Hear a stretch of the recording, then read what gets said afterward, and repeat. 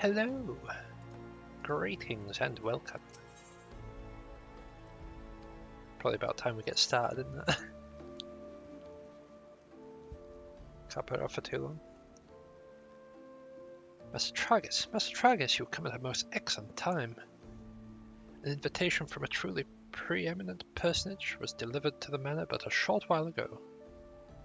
That you had been present to receive it, but in any event. Sir Aymeric de Borel, Lord Speaker of the House of Lords and Lord Commander of the Temple Knights, and Viscount of House Borel, cordially invites Master Tragus to dine with him at his estate. You seem surprised. The messenger assured me that the Lord had broached the subject with you at an earlier date. Arrangements for the peace conference were still being finalized. Of course, the intervening moons afforded little opportunity for leisure. But with happy advent of peace, it is plain the Lord Commander sees no further cause for delay. What say you? I should be glad to accept. Indeed, who would not? You will forgive me if I seem envious. I shall send word of your acceptance to Borel Manor at once. When you are ready, pray report to the Astrologicum. We'll have someone escort you the rest of the way.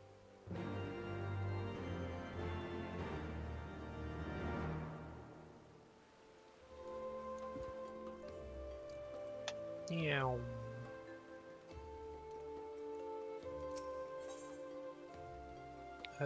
Astrologicum. There we go.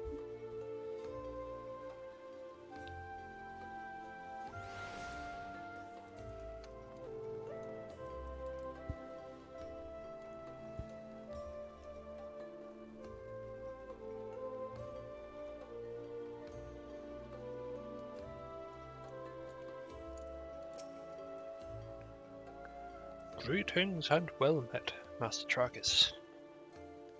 I have the honour and the privilege to serve as the head steward of House Borel, though admittedly, our staff is somewhat smaller than those of other noble families, being countable on one hand. My lord will be overjoyed to hear you have accepted his invitation. As soon you will see, we spared no expense. I dare say a man of such actions, such as yourself, enjoys nary a moment's respite. Aye, the battlefield beckons even now, I'm sure. But for this day, we bid you lay down your burdens and raise a glass in peace, to peace and prosperity. Peace and prosperity.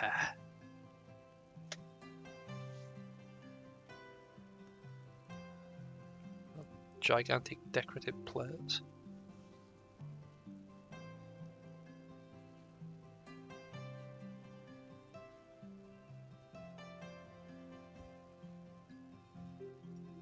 Okay. Nom nom nom nom.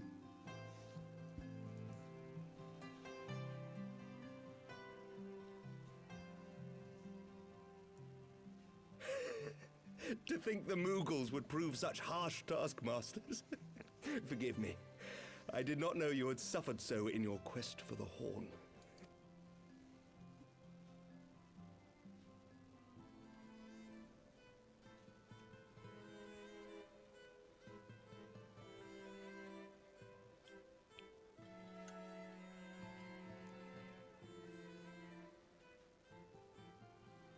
I must say, your spirited accounts always come as a welcome change from the arid reports which fill my days.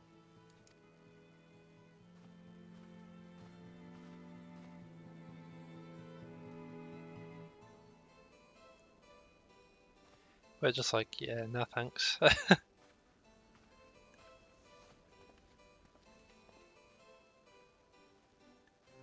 First there's Nanima.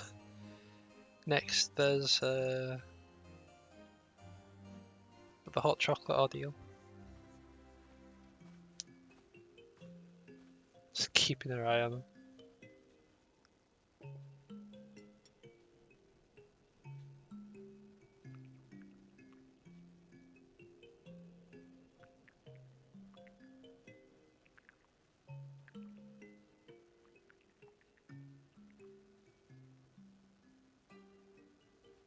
Though I have lived in these lands my entire life, to hear you speak of them, there is much and more I have yet to see. Truly, yours was a marvelous journey. Just doing his best not to take his eyes off that guy. It's like, he's pouring a drink. I don't trust it.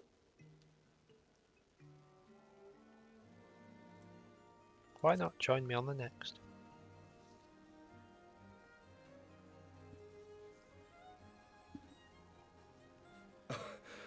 Well, truth be told, when I think back on the sweeping vistas of the churning mists, I do feel some slight pangs of wanderlust. Alas, much as I would like to accept your invitation, I fear my present duties with the House of Lords demand my undivided attention. Someday, perhaps. That'd be pretty cool if we could have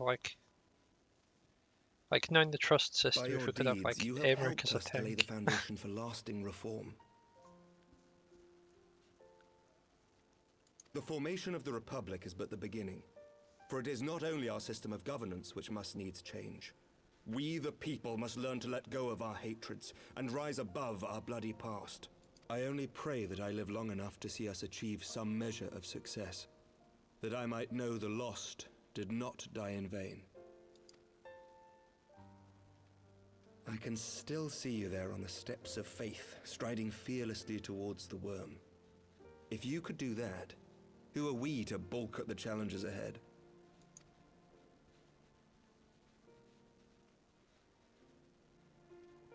Smile. The question of how best to strengthen ties with the other great nations of Eorzea has been debated at length in the Lords and Commons of late. As you may imagine, maintaining stability during this period of historic upheaval is our paramount concern. Nevertheless, we are greatly indebted to the Alliance for their support during the Grand Melee, and it would be remiss of us not to repay their faith in kind. Of course, we owe you the greatest debt of all, and it is my hope that in extending our support to you and the Scions, we might also express our gratitude to our neighbors, nay, our fellow Eorzeans, whom we pray you will continue to protect. The Lords and Commons agree on very little, but not a soul in either house begrudges your order this offer of patronage. For all you have done and will do, we thank you. Oh. Oh, guys.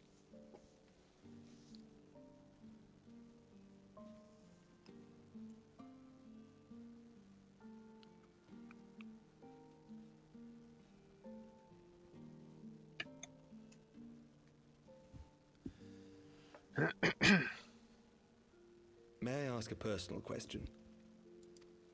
Depends how Now that personal. the dust has settled, what will you do? Not as a Scion, I mean, but what do you want for yourself?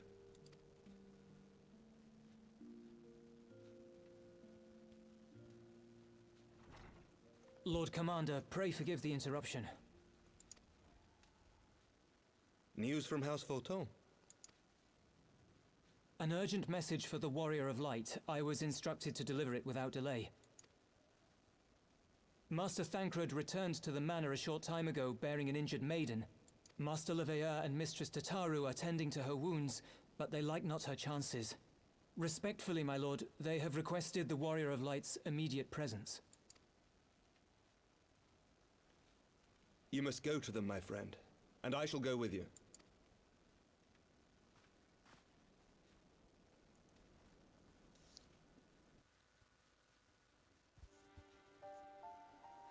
So we'll get Alistair back. For every ending marks a new beginning.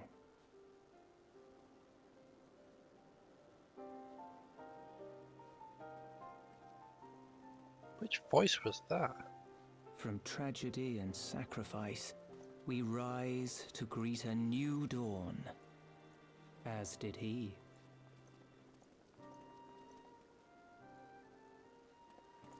Who are you?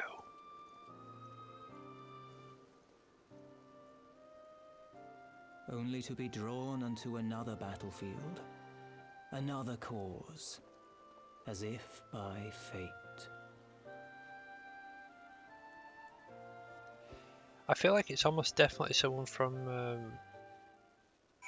Stormblood. But I don't know if it's... I'm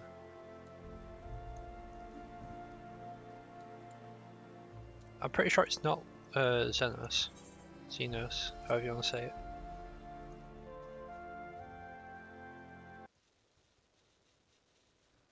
But it also might be. I've not heard his voice in a long time.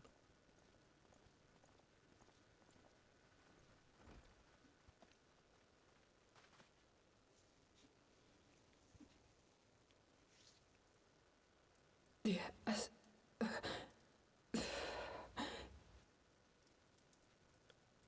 Is that... Alize, Alphino's twin sister. She ran afoul of the Warriors of Darkness. I had been tracking them since the ceremony at Falcon's Nest. Little did I know I was not the only one. Evidently, she had learned of their activities and attempted to shadow them on her own. Poorly. I rescued her in the Twelveswood, and together we fled north. But though I made every effort to cover our tracks, they caught up with us on the Ishgardian border. And in the ensuing struggle, Alize took an arrow to the shoulder. 'Twas only after we had made good our escape that I realized it was poisoned.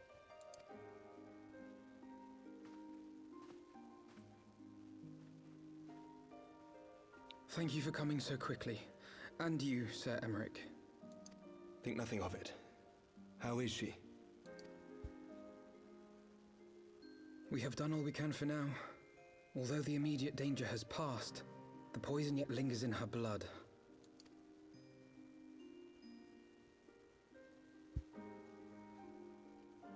We came to Eorzea together, hoping to bring salvation to the realm our grandfather gave his life to protect. But when confronted with the bitter realities of its politics and its petty powermongers, she was driven to anger and to doubt.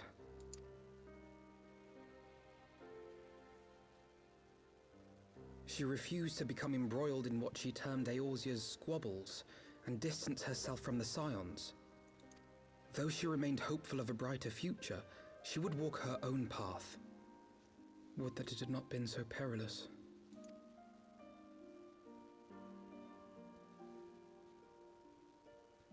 For all our differences, she's as dedicated as any Scion to the salvation of Eorzea. But more than that, she is my sister. To be reunited with her, only to lose her forever. Gods, even to speak the words. Don't give Take up. heart, Master Alphino. She will be attended by our most skilled Chirurgeons.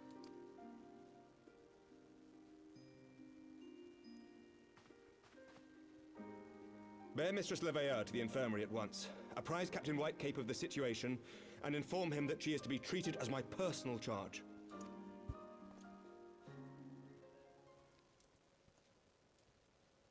Wait, don't go. Please, come closer.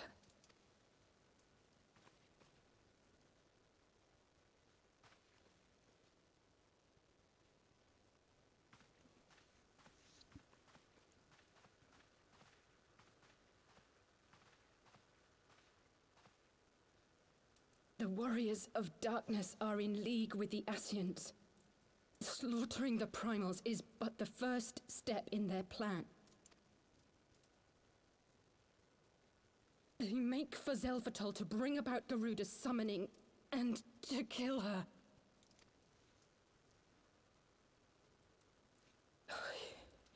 You must stop them.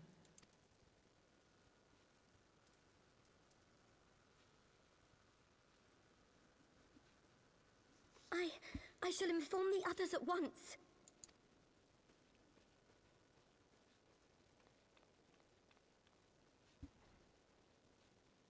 Master Thancred, I would ask that you accompany Mistress Leveilleur to the infirmary. Your knowledge of her injuries may well prove useful in determining her treatment. Of course.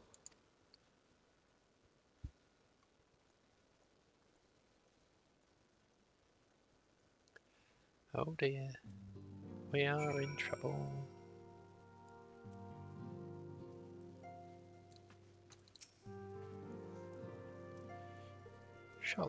Surely they won't let her.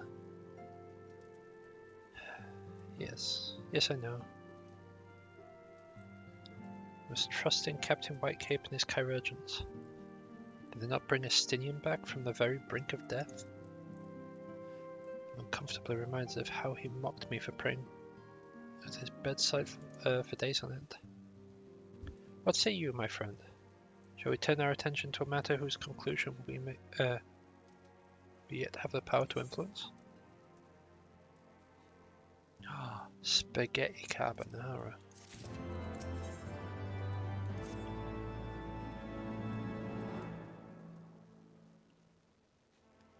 So, the Warriors of Darkness and the Asians are conspiring to bring about Garuda's summoning, but that they might put her to the sword.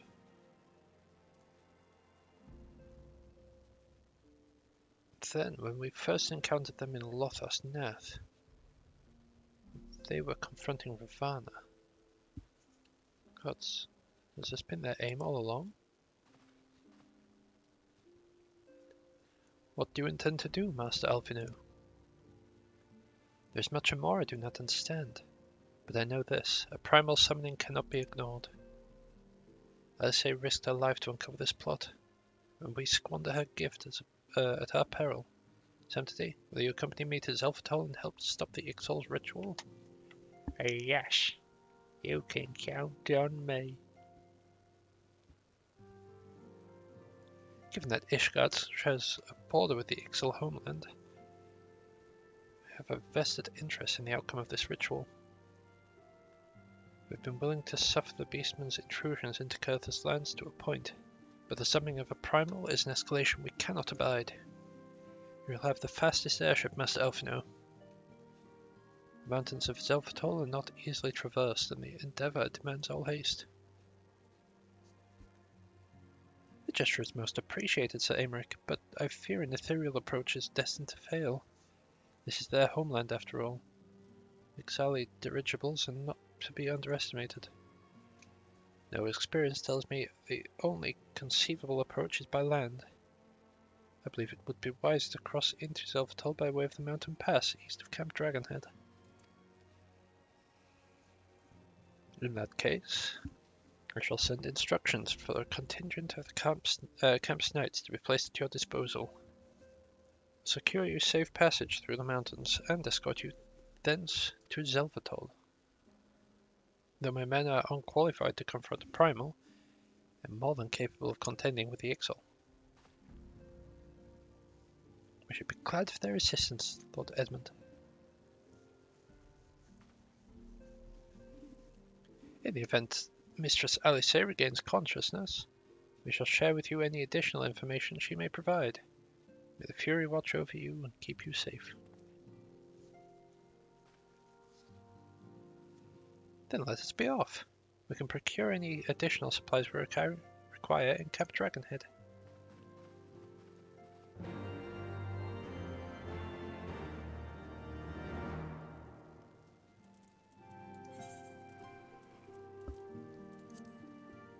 I don't know why, but I thought that'd bring up the map. Right, Camp Dragonhead, that one.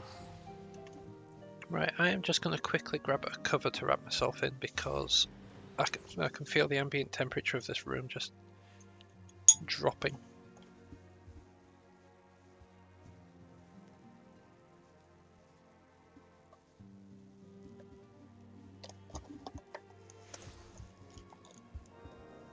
Come on.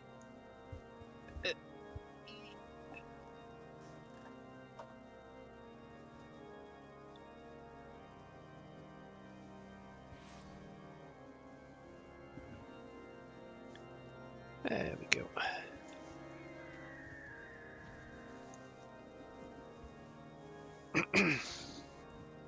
Because I just grabbed a onesie, but it's fine. In fact, it'd probably been a better idea to grab the onesie.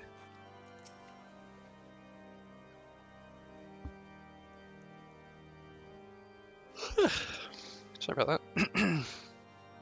Have you everything you require then? Excellent. The entrance to the path is north of Natalin and due east of Camp Dragonhead. Though it is normally guarded by a score of Ixal warriors, we've been informed that Harassforton knights have already dispatched them. The enemy's gates lie open.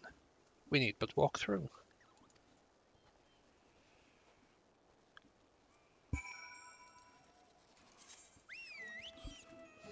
You are the chosen one. I can only show you the door.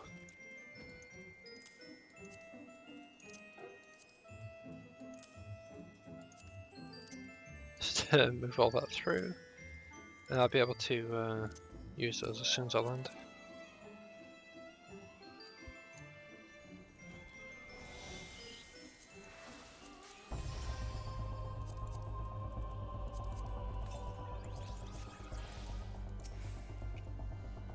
As a Travis, Master Alpino, as you can see, the gate is ours.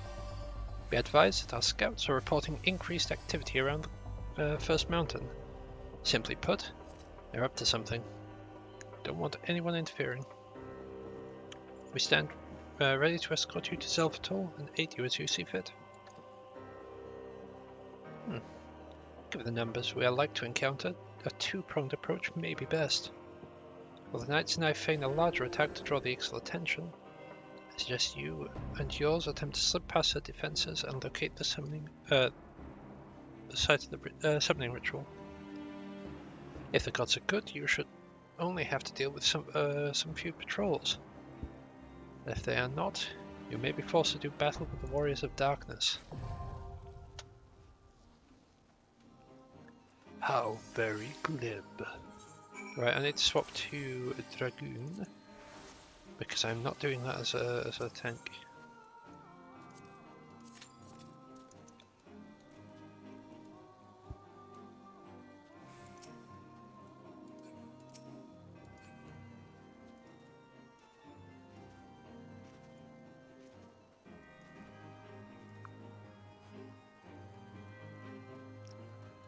I'm pretty sure I have a print screen of when my other character was getting ready for this dungeon.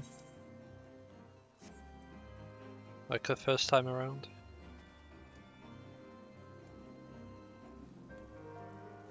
Because I was stood probably about here. Right now.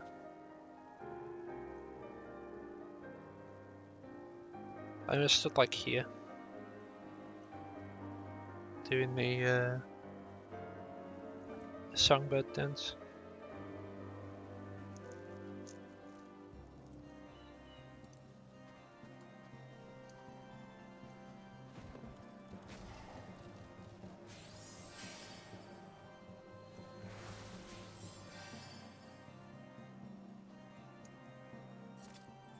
Yeah, we're pretty much just waiting on people now.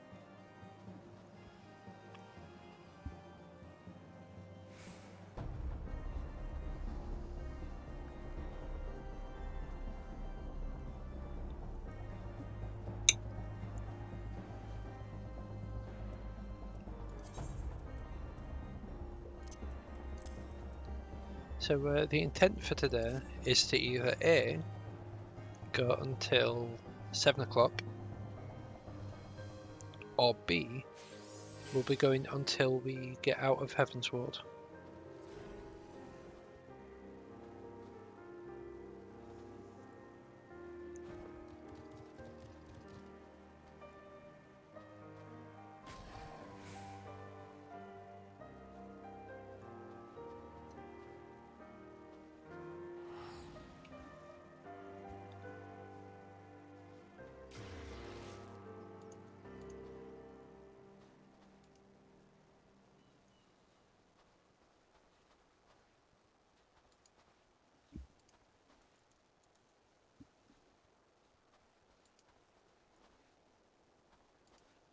Right.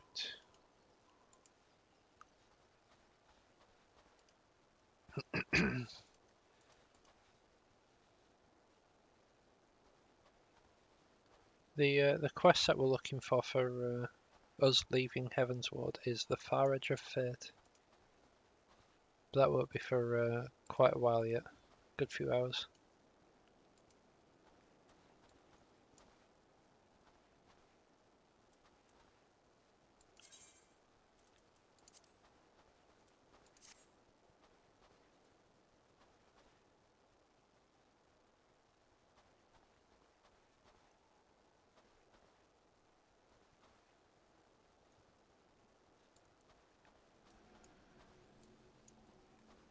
You never know, depending on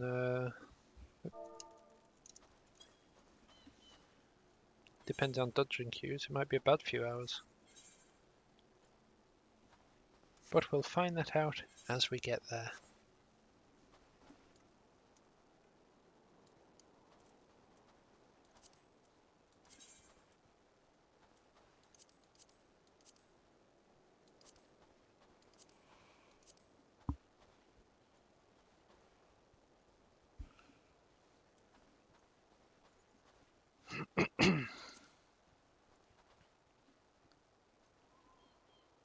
Yeah, the bunch asleep. And yet I'm still yawning.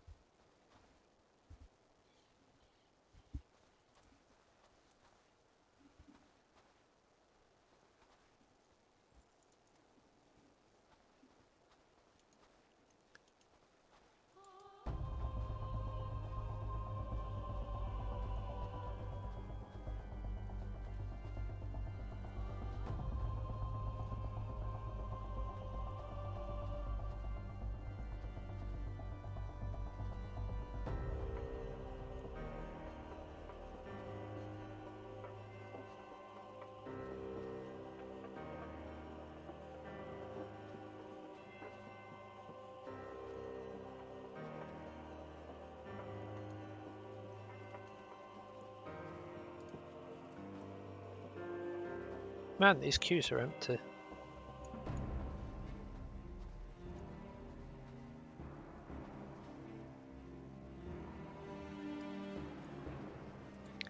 Empty they be. Mind you, I suppose people are back at like work and back at school.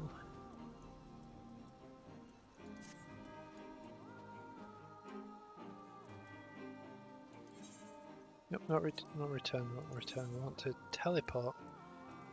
Oxendu.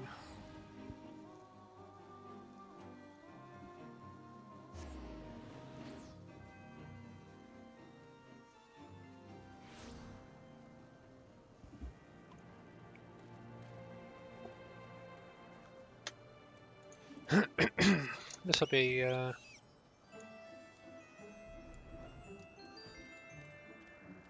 honestly irrelevant thing, but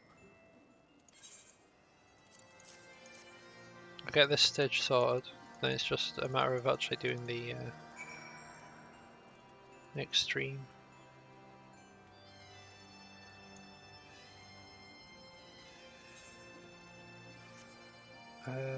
Speak with Sid. Where's Sid?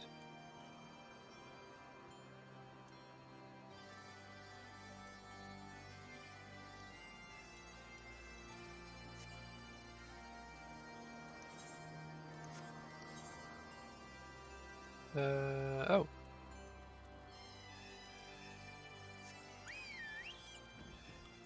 Oh, it's so far away. Oh, I can fly. It's all good.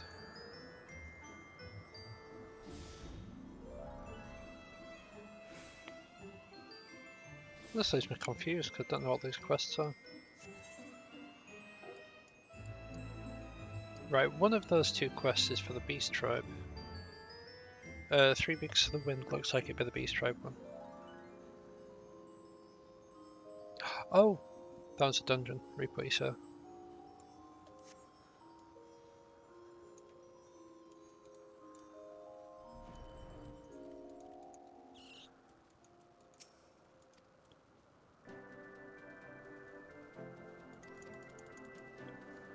Right. Tune to the Aetheryte. Okay. Then we'll go sort the Aetheryte for the Nath one.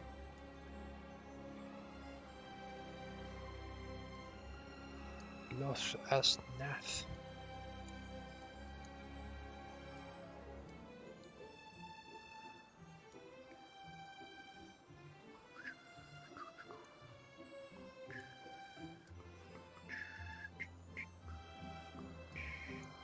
Ba, ba, ba. Ba, ba, ba.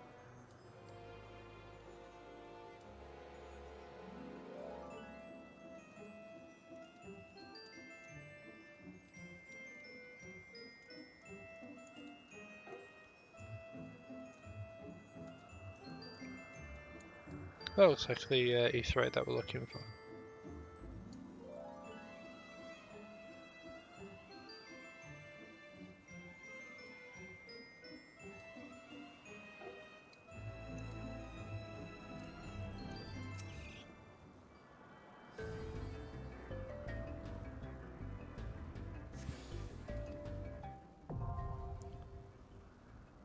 Ba, ba, ba, ba, ba.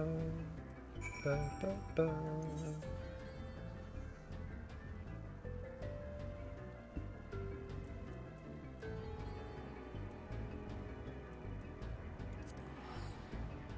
Tail feather should be fairly close.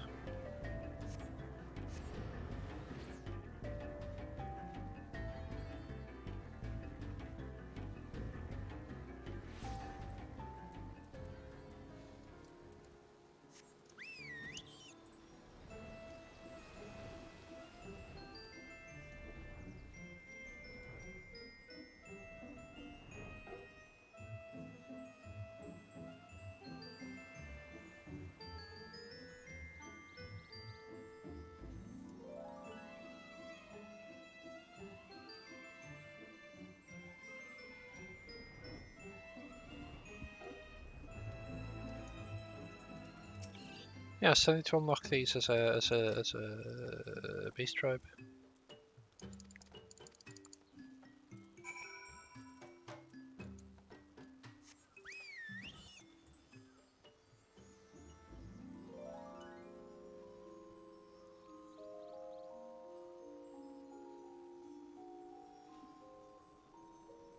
Oh dear.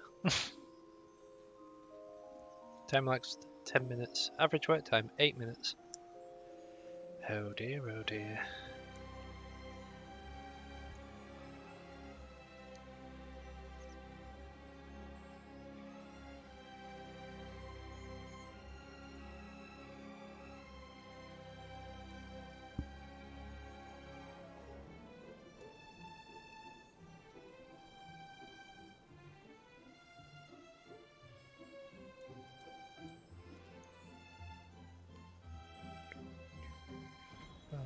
Ba, ba, ba, ba, ba, ba.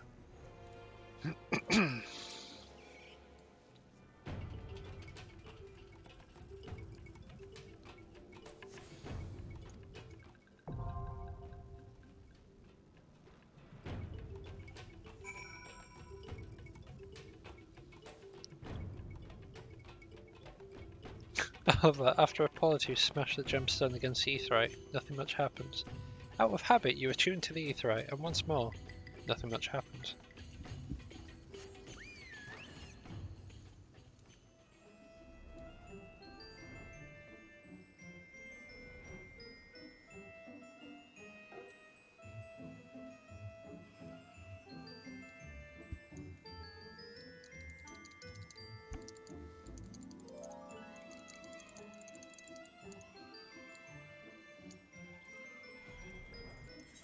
Alright, so we need Azizla.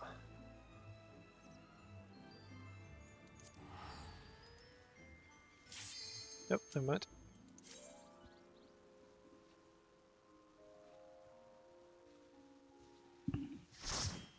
Slash P, howdy.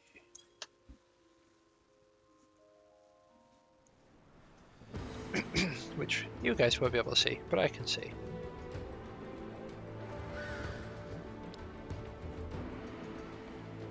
Just for both a little bit of privacy and just in case someone says something in chat that shouldn't be put on stream. I've got the nice little Heaven's Ward logo covering the chat box at the moment.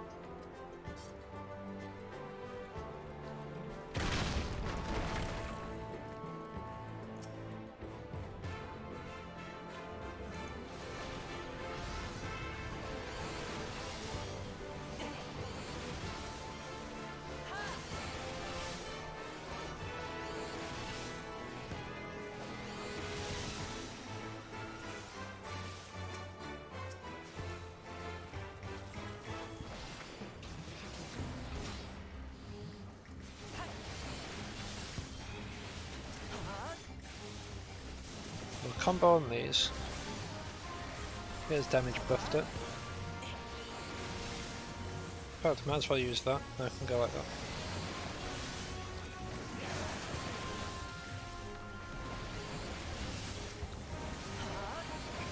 Because Blood of the Dragon comes up fairly frequently.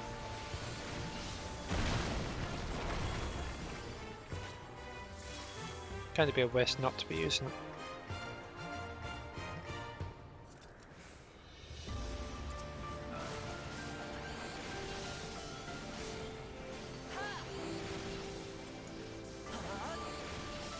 I say, then not using it.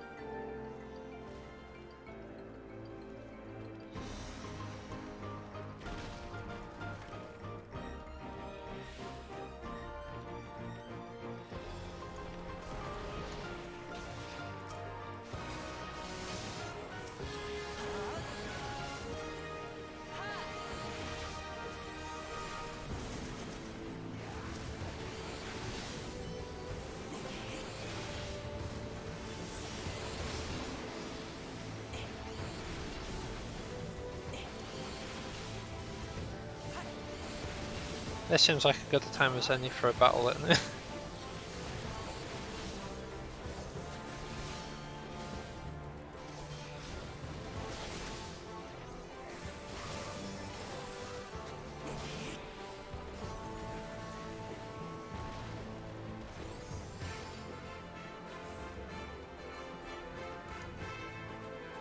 I say then we of course immediately go for a boss fight.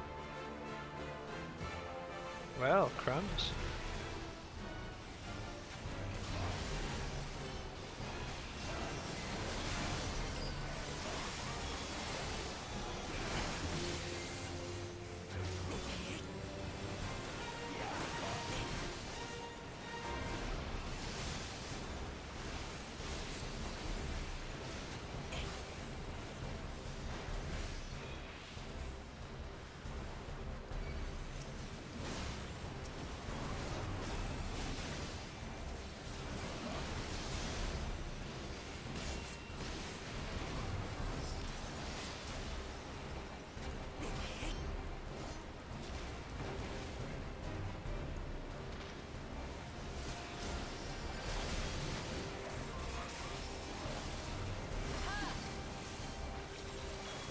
Give me all stabby jabby. Although I've just noticed there's air stuns.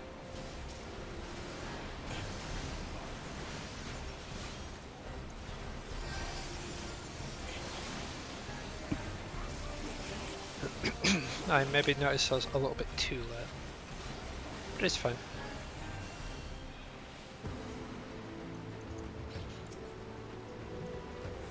Of scouting, that'll be nothing I ever play as. Oh, that's Rogue Ninja specifically. Yeah.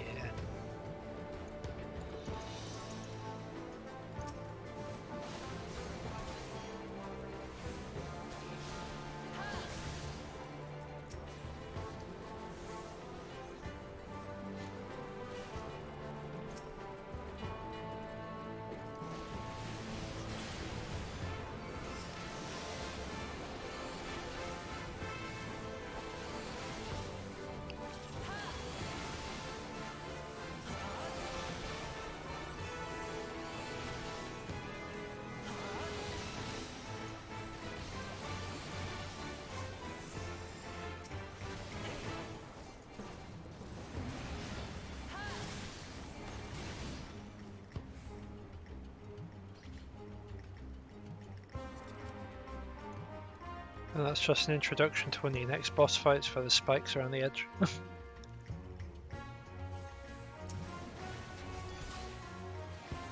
Not instant death, just painful.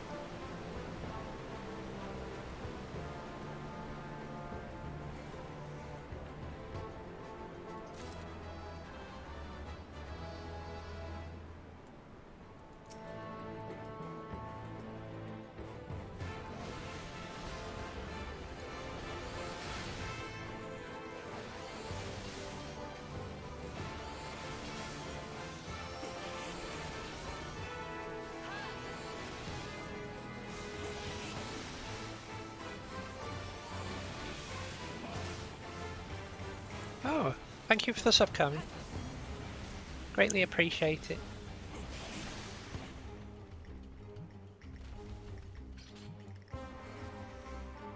Also, hi Kami, how you doing?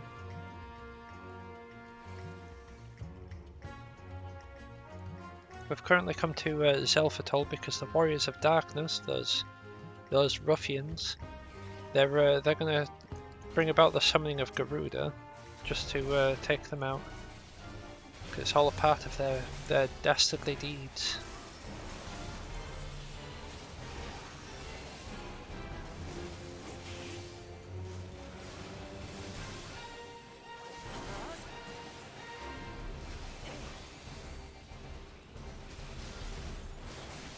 Yeah, it's going well fast, isn't it? Oops.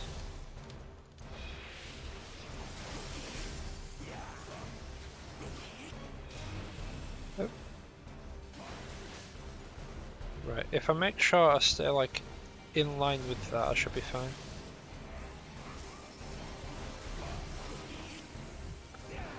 Time's just like zooming by now, isn't it?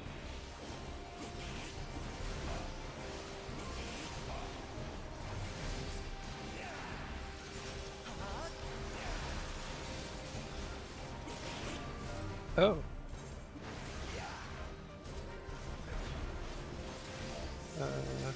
Whoops.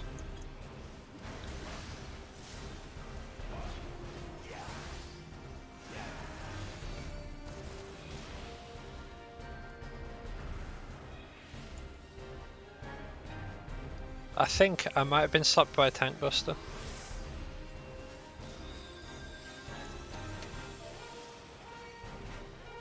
Just wait a sec.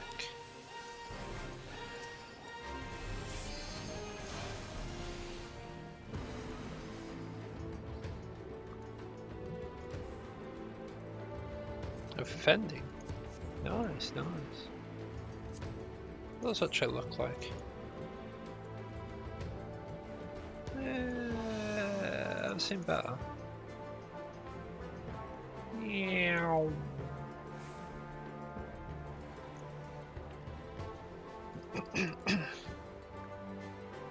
It's like Honda being the only bike to advertise itself. Honda.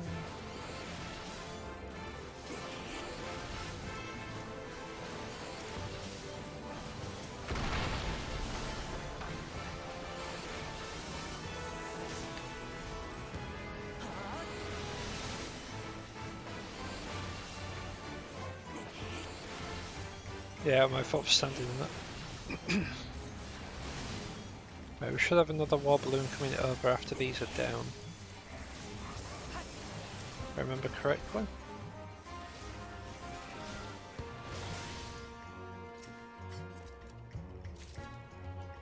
Yep.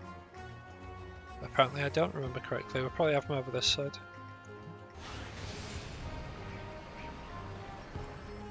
I really like these. They're snazzy.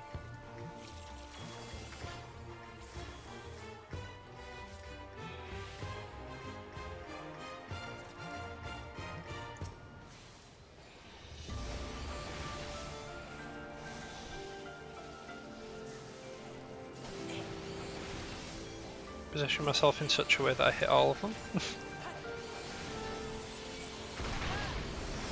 That was the wrong button entirely.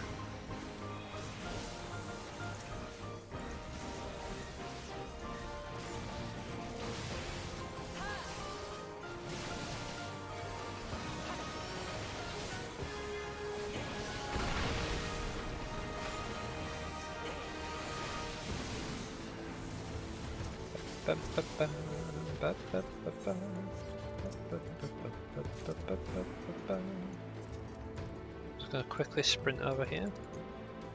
Grab this.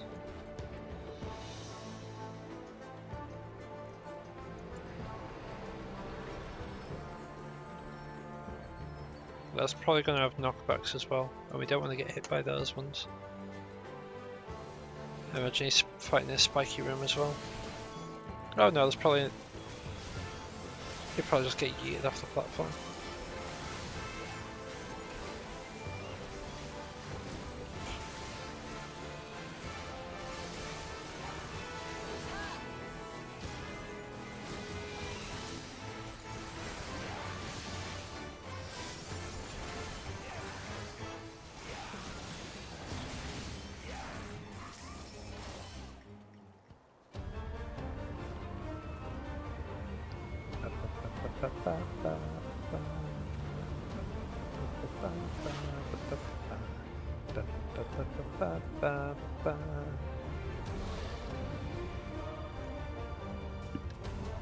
Birdman angry.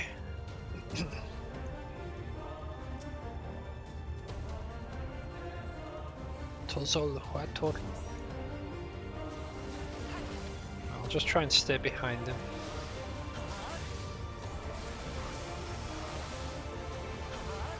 Seems like a safe option.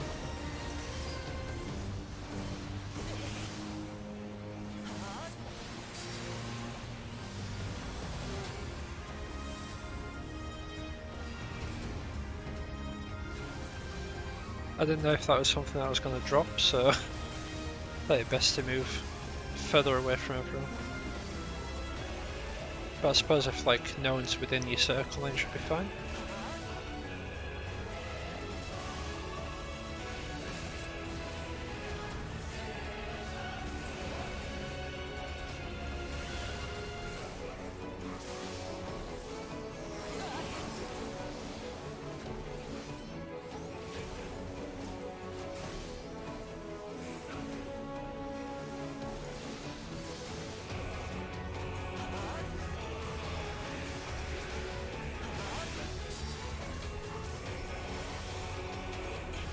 Oh god.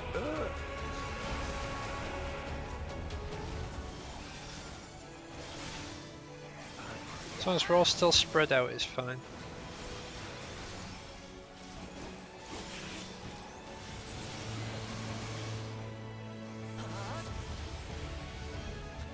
Make sure I don't stand in front of the boss, because that would be silly. Me die never.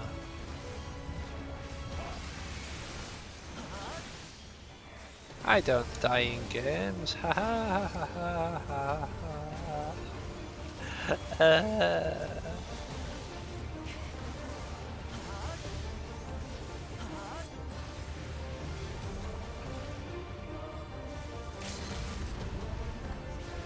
Get limit break, son.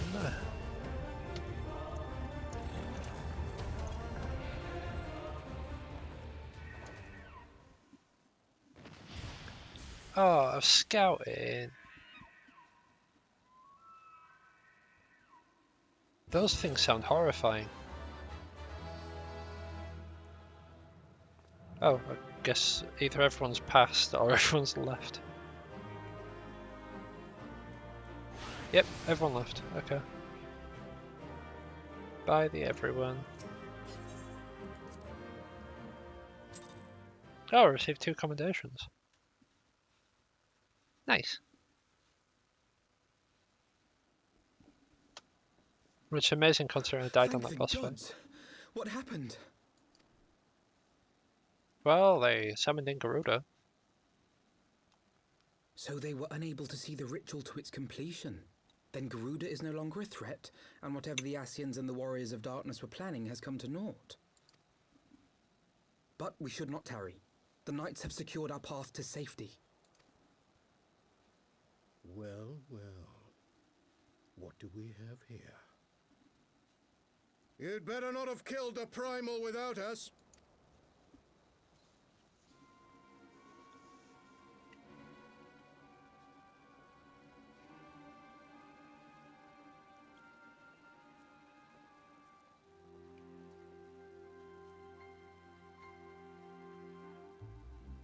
Looks like Uriange. You! Wait, I know you. Still walking, I see. I could have sworn my aim was true. Just what is your game? Leading us a long way so these fools could step in and claim our prize? No. Let's not make hasty accusations. By the look of things, the ritual was proceeding as planned. We arrived at the appointed hour. 'Twas they who erred. It is hopeless. We cannot face them all. Do mine ears deceive? A boy! So that's the way of it. Twins! You had me worried for a moment there. Know that I will happily make it quicker for you, if you just stand still.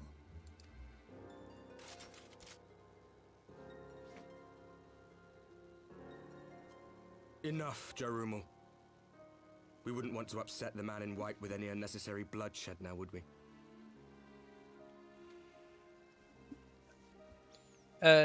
Technically they're not. But I can't explain why. Just in case there's someone here that hasn't played through the later expansions, I can't explain why it's not. But it's not meant to be those people. You've been awfully busy since we were kind enough to spare your lives.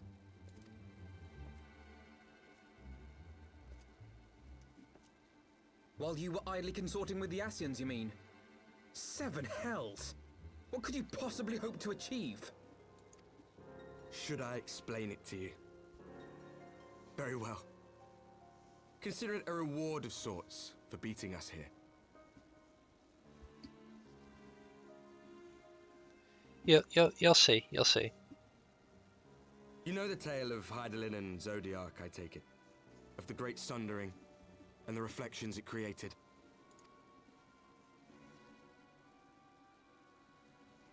Across 10 and 3 they were divided.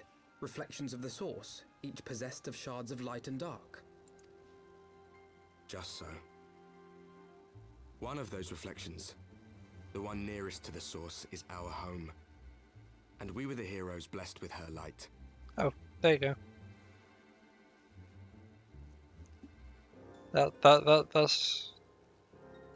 That's pretty much answered that straight away.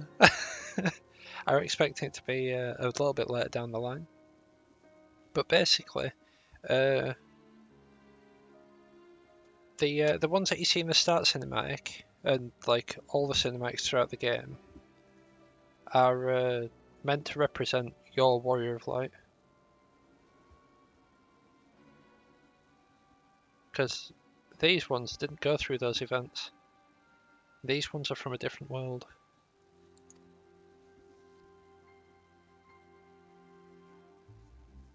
But not all worlds hold light and dark in equal measure. In ours, the power of light was greater by far. So the Asians, who once threatened our home, were no match. And they fell before us, one after another, till none were left. Victory, we thought. And then came the light. A flood of pure, blinding radiance, annihilating shadow and color and life itself. Ere long, it will consume our world, leaving naught in its wake but blank perfection.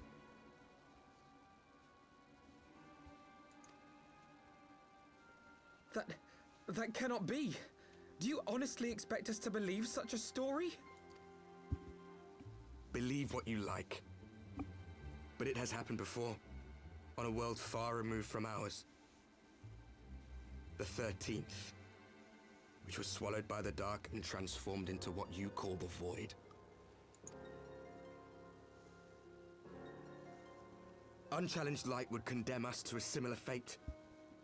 And so we joined hands with our former enemies, and with their aid came here, to the source. For there is but one way to restore the balance and save our home. The Ardor. Calamitous destruction with the power to break down the barriers between planes and see our worlds rejoined. You would doom our world to save your own? What would even become of us? Of you? Enough. I tire of talking. You know our cause. You know what is at stake. We are prepared to do whatever it takes. Are you?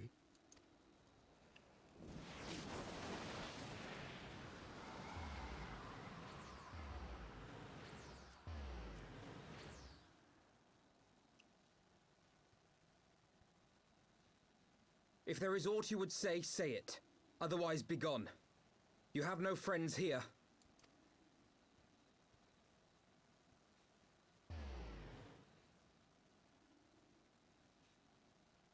Poor Uranger, minding his own business. Like, Elfin's just like, you have no friends here, because he doesn't recognize you behind the mask. Dinner. All things considered, we should be grateful we have survived the encounter. Do you think it could be true? That to save their world they must bring ruin to ours? No. No, it matters not. Such wanton destruction is beyond justification. Whatever their reason, they must be stopped. The sacrifice, the loss, it ends here.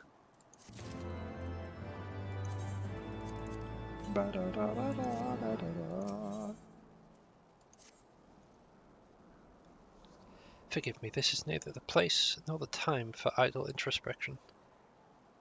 Knights can apprise Lord Edmund of our success, and we, the Lord Commander, more importantly, would like to see if my sister's condition has improved. You may take a moment for yourself if you wish. I'll be at the congregation.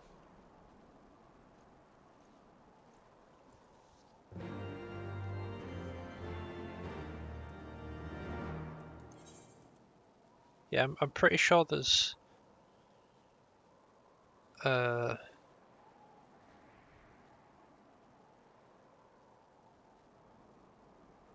actually, no. I was about to say I'm pretty sure there's 3 worlds that have been destroyed, but there should be more than that. Because we've just passed the... we just passed it into the 7th Umbrella era,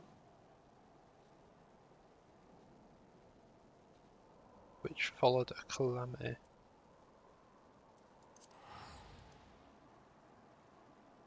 Oh no, we moved into the Astral era.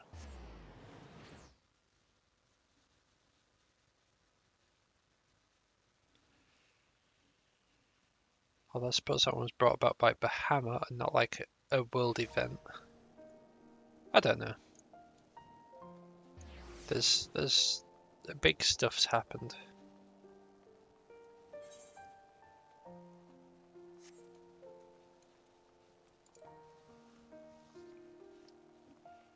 It's like pretty much the start of each Umbral era was brought about by a near enough cataclysmic event, which I believe was the destruction of one of the other shards. But that also gets explained later. Don't worry about that. Don't worry about it for now. It brings me joy to see you safely return to us. What news from Zelfatol? That we were not too late. On behalf of Ishgard, I offer you my deepest thanks. As for we who remained behind, Mistress Ishtola has been tending to Mistress Alice in your absence. I am pleased to say that she has regained consciousness. I imagine you have many questions, especially given your recent encounter with the Warriors of Darkness. I know I do. Come, let me show you to her room. Do not worry, her condition is much improved. She is a resilient one, much like her brother. And then we see a character that we've not seen in ages. Alice.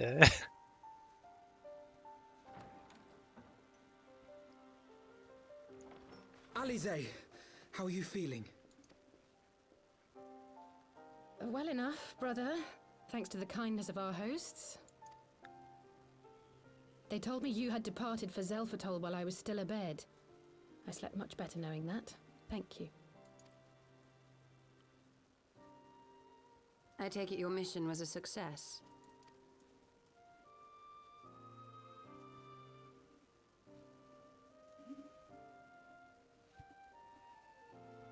As if we needed any further confirmation that they are in league with the Ascians. But to save another world? I think not. I too thought his story fanciful at first. But it is possible there may be a kernel of truth in all of this. At the very least, none of his claims contradict the word's account. You were following these people, Alice. Why? During my travels, I had oft enjoyed tales of the Scions and their exploits. But after a time, I began to hear whispers of a gifted and theretofore unknown band of adventurers. Adventurers who had supposedly sworn to travel the realm slaying primals in the Scion's stead. The Warriors of Darkness. And in the course of investigating these rumors, you stumbled upon the Ascians' involvement.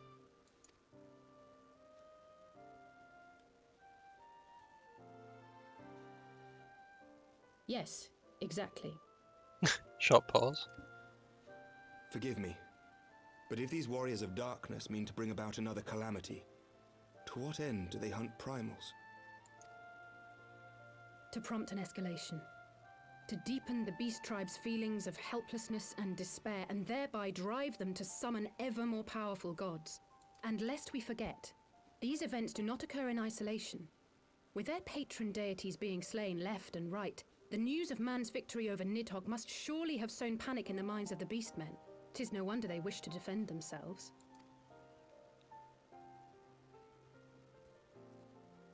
Power answered with greater power, death with more death. A vicious cycle fueled by fear and hatred.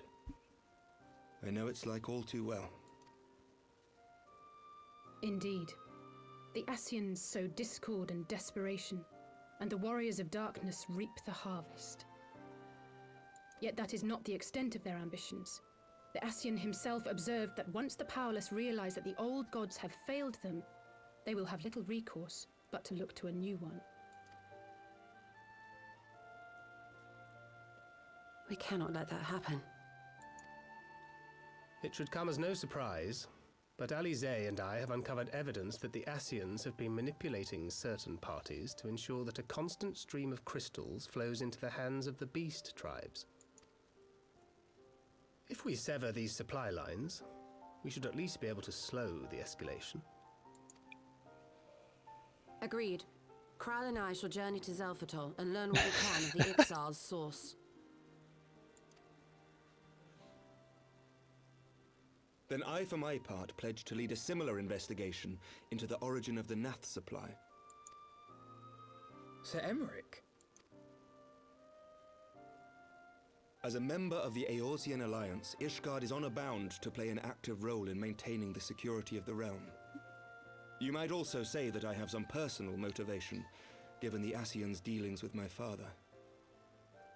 However, I make no secret of the fact that my knowledge of primal beings is scant at best. As such, I should be most grateful if one of your order were to assist me. Allow me, Sir Emmerich. I have dealt with the Nath before.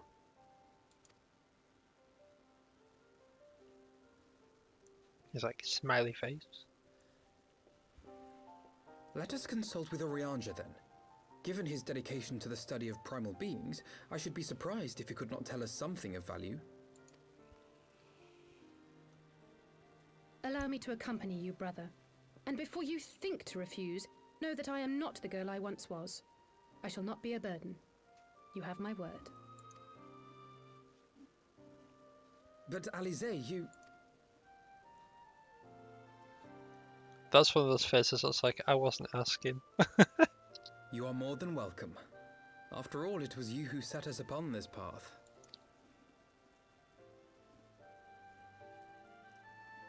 Wait a minute. I'm afraid I can't allow you to leave just yet. Not until you try on the new outfit I prepared for you.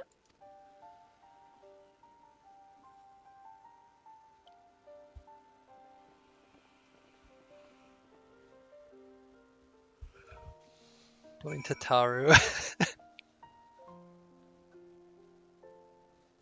It's like, got your new outfit. Try it on now. Oh god. It's been many moons since we last worked together.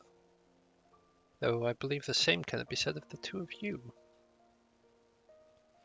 I confess I was aware of your subterranean expedition, your search for the truth of the calamity. Considered involving myself with her venture for a time. As you know all too well, circumstances conspired to keep us apart.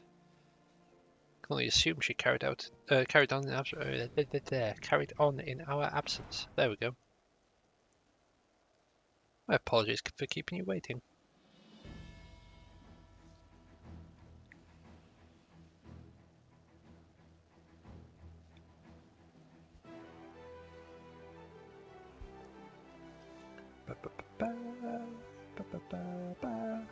Right then, shall we be off? Tataru never ceases to impress, though for a moment I feared she might furnish you with an identical outfit. Fraser 12, she did not. Mother and father were rather too fond of making us wear matching clothes. Remember that time in the study when that girl of yours crept up behind me in the hall and whispered, "Sister, please, yours not my.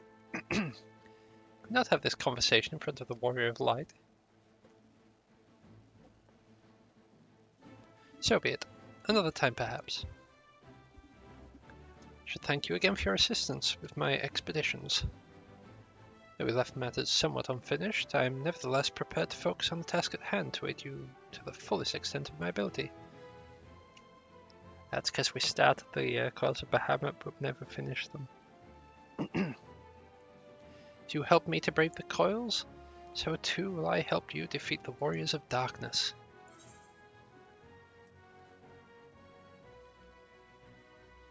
I need to ask about the carriage, what?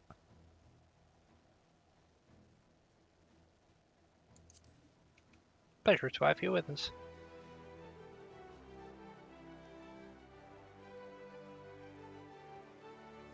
New garments aside, I must say you seem different, more resolute than when we last met. You have the look of a woman who is ready to fight for the future of Eorzea. To the extent of my abilities, perhaps, but I have no delusions of grandeur, nor will I pretend to have found myself or any such thing. I'm here today because I would regret it if I weren't. That's all. Fair enough. Let us depart for the Waking Sands then. See if Urianger can be of assistance.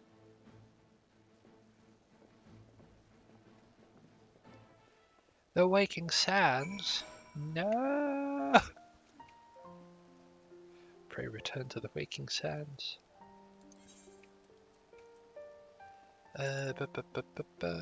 Would be in this one. Horizon.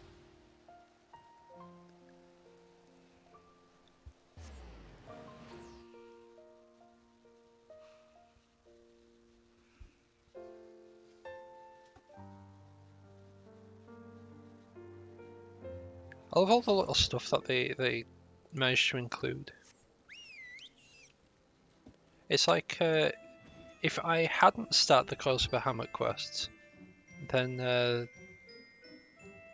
I'm guessing Alfino would not have referenced the fact that the quest chain was started.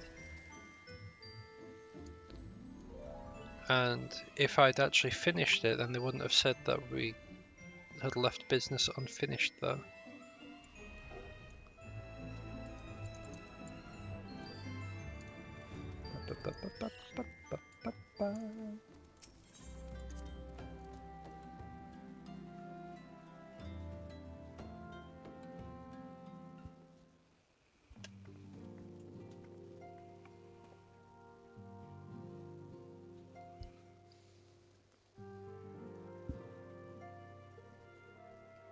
Yes, Cammy? Yeah, there's a lot of quest markers. It's because I've just been doing main story quests. I literally just mainline main story. Sorry for the long delay between like the line appearing and actually starting on it. I need a drink of cola. Urianger, apologies for calling upon you unannounced. Yeah. My master Alfino, would that the scholar had seen fit to grant me knowledge of thy coming. What bringeth thee and thine here this day? The warriors of darkness have returned. Pray allow us to explain.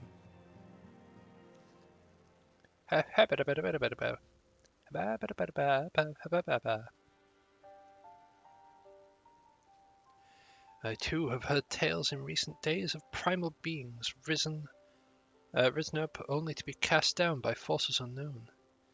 Alas, as thou didst observe, this serveth but to spur the beast tribes to pursue their goals with redoubled fervour. I have two objectives at this time: to identify and remove the source of the beast tribe's crystals, and to take a direct action to prevent any further summoning rituals from reaching completion.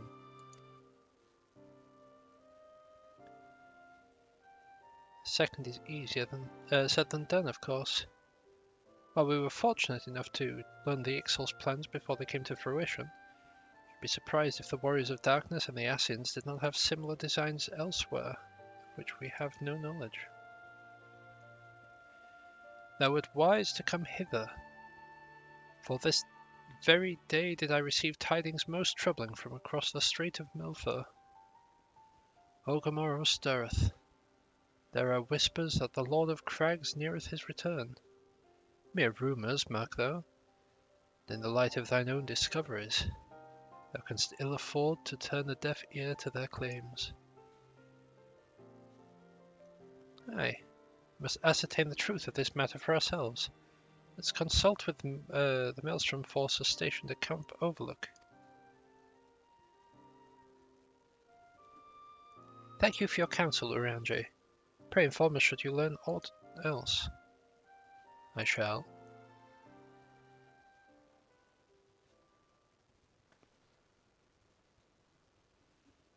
If I may, brother.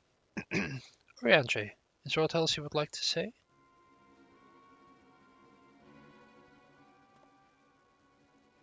I say? If not, then never mind. Only ask that you are normally rather more... I only ask because you are normally rather more verbose.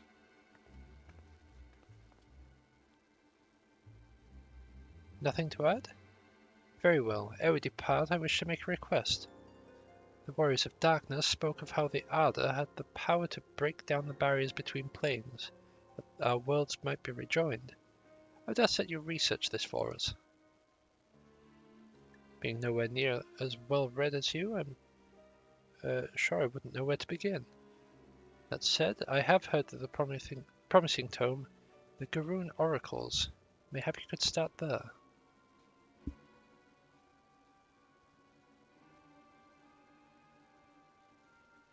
By thy leave.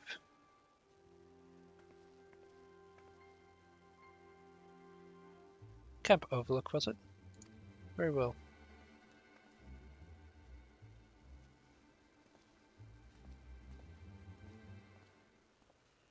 She's seen it. She's seen him chatting with him. She knows.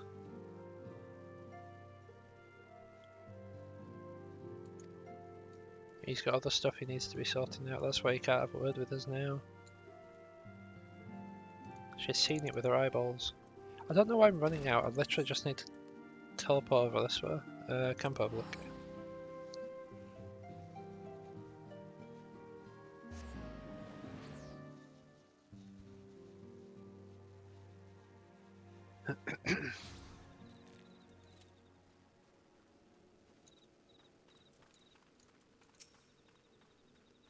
Seven hells. At this rate, I'll have to appeal to the Maelstrom Command for reinforcements. Whatever it is, we don't want any. Well, fancy that. Just when my kobold problems were looking like coming to a head, the signs of the seventh dawn turn up, itching to pitch in. Bloody brilliant timing is what it is. Right then, let's get to it.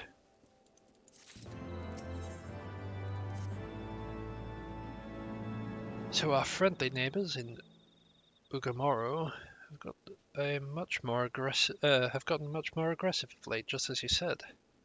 Matter of fact, our scouts spotted one sniffing about the stores just now, likely looking to make off with an armful of crystals. Be damned if I would let that happen. Lend a hand and help us search for the camp for the little blighter, would you?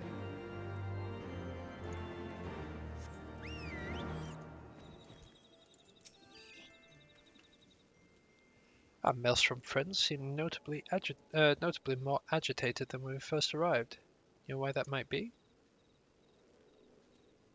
There's a kobold somewhere. Kobold in the camp, you say? Uh-huh. That would appear to corroborate Urianger's information, yes. But to be so reckless as to infiltrate a Maelstrom camp and draw attention to their efforts is passing strange. Well, there will be a time to think on this later. For the present, we must do everything in our power to prevent Titans from summoning. That means finding and questioning this kobold.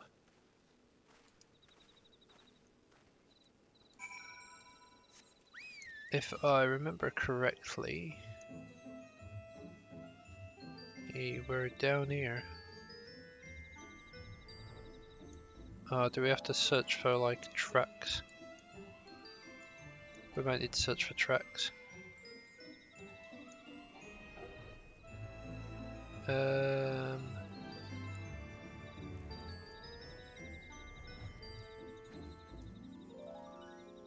pretty sure it was on the outskirts of the town.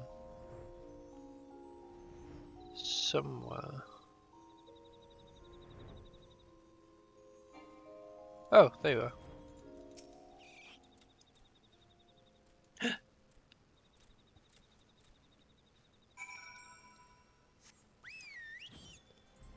Didn't expect me to spot you, did you?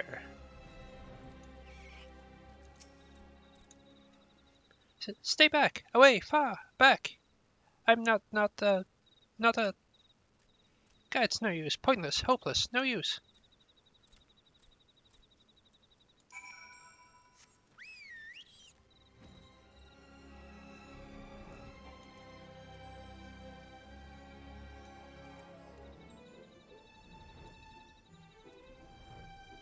Where art thou, little koboldling?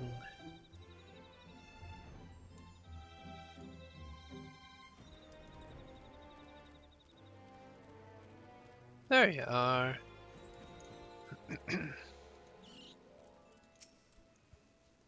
But please, don't hurt me. I only wish to talk. Yes, just talk. Gah!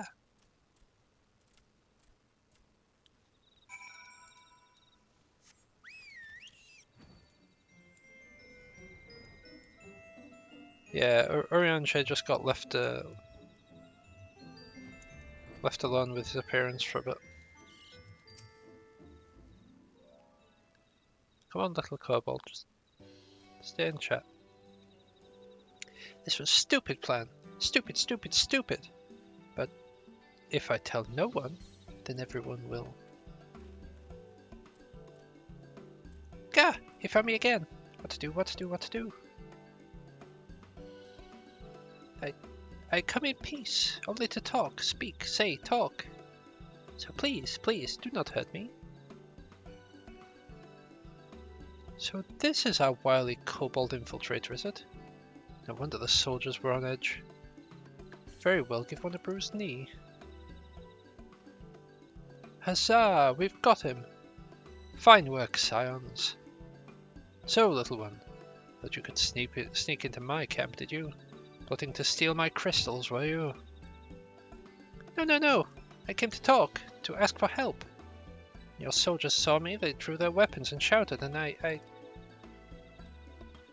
Now, let's all take a deep breath and discuss like civilized individuals. What's your name, child? Pigman Gabu of the 620th Order, at least. I will be a pigman, one day. Well met, Gabu. I am Alphino. This is my sister, Alice. Just looks over and just glares. Sam, today the man who found you is our friend. And now that you know our names, we can be friends too. Now, Commander Bloydin? Bloydin? Yeah. They got weird names. He thinks you want to take his crystals. Gabu.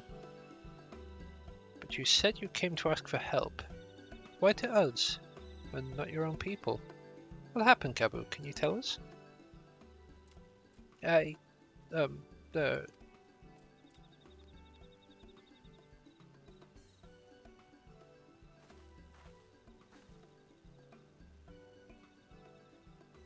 No one is going to hurt you, alright? We're here, not while we're here, I promise.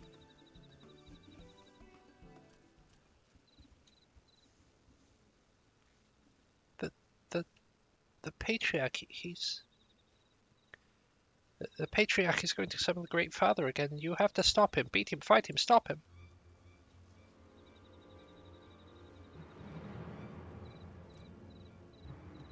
Gabu's parents said they didn't want it, along with many others, but the Patriarch wouldn't listen. He was so angry, raging, fuming, angry. He said that if they didn't have iron in their hearts, they would serve as coke for the furnace. The guards took my parents and the others away. I haven't seen them since. Coke for the furnace? I did not want to believe it, but I have heard tales of foci fashioned from the bones of beastmen, which worshippers used in their rituals, hoping to summon more powerful incarnations of their god. By the 12, that is sickening. No one listens to Gabu, no matter how much he cries, pleads, begs, cries. They do not listen. They only talk about punishing the overdwellers and praising the Great Father. Gabu loves the Great Father, but he loves his parents too. So please, help Gabu stop the Patriarch and save his parents.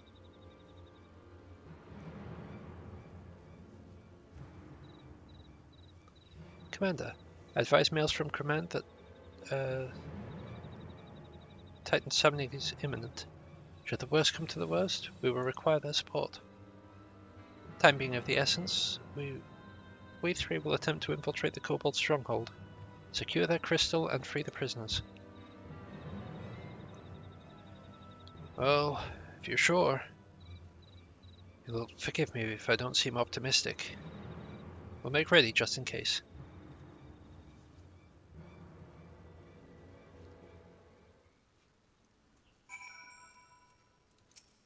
Little Gabu.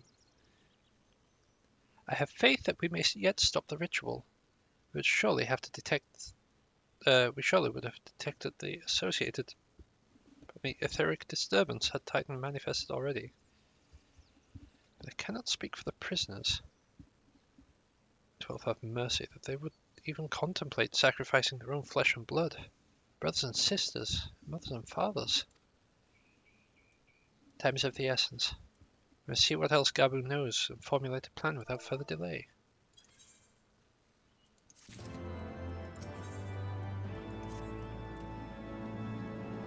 Ahead, Great Father Titan loves crystals, cherishes, covets, loves them. And if we gather enough, he will return. That's why the Patriarch told everyone to go forth and gather them. So I was thinking, if we take the crystals away, maybe the Great Father won't come. Very good, Gabu. I was just thinking the same thing. Do you know where these crystals are stored? I know. Oh. Several spots, each defended by a different order. Gabu wanted to steal them, but he was too afraid to go alone. Yes, too afraid to go alone. But together we can take them away and hide them. Come, Gabu will lead you to the first cache. Cache. I always pronounce it cache, but I've heard people pronounce it cache. It makes me doubt how I'm meant to pronounce it. Quickly.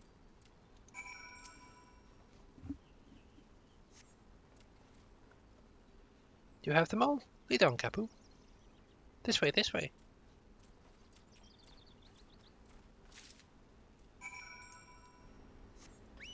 Yeah, I prefer cache because it doesn't have an accent over the E.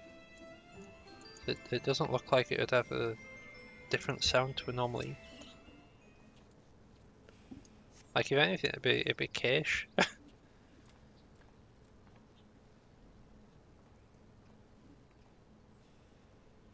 Time is short. If you have the crystals, we should move on to the next cache. Do you hear me, brother? Brother! Oh yeah, it's just that...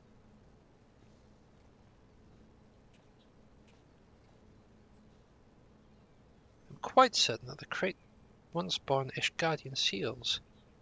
Someone took great pains to remove all traces, but enough remains to make out the pattern. See it for yourself. I struggle to imagine kobolds travelling to Kurthus to obtain crystals, much less bothering to conceal their origins. I suspect these crystals were smuggled into Vilbrand by another party, most likely a pawn of the Asians, as Thancred speculated.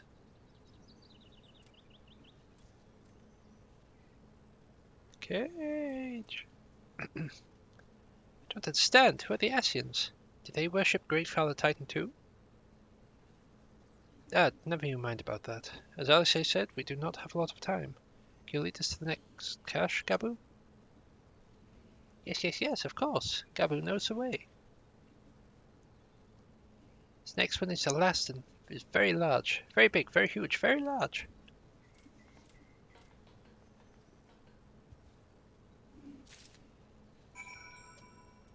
I like kobolds. They're nice little fellows.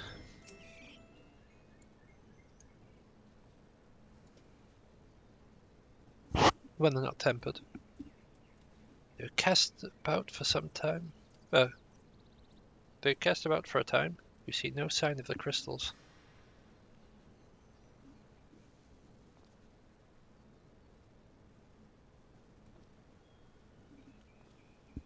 Confounded. What about you, Sam? Did any luck?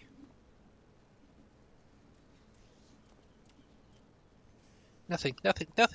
This cannot be. Gabu saw them. Spied, spotted, saw. Think, brother, think. They must have moved them, yes? The question is, where to and why? Within Ogamoro, where they summoned Titan once before. They mean to do so again, it's its only explanation. What about Mother and Father and the others? We have to help them. And we will, Gabu. We will. Stay calm. We still have time. Look with your special eyes. My brand! They have yet to call for the remaining crates, yes? If they had, then they would have found the other caches empty and sounded the alarm. Nevertheless, I believe it is time for stealth. I believe the time for stealth has passed. We must breach the navel.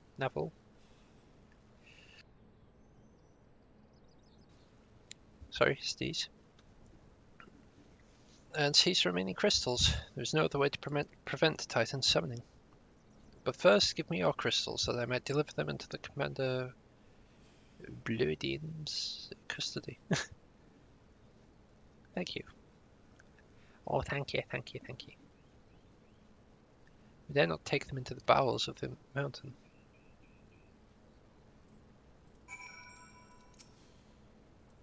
Your crystals, Cemetery, if you would be so kind.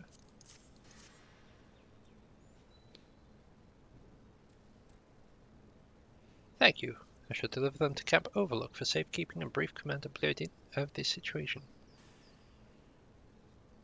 Pray go on ahead. As I recall, there is an aetheryte within the Ogamoro mines which should deliver you to the navel. Gabu doubtless knows the way. Wait for me there. I shall rejoin you anon. Strange. I never thought you eager to remain in the thick of the action. But if this is what you prefer, then Godspeed, brother. This way.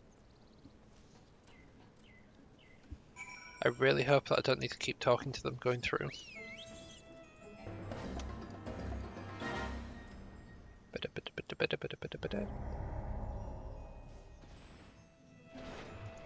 Right, we're not allowed that way, are we? No, we're not. Okay.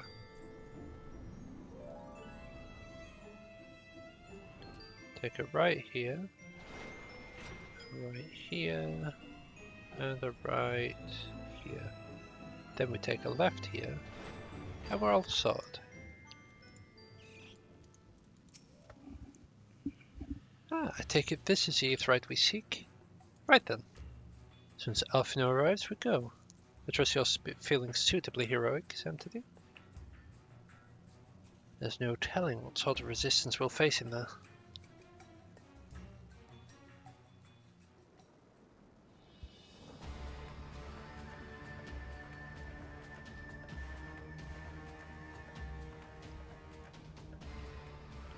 Quickly, you clods! Briskly, swiftly, quickly! I will not suffer any further delays.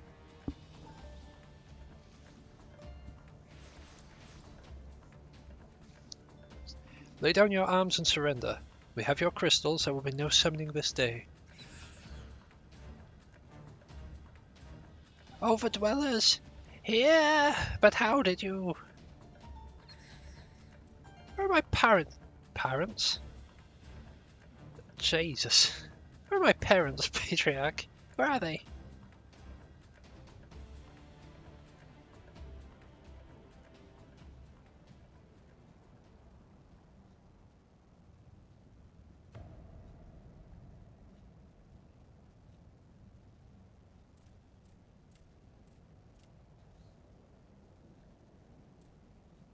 Mother?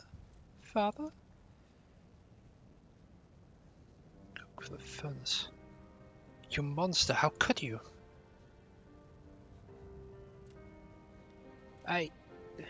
We are servants of Lord of Crags. We are his, that he might drink of our blood and partake of our flesh, that he might draw upon the strength of his children to defend them from the tyranny of the Overdwellers. No, I'll say, not yet.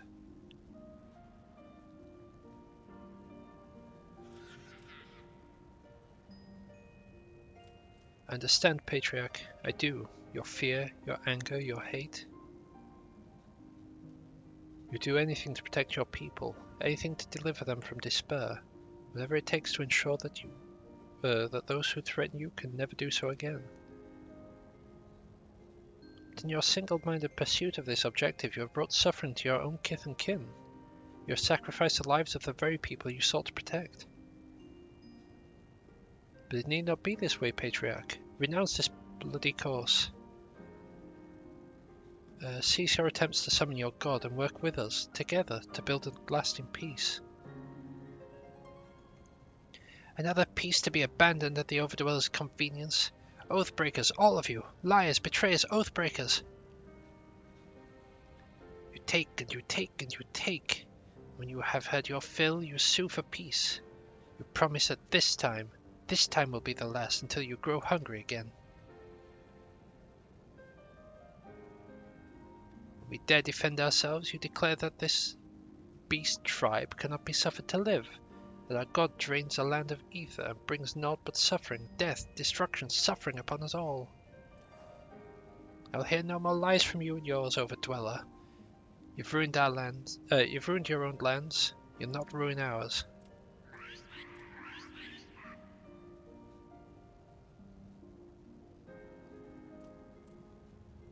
I said I'd come for you, and I did. I'm here. I'm here. I'm here. Say something, please. Please.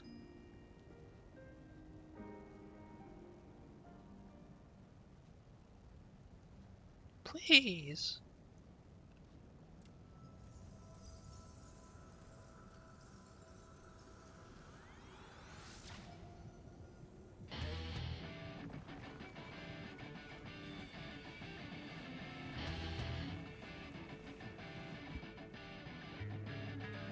Wake up. Wake up. Wake up. Wake up. Wake up. Wake up. Wake up. Wake up!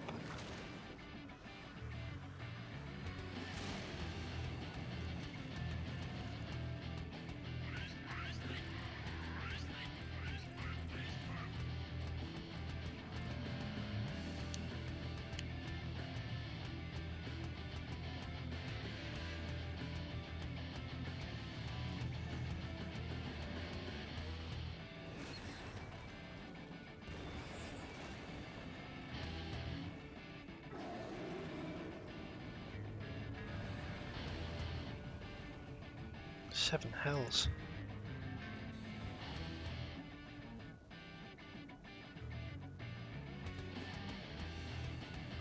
Here. Here. Here.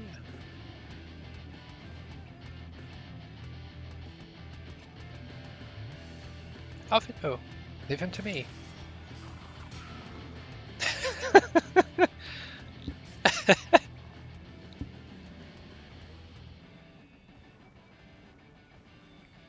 We must away.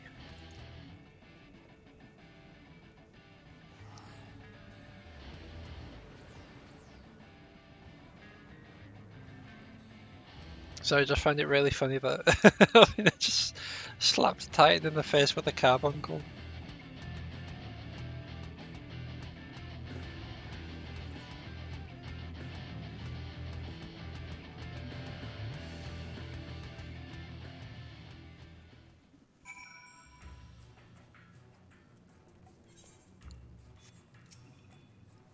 By the 12, how could I be so foolish? You have known better than to let Gabu accompany us, even what we would like to find. His anguish and despair have served to birth a primal, just as surely as the supplications of the faithful. Worse, being born of such tumultuous emotion, this incarnation of Titan seems incapable of naught but violence. I have one cause for optimism, is that while many crystals were present, they represented but a fraction of the quantity intended for the summoning ritual, meaning that Titan must be far weaker than planned. Be that as it may, he is yet a primal, and the longer we leave him to bleed the land of ether, the longer we leave him to bleed the land of ether, the stronger he will grow. Should Titan be permitted to leave Ogmoro, all lives will be lost. The Maelstrom will rally their troops, and the cycle will continue. You know what must be done. Will you face a load of crags once more? Thank you, my friend. Alcé and I will tend to Gabu. When you've finished with the primal, look for us in Camp Overlook. We'll be expecting you.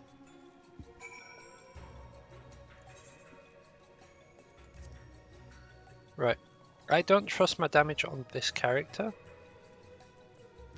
so I am going to go to Samurai.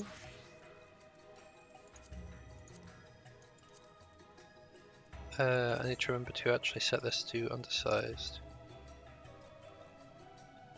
Where are you?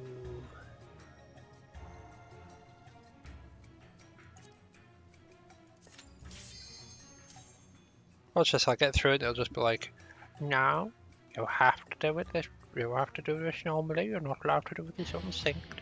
In fact, I should have probably checked that. Yeah, it's just access via the duty finder.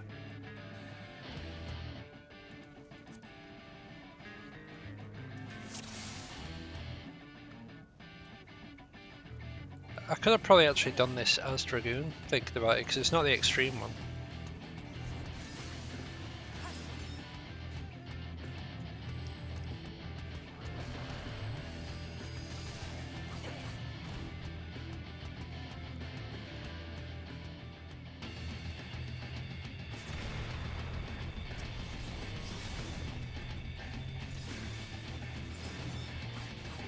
Oh, that's just awful.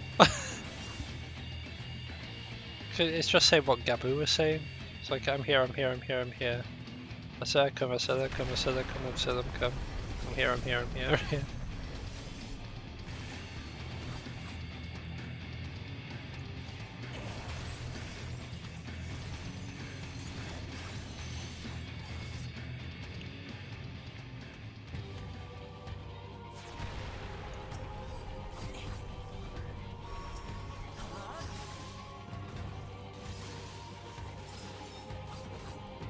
The father I can't find.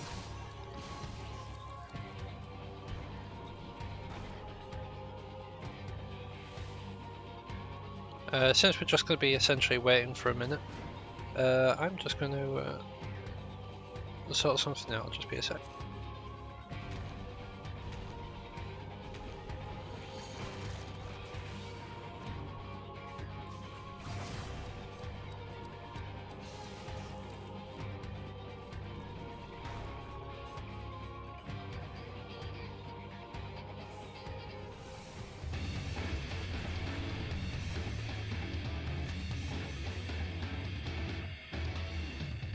There we go. And now I can actually do things. Although I should probably do that just to make sure I don't die. Because that second one was quite painful apparently.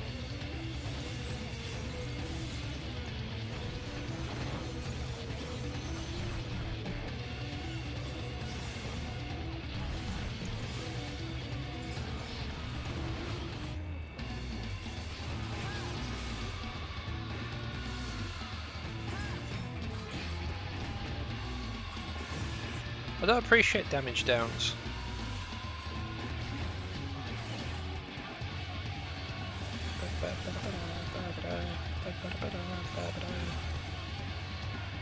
Why am I having more issue with Titan on hard than I was on extreme?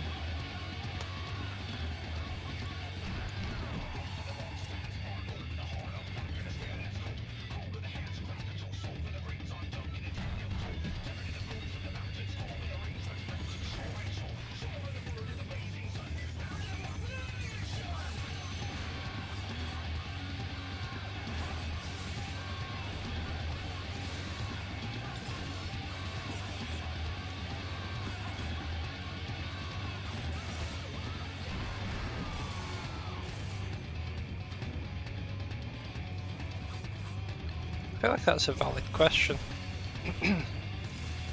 Why is Titan on hard so much harder?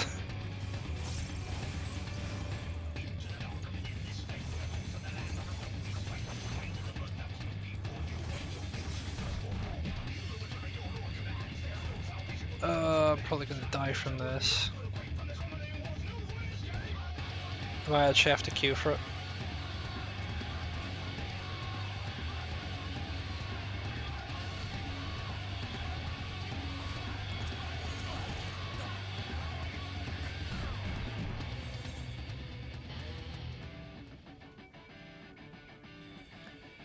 Oh dear.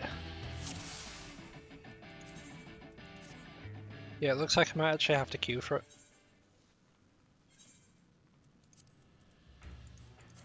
That is devastating.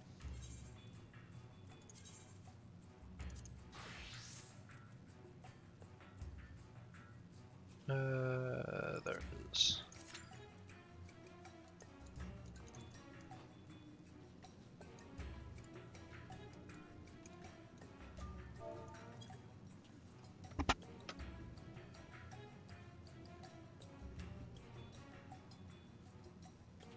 Actually, I suppose while we wait for this, we can go to Azisla. That is not Azisla, that was Sea of Clouds. That's Azisla.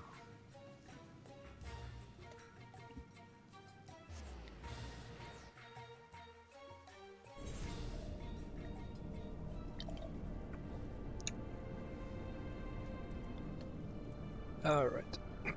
That is a cow, we don't want that.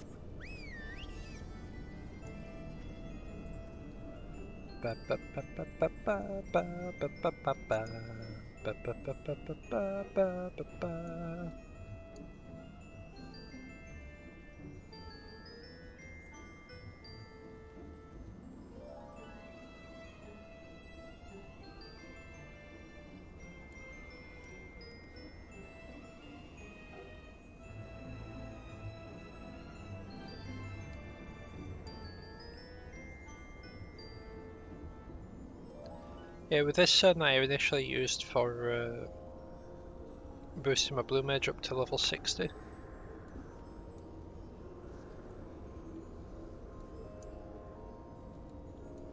I'm pretty sure it was around about here. Like I was just aggroing stuff, my friend was killing this stuff.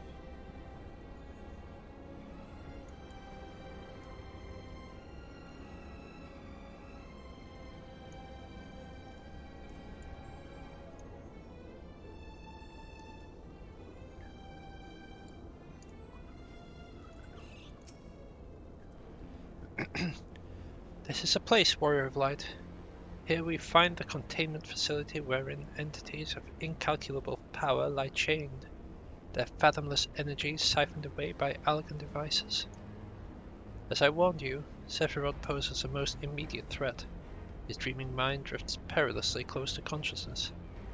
Thus must his destruction be our first concern. Your fellow Scions will be joining us anon, accompanied by the uniquely talented individual of whom I spoke.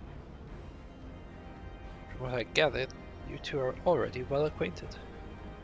Let's continue inside and wait before the doors to the containment facility.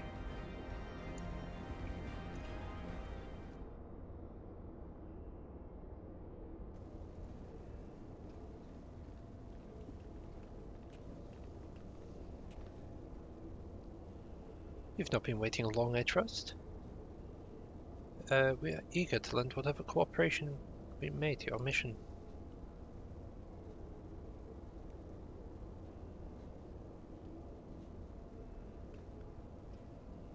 It's an honor to meet you at last. As I know only one other Mikote scion, you must be Archon Y'shtola, and your diminutive companion is Mistress Kryl of the Students of Baldessian, correct? Diminutive? Perhaps there's been some mistake. I assumed it was for knowledge and not my stature that you requested my assistance. The mistake is mine, my apologies if I have given offense. Mayhap it would be best if we proceeded directly to the matter of our objectives. Your advisory is the Icon Sephiroth from the Warring Triad, otherwise known by the historians of Alag as the Fiend. He was once the patron deity of a tribe of tree-like beings native to Mericidia, but was subdued by the Allegan Empire after a lengthy war of attrition. After his defeat, he was imprisoned, used as a source of power. Even now, Sephiroth is neither truly living nor dead, his mind bound in a dream, where his whole body's energies are harnessed by Galgan technologies. The explanation for his failure to dissipate into ether lies in his restraints. These ingenious devices serve not to bind him, but to continuously regenerate his corporeal form. Meaning it will be all but impossible to banish him while said restraints are in place, yes? Remove them, however, and we risk allowing an unfathomably powerful and doubtless vengeful Icon to run rampant. Seems like we have no choice but to divide our forces. One team must locate the controls to Sephiroth's shackles and disable them, while the other stands ready to destroy him at the moment of his awakening. A most succinct assessment, Mistress Kryl. While I was aware that the Echo had provided you with uncanny insight, I did not expect you to intuit the core of my strategy quite so swiftly. Ha! Well, my gift offered such a detailed analysis, which is to say, it doesn't. I merely took it upon myself to learn as much about the Triad's imprisonment as I could before coming here. It be Samtity and I, after all, who went to the Icon's den. Indeed, given the nature of our adversary, none save those under the aegis of the Echo should be permitted to enter the containment facility. The risk of primal influence is too great. Well, that's settled then. I will disable the restraints, and Samtity and his gifted adventurer friends will welcome Sephiroth back into the waking world. Better that than the other way around, I'd say, considering our respective fields of expertise, and, of course, my diminutive stature. Right. This time I had a little chat with the doorkeeper over there.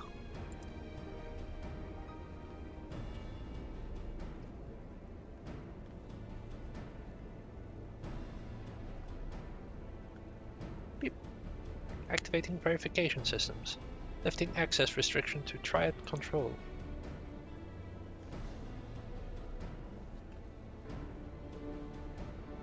I had no idea the Baldessian curriculum was so comprehensive. When we locate the controls for Sephiroth's restraints, I will gladly leave that operation to you. When we locate the controls, mayhap my words were unclear. Only those blessed with the Echo may safely enter the facility. Your concern for my sanity is touching but unnecessary. Suffice to say, I am in no danger of falling under the Icon's sway. Beep boop. Warning. Verification system detected multiple unauthorized vessels entering restricted airspace. Security systems engaging. Intruders. Galleons. Come, Arianje. Must keep the Imperials occupied.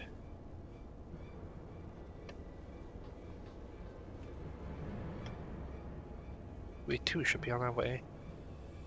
Gods, I'd be lying if I said I wasn't slightly terrified. I can't very well leave every deadly task to you, scions. According to the histories, Sephiroth was immense in both size and strength, mighty enough to rout even the most implacable armies of the Allagans. That once more, to cut the long story short, and that more than once. To cut a very long story short, we have to get this right. I should do my best not to wake the Icon up too much. As my grandfather always used to say of certain little monsters, get them up, get them moving while their brains are still abed.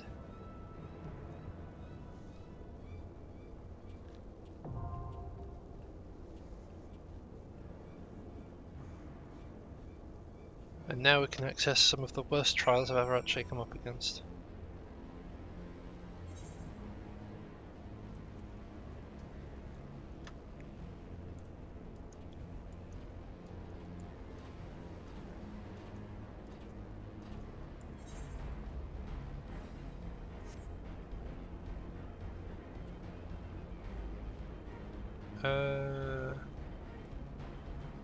Tell you what, we'll give it till 12 minutes. If we don't have a queue by 12 minutes, I'll have another whack as a healer class.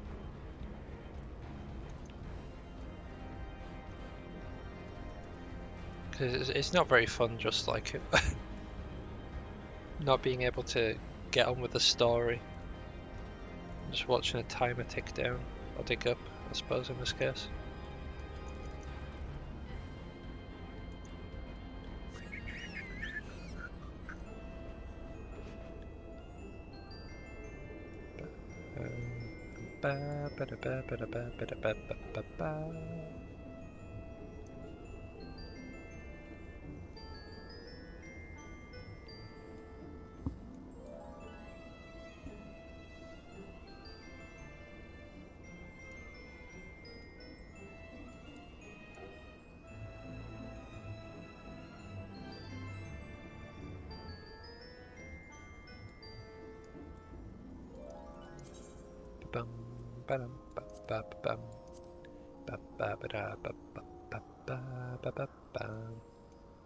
Oh wow, I'm actually surprisingly close to 1,000,000 gil.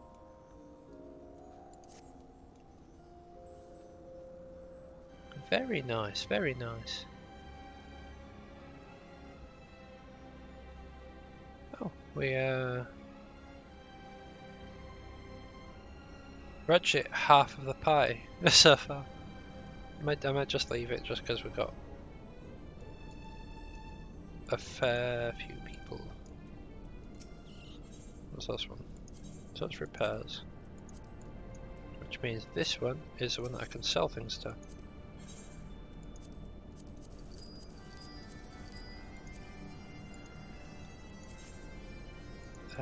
What was that I got? There was a chest piece, wasn't there? No?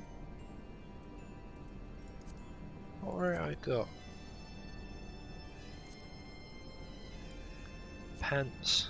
Actually, what do they look like? They look like pants. Okay.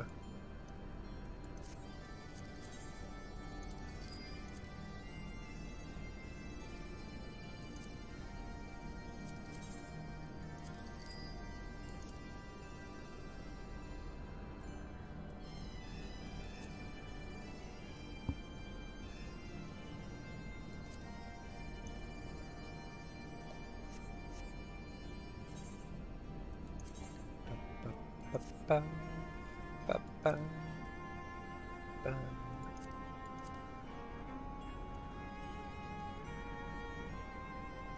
Look at that, we're over half now. We've got a tank, we've got a healer, we've got 4 DPS.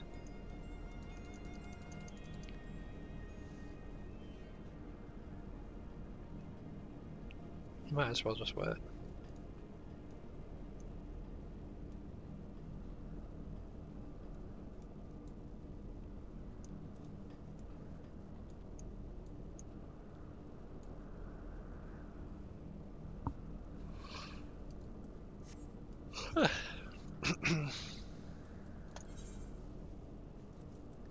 So how are we all doing? I say we all just in case anyone's just joined. If anyone's lurking, if anyone's having fun.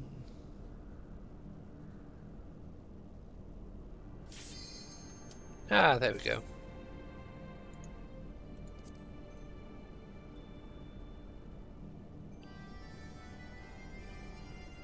There. There.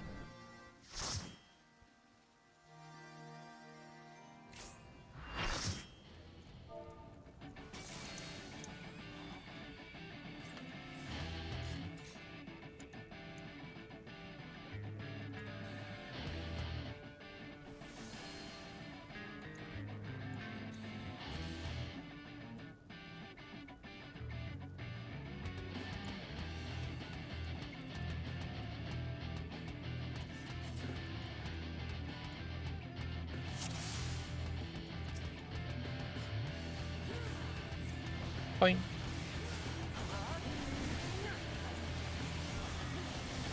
We'll do that and reduce his damage. Haha.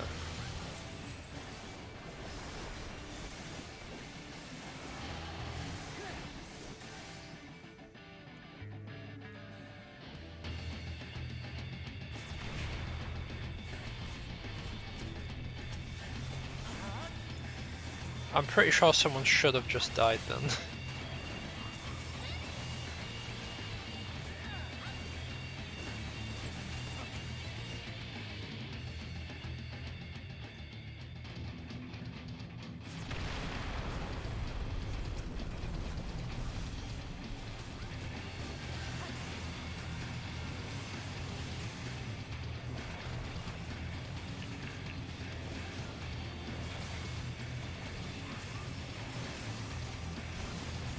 Ruby Windrunner.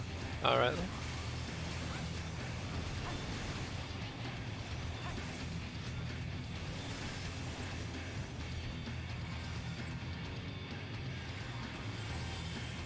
I don't particularly want to fight anywhere near those. Right, oh god.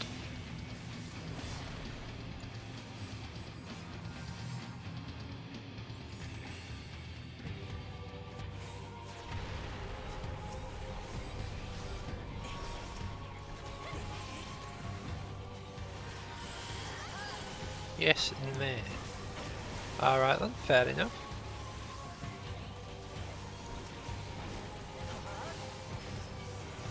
Oh god. Typical. I didn't think I was in that. Oh, right.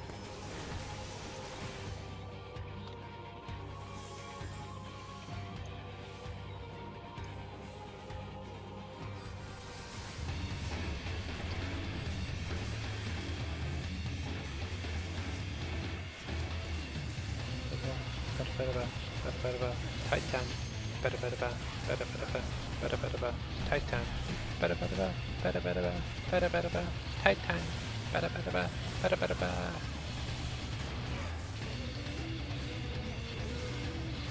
Apparently it's supposed to be saying bow down Overdweller.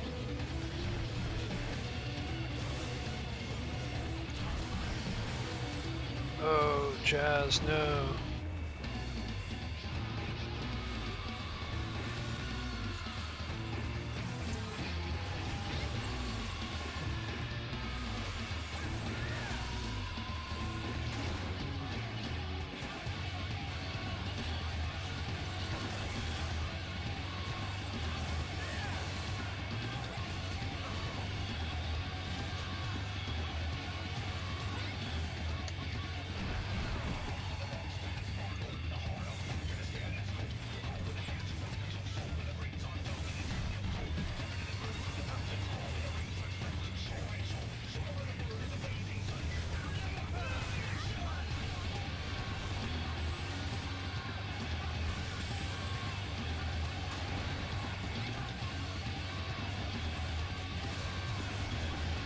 We can just watch everyone else fight, it's all good.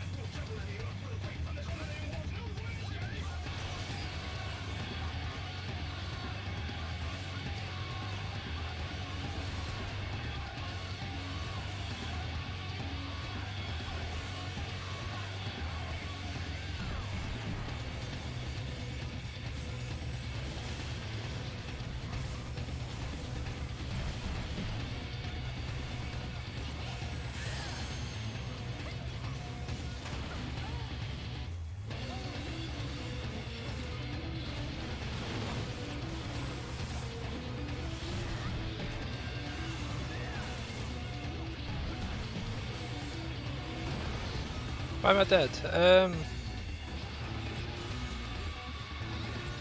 That is a very good question, because I thought I was outside of the attack, but I got yeeted off the platform.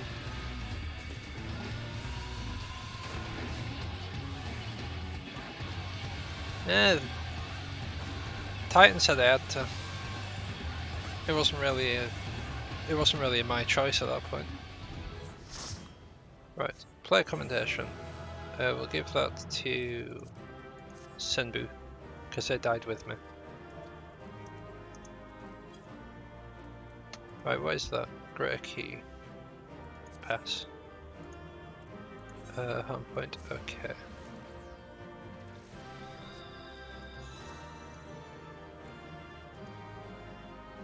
Hope you have enjoyed this, smiley face.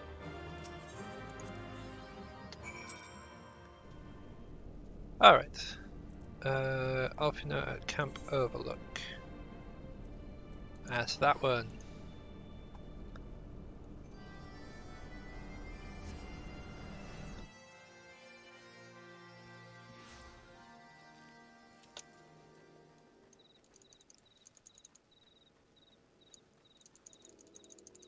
Titan looked at me and he was like, I've got a question for you. I was like, what is it? He's like, die. Like, that's not a question. He's like, I don't do requests. And he slapped me off the platform.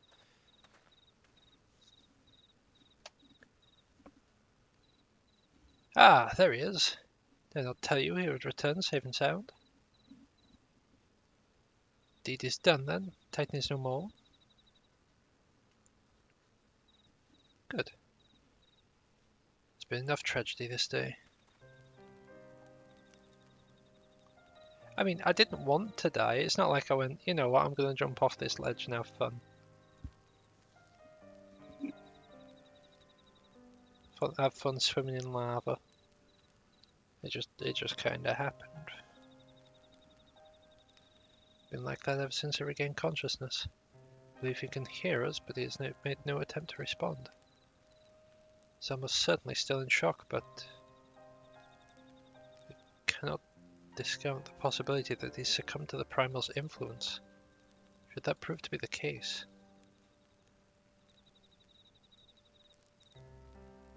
he must be put to death like any other thrall, such as the Alliance policy, yes?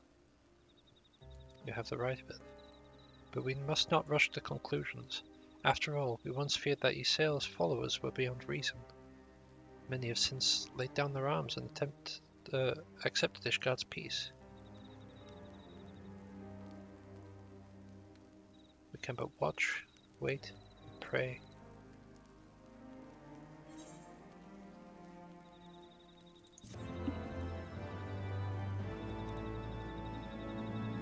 I don't think Titan cared. It's just like, you know what? It's just like, I'm the god here, and just like slapped me off the platform. There's naught to be gained from dwelling on an eventuality over which we have no control, much less which we may never, much less one that which may never come to pass. Let us tend to more immediate matters. Informing Commander Blödin. I think that's right. I'm not entirely sure. I've been pronouncing it similarly this whole time, but I'm not entirely sure how it's supposed to be pronounced. Of Titan's demise, for example. You may be certain that he will be glad of the news. Would you be so kind as to break it to him?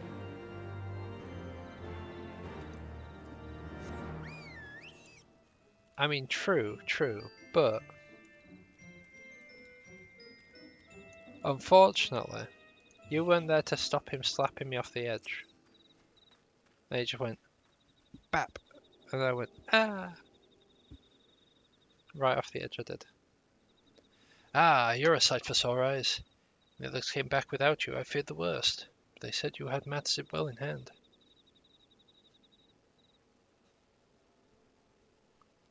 All settled then, is it? Glad to hear it, but not half as glad as my men will be, believe you me. regardless of whether or not he was summoned properly. A primal's a primal. There ain't a soul in the Maelstrom who hasn't lost a friend to one. Don't get me wrong, we were all prepared to do our part, but we weren't so naive as to think we'd live to tell the tale. Thankfully, of course, that didn't come to that. Which, my friend, sounds to me like a cause for celebration. Now I know you have a lot of places to be, but why not stay the night? We'd be honored to raise a glass to the triumphant return of Titan's Bane.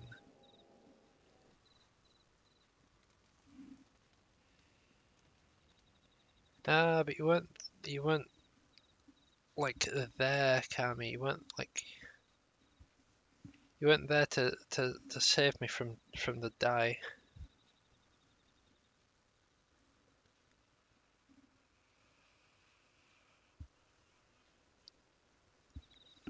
I am but a mortal man. Who goes there?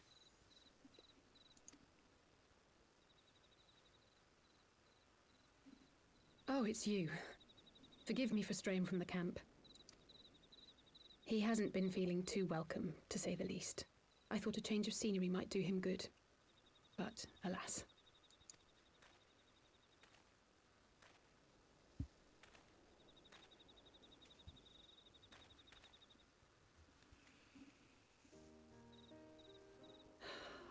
It's so quiet out here.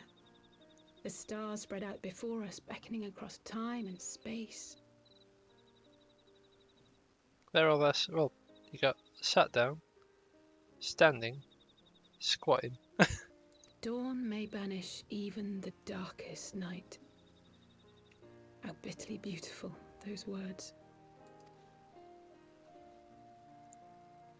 I should be stronger for all my experiences. Yet my heart aches more than ever.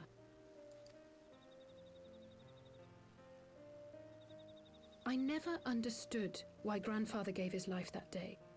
I thought that if I came here, I would find the answers I needed. But when I finally laid eyes on the land he sacrificed everything to save, saw firsthand the bickering, the pettiness, I was disappointed. I was angry. I could not fathom how these people were more deserving of his love than his family, than me. Nevertheless, I had to believe he had good reason. I was determined to uncover the whole truth of the calamity and, perhaps in so doing, find my own purpose in this sea of chaos. My travels have been enlightening, but I cannot say that I have enjoyed them. I have lost count of the many petty crises that I was helpless to resolve and of the people whose actions I could not understand. There were others, of course. Good people. People with whom I felt a kinship, whose lives I could not save. I found myself asking what it was all for. Why try if I was doomed to fail in the end? But to ignore the plight of those one might conceivably save is not wisdom, it is indolence. We must all protect that which we hold most dear in the manner of our own choosing. We have to try, do we not? Sorry, Alice, I cut one of your lines off. Of course, it's one thing to try and another to do. There were times while I was tracking the warriors of darkness when I faltered, when I was afraid. But then I thought of my brother, of Urianger.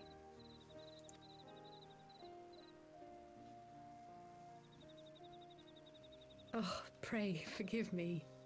This conversation has been rather one-sided, hasn't it? Mayhap you could recount some of your adventures in Ishgard.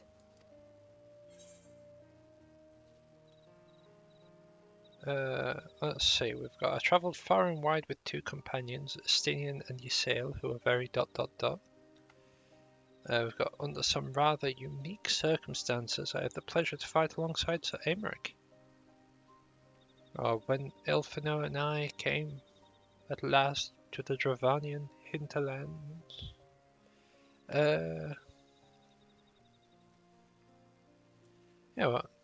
Travelled far and wide with two companions, Astinian and Ysael.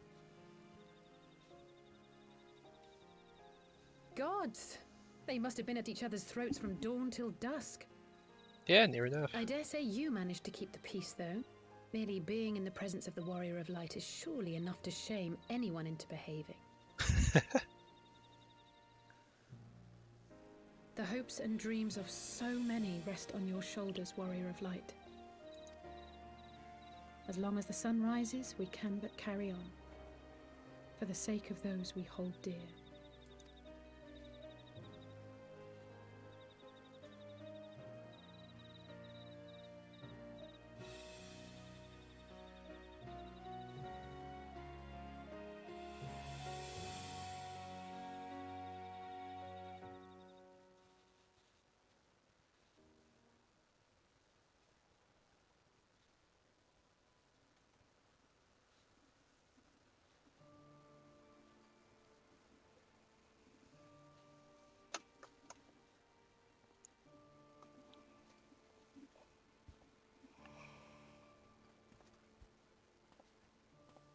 To what end dost thou cling to the tainted gifts of the Mother?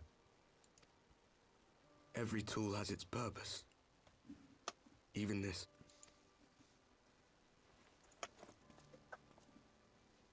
Well, what is it? The seeds sown in Vilbrand have been plucked from the earth and left to wither. Alas, Titan's demise sufficed not to drive the kobolds to deepest desperation. What did the man in white have to say? That we are to proceed as he did first set forth. Well, that's easy for him to say! It's not his bloody world on the brink of destruction, is it?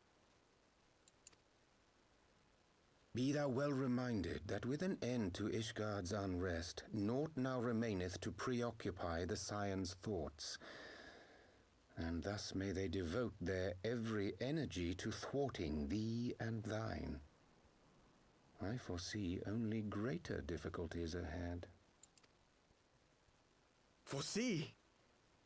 Are you sure you don't welcome them? I'm starting to think you might hold a candle for your old friends after all. Pray do not mistake mine intent. I but look upon the path which lieth before us with due trepidation. Shouldst thou be of like mind, pray consider then another course. For the power to invoke the ardour belongeth not unto the Ascians alone. With thine own hand strike down thine enemy, the so-called hero who would see thy home lost to light.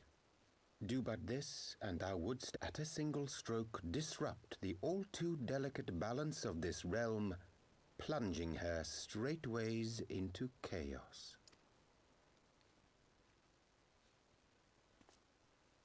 You do realize what you're suggesting, yes? To ignore the plight of those one might conceivably save is not wisdom, it is indolence. The words of my teacher, and a creed I hold close to my heart.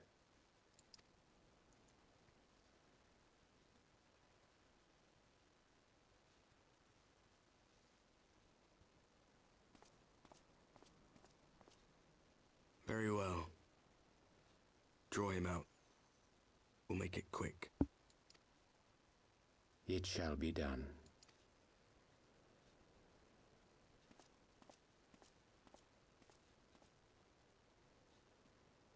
Like gasp.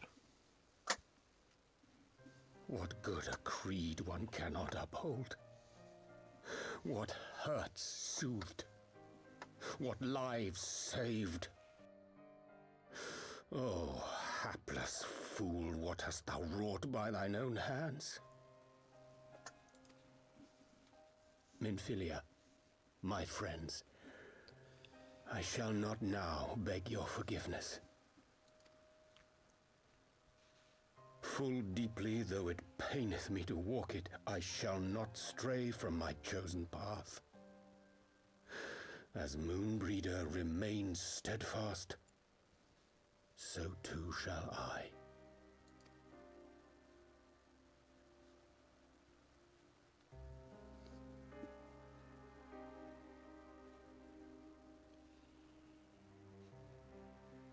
Like legit, all that Oriange would need to do would be like, been looking into some things.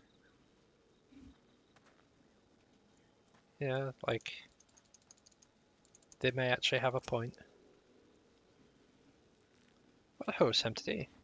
Trust you had a good night's rest. I was but this moment speaking with Thancred and Stola via Link Pearl. Had some interesting news to share. Apparently, during the course of their respective investigations, both came across crates which had once borne Ishgardian seals. It seems someone in the capital has been very busy indeed. According to the Temple Knights, accordingly, the Temple Knights have launched a full-scale investigation. Sir Aymeric believes it only a matter of time before the culprits are found, but we shall have to wait and see. In the meantime, it seems only prudent to look into the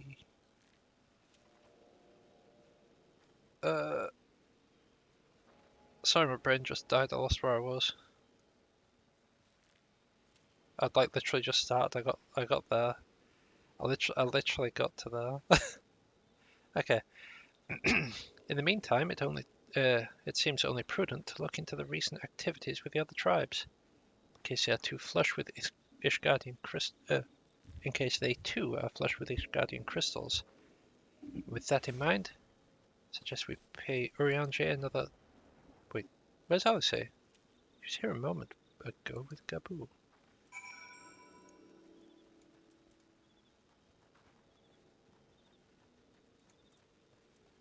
Yeah.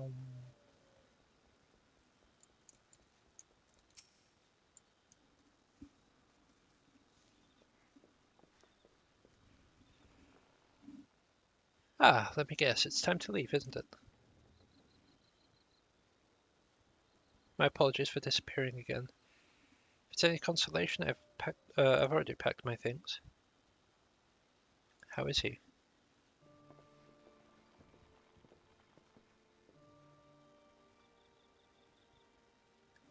Brother? Commander Bloody? Something tells me I am not here solely out of concern for his welfare. But to answer your question, there has been no change. He did not speak or eat. I'm not even sure if he slept. If he did, he seems none the better for it. He just shuffles about with that same expression on his face. You will look after him, won't you, Commander? Treat him with every kindness. He's still in there, I know it. Beneath the anguish and the despair, he's still fighting with all his heart. He deserves to be given a chance. Until he comes back to us, until we know for certain what has become of him. Aye, you needn't worry. If he hadn't risked his neck to warn us, and help you secure the better part of the crystals, it could have turned out a damn sight worse than it did. And not soon forget that. All the Maelstrom's command.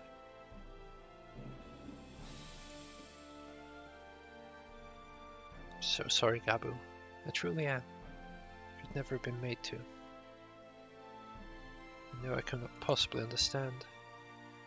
Perhaps there is nothing I can do or say.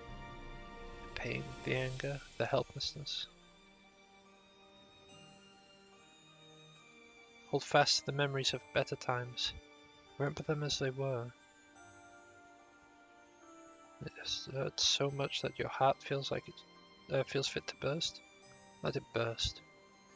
Let it burst and fill up again with your love for them. Never, ever forget. Come along, little one.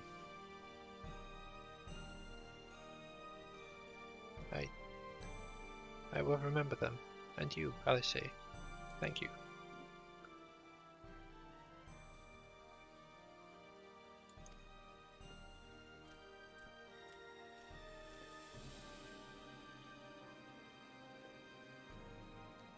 Have faith, sister. Your words have reached him. In time he will recover.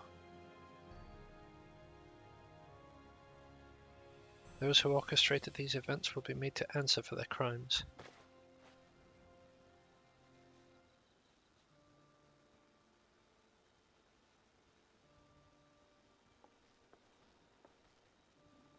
1,000 times over, aye. There will be a reckoning.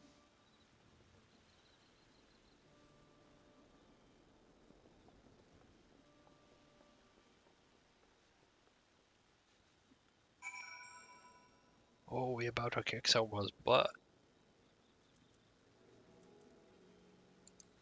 Return to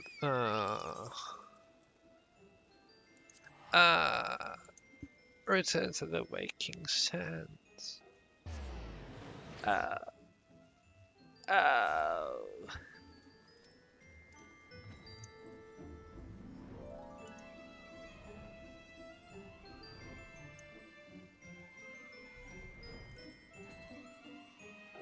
Also, can I just say this warrior of darkness fella really needs to wash his axe. It's got blood all over it.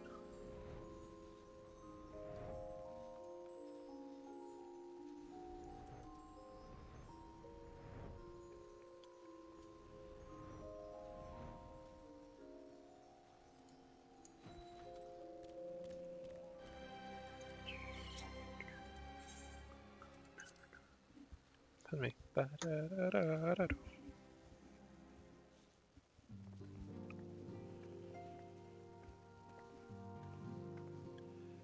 We have heard the glad tidings from Okamoro, my friends.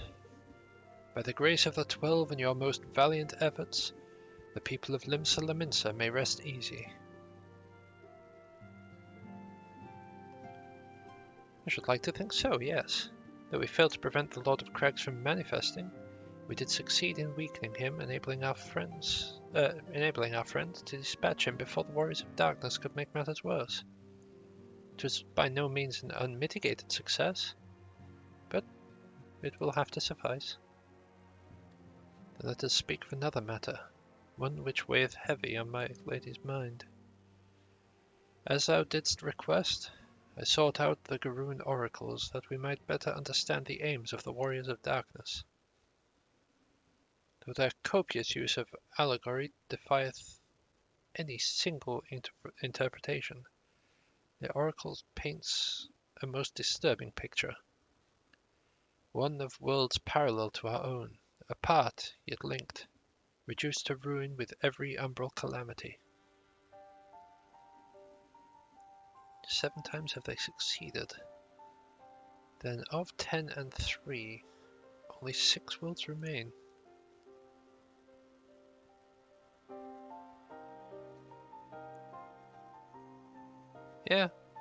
Yeah, that makes sense. Aye, all is as Lady Minfilia spake unto thee. As for what becometh of these reflections when they and the source are rejoined, frail flesh undone by undone in umbral fires, each soul surrendereth to her call, not sundereth, to flow unto the endless sea, there to endure as one and none. Then if the Warriors of Darkness succeed, everyone in their world will die. In essence, aye. The verse speaketh of the reunification of the flesh and subsequent returning to the life stream. However, this fate may yet be preferable to the alternative. For if the first were to fall to transcendent light in the manner of the Warriors of Darkness described, it would give way unto a void wherein none may know either life or death.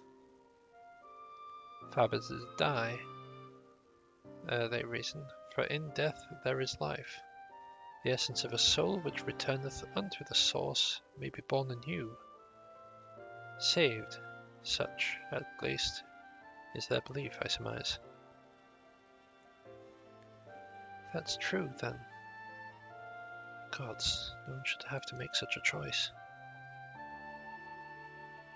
Ere we speak further on this subject, I would share with thee another recent discovery. It would seem that several sizable shipments of crystals have been delivered into the hands of a certain Alamegan parties. Alamegans? Strange. And do you believe this to be the work of the same Ishgardian smugglers who supplied the beast tribes? I know beyond a shadow of a doubt. Unless thou wonder at their motive, I would remind you that the Asians did once attempt to bring about the summoning of Ralga. The individuals who took receipt of these shipments are refugees belonging to a group devoted to the cause of the Alamigan liberation. It may also interest thee to know that the Ishgardian supplier appears to be none other than the remnants of Eileen Rael's network of spies. Surely you jest, and yet it's not so surprising. Bereft of leadership and hunted by the Alliance, I can well imagine such villains being desperate enough to conspire with the Asians, assuming they even know or care who their new employers are.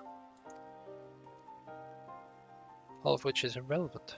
Forgive me. I must seek out the resistance camp, which received the crystals without delay. Sam, today, Alice, will you come with me to Little Alamigo?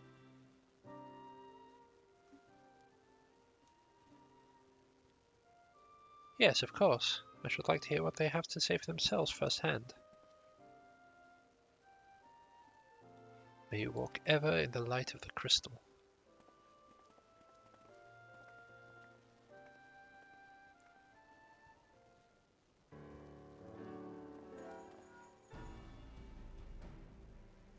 Alphino, Alice, Sam, today, are you three listening?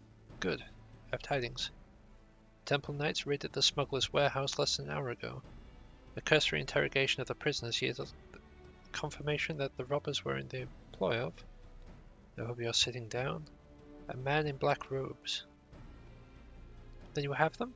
And the crystals too? What few remained, aye. Regrettably, it would seem they dispatched one of the final shipments in the hours before we struck. It is bound for Little Alamigo, we are told. Where it will be received by members of a local resistance group. Since Sir Aymric's men no longer have need of my services, I have a mind to head that way. As do we. By happy coincidence, we learned of the shipments a few moments ago. Ha! I was thinking I might finally be one step ahead of the Warrior of Light and his little helpers. Ah, wait a moment, there's more. I defy you not to be surprised by this revelation. The leader of the Ishgardian smugglers was formerly in the employ of one Eileen Roel, the famous Ivy herself. Once again, Thancred, I fear I must inform you that... Thancred, with whom else have you shared this information? About the smugglers? No one. So I think I mentioned the raid was less than an hour ago and I was planning to contact Y'shtola next. There is someone else you would have me notify first? No, there isn't.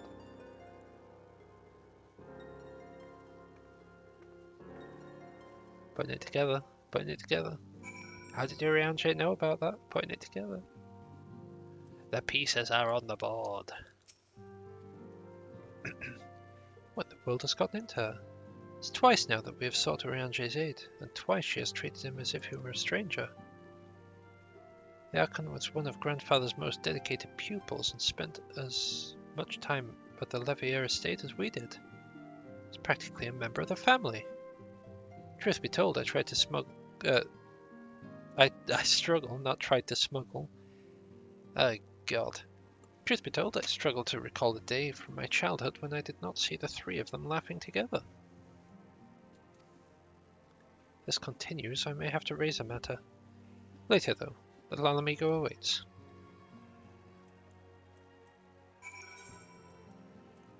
Little Alamigo. Right, I need to sort myself out a drink again because I can feel my throat drying out.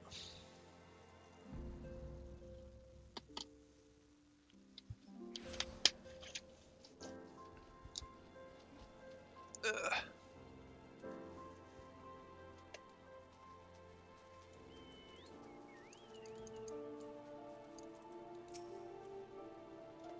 Just going to take a quick drink.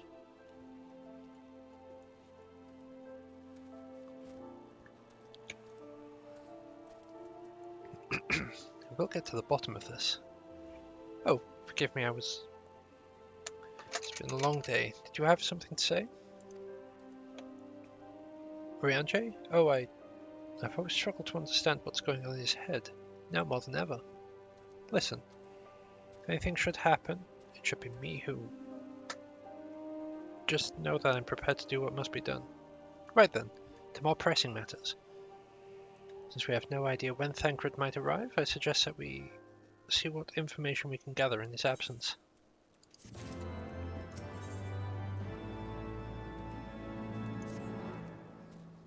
So, to review, we are reliably informed that members of the Alamegan resistance operating here have taken receipt of several large shipments of crystals, our task being to ascertain who and why.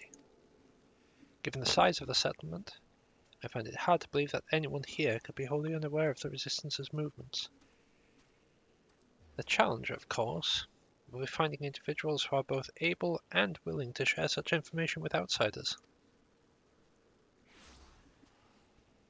It seems sensible to divide our forces. Semtony, why don't you question the residents in the eastern half of town? Alice and I will do the same in the west. Afterwards, we can rendezvous here and share our findings.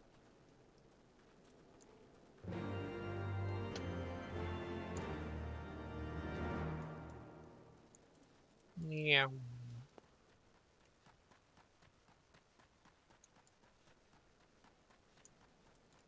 Alright, Sifrid. Let me guess. Come to join the fire, have you? No need to deny it, friend. You're the first to answer the Griffin's call. Well, there's lit a fire in every Alamegan's heart. It's also inspired to do more than a few old hands. Inspired more than a few old hands to pledge themselves to our cause. A little wonder. The Galleons won't stop until we're all under the yoke. Right, Talibot. I see you there, going around and asking questions, looking for the Griffin and that his lot, I bet. Seems to the talk a little Alamigo these days. Folks wondering what he's about, what he's got in store for the Galleons, and what's under that mask of his cuss.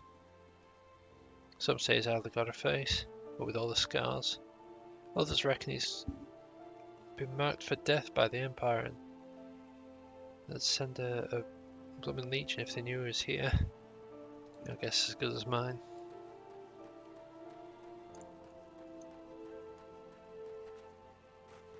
I reckon he's wearing a mask because he's a traitor.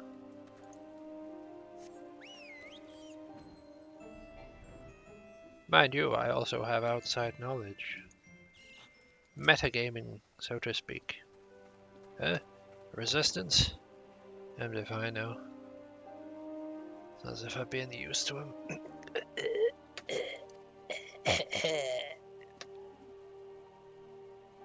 If you set the store,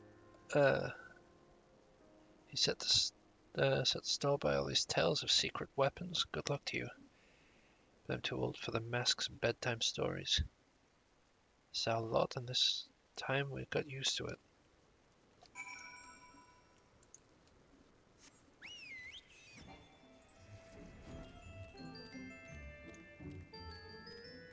I'll be honest, I can't do Wheeze sound effects, so instead it just sounded like I was dying. Suppose I should ask what you learned, but I think I already know. The Griffin seems to be the leader of a newly formed faction within the Resistance, the Masks. Despite their growing popularity, no one seems to know much about them, only that they are the most aggressively militant group to join the movement in recent memory. Indeed, many claim their commitment to the cause of the Alamegan liberation is unrivaled. We can but hope that their revolutionary fervor was never challenged in the direction of a primal. Though I feel confident that this group, which received the crystal shipments, we yet lack proof. Before taking any action, I would speak with the settlement leader to confirm my suspicions, and mayhap enlist his help while I am about it. Given that you and Gundobald are already acquainted, mayhap it would be best if you took the lead. Shall we?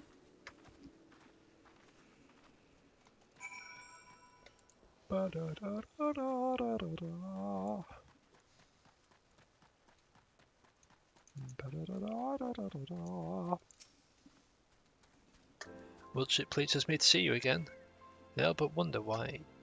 Wonder if I should be worried. Hey, you and yours have been asking questions. Griffin? Aye, I know of him. As do we all. He and his mask have become a leading faction within the Resistance. Though there was a suspicion at first given his secretive ways, he quickly proved himself a charismatic and capable commander. Men are drawn to his passion and his vision. They truly believe that he has what it takes to lead them to victory. Even if I cannot help but admire the man for all he's accomplished. Oh, even I cannot help but admire the man for all he's accomplished. But I haven't forgotten Wilred. I was blind to the danger of his ambitions. And you were not. The Griffin will soon deliver a speech to our people at the sunken temple of Khan. Go and see him with your own eyes. Weigh his words against your own heart. How convenient. 'Tis but a pity Thancred is not here to join us. You two go on ahead. I'll stay behind and wait for him.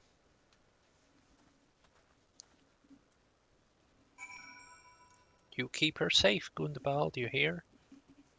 I'll not be happy if you don't. I'll be back.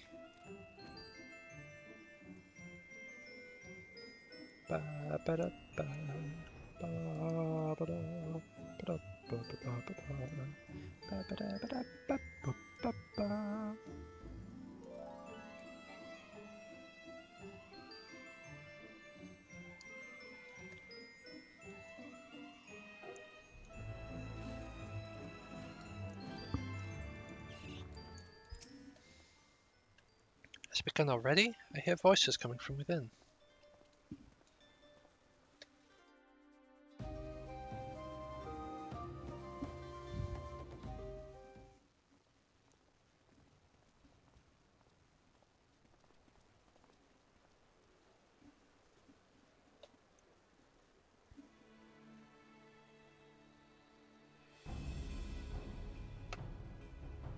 Brothers and sisters, 20 years ago, Alamigo, our home, was claimed by the Garlean Empire.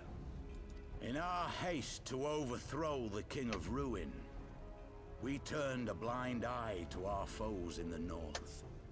With our glorious revolution, we but laid a path for a new tyrant to succeed the old. And when confronted with our failure, we fled.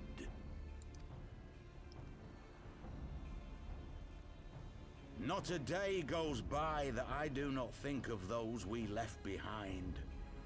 Think of them and feel ashamed. And I know each and every one of you feels the same.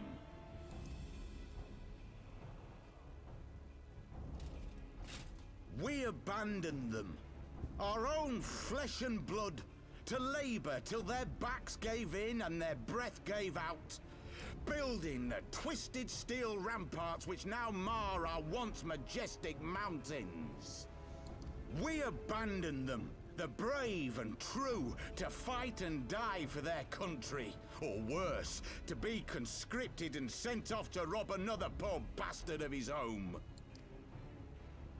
We abandoned them, the meek and powerless, to bow and scrape when the Garleans pass, to sully themselves that they might live to see another day of misery.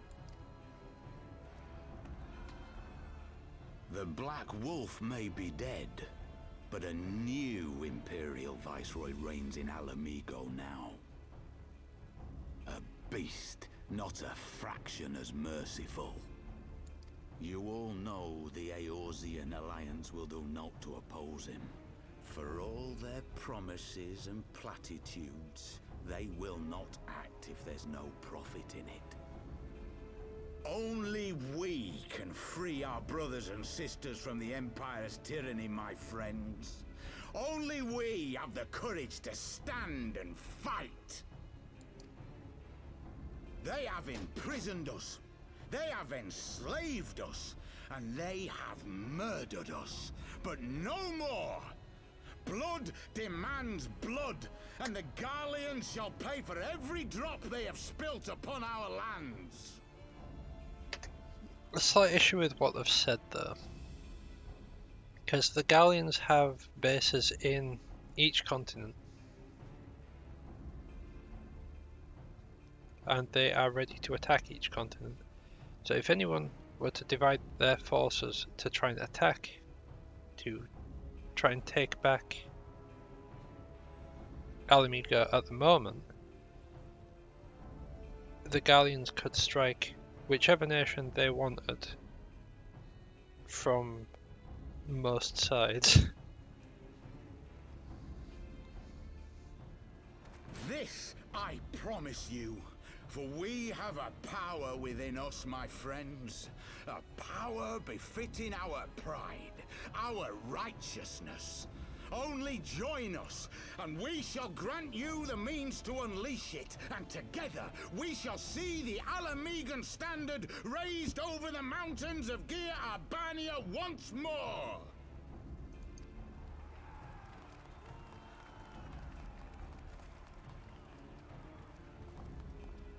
A power befitting their pride. Not at all ominous, that. Wait, is that...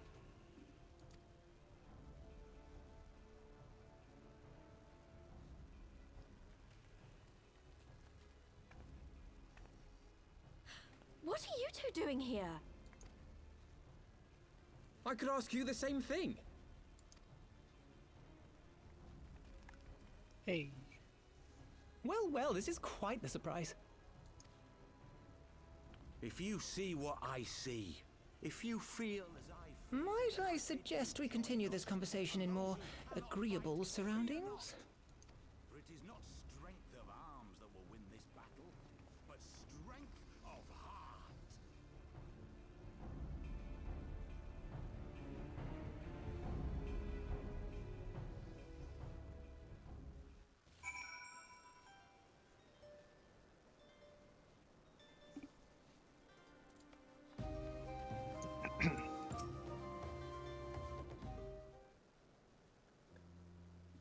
Words cannot express how glad I am to see you both alive and well.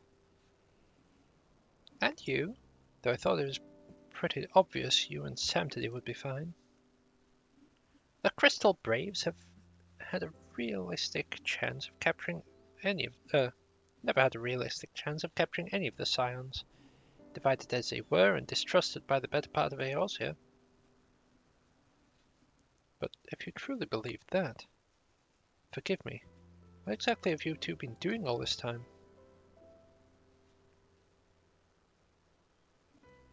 Repaying a favour.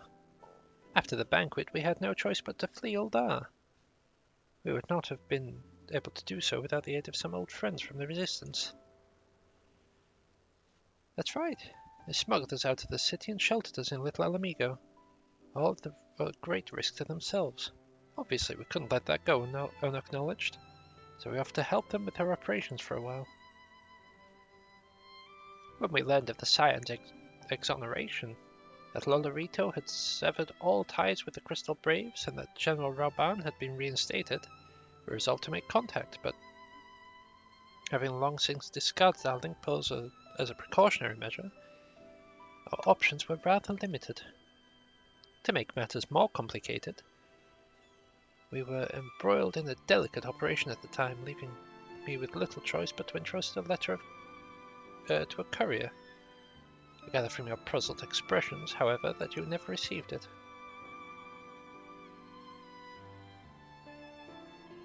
To be honest, we thought this might happen. The masks are happy to let the refugees spread word within the community, they're pretty strict about communicating with outsiders.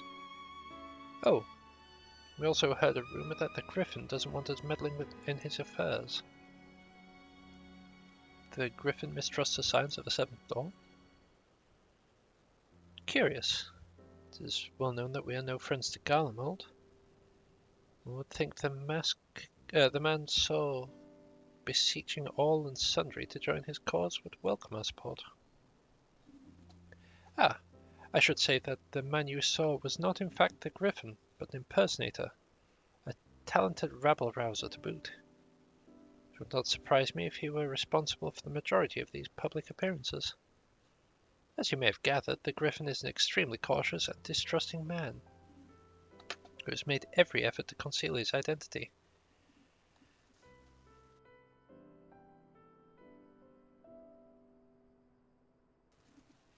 Even when we participated in a raid under his direct command, we were not permitted to approach him. It's hard to know what to make of it all.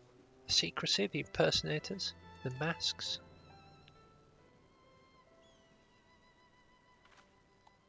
What? It's not as if I'm making you all wear one. And mine only covers half my face. It's completely different. Anyway, when we heard the Griffin was due to give a speech, we thought it might be a good opportunity to get a better sense of the man behind the... to get a better sense of the man. For all the good it did. And now you have heard the whole of it, but tell me, what prompted you to take an interest in the Griffin? Summoning? You're not serious. I can't believe it.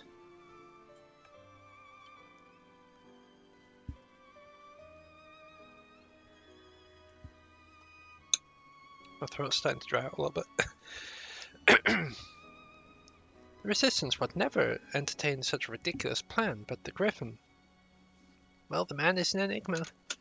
Cannot say with any confidence what he would or would not do. What I can say, however, that the speech we heard today was not the first to make reference to a power capable of defeating the Empire. The masks have been made... the masks have made many such claims of late. I confess I had assumed it mere bluster, but in the context of shipments which you spoke of, it is not impossible that they are alluding to a primal. Whatever it is, we'll find it out together. If anyone tries to stop us, they'll answer to me. Indeed. That is, assuming you'll have us. Of course we will. Silly Papalimo. Find it rather insulting that I'd even have to ask that.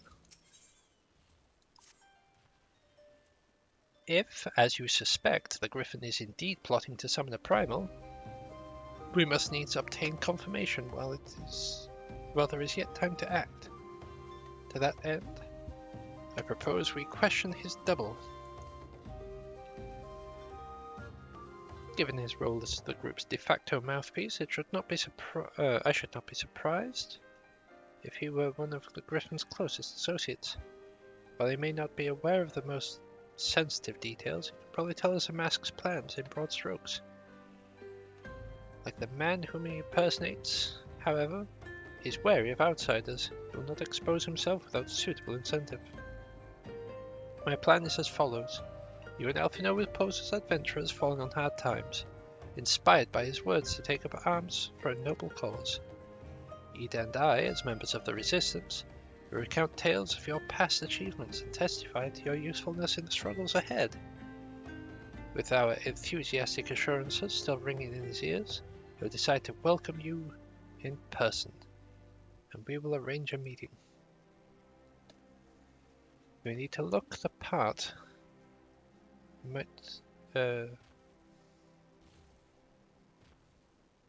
Okay. You will need to look the part that we might maintain this charade until we have him cornered at least. Here, there should be enough to purchase suitable garments from Telebert. Have him rub a respectable amount of dirt on them for good measure. Any questions?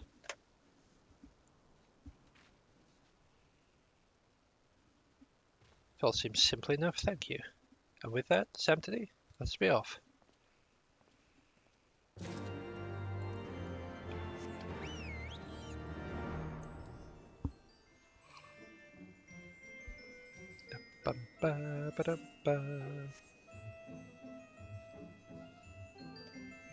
And another door on this side. Neat.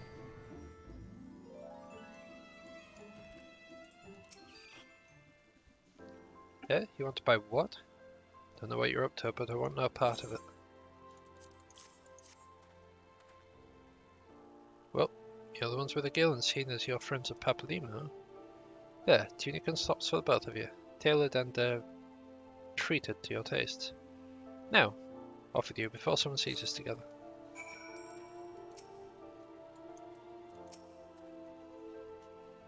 Clothes maketh the man, as they say.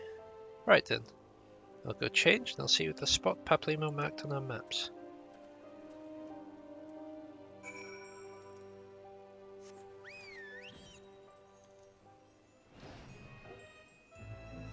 What is it with this?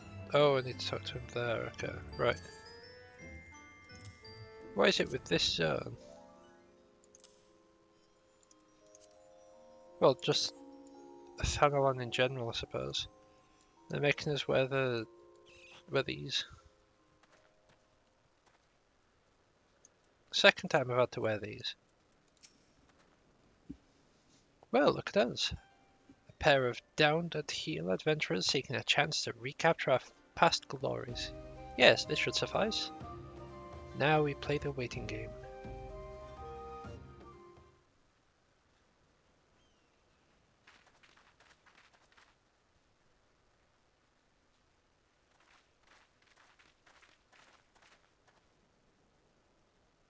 My thanks, comrades.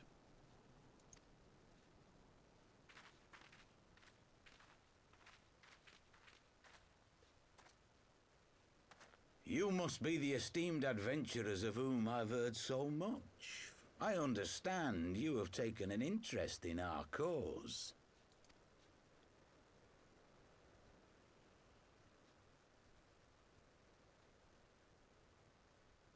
A great interest, you might say. Your words have certainly made quite an impression on my friend and I. The Resistance has long, and some would say wisely, avoided open engagements with the Garleans, but you and yours seem confident against the world in arms. I can only assume you have good reason to be so bold. Why, one might even think you are planning to summon a primal. Because that would do much to explain the sizable shipment of crystals you recently received from your smuggler friends, whom our Ishgardian allies have since detained, lest you wonder.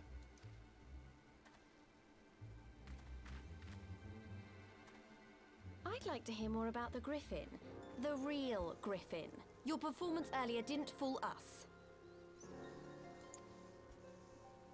Ah, the famous scions of the Seventh Dawn. I should have known better than to think I could conceal the truth from you lot. You are right.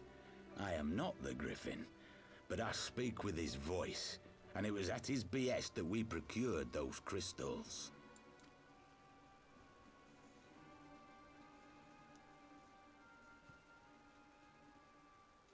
You are wrong, however, if you think that we procured them to summon a primal.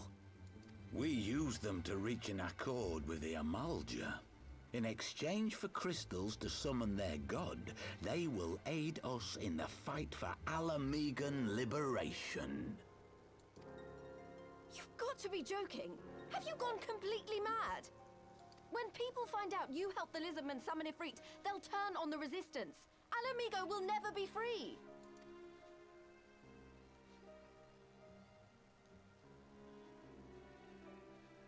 This isn't a fairy tale, girl. We don't have the luxury to play at being honourable heroes. That's just a really dumb plan though, because Ifrit will then temper your people, and then you're just going to be running out of people. It's because the likes of you wouldn't sully your saintly hands that Alamigo's been under the yoke for the past 20 years. But the Griffin won't stand for it, and neither will we. We're ready to do whatever it takes. You're ready to lose a lot of people, is what you're ready to do.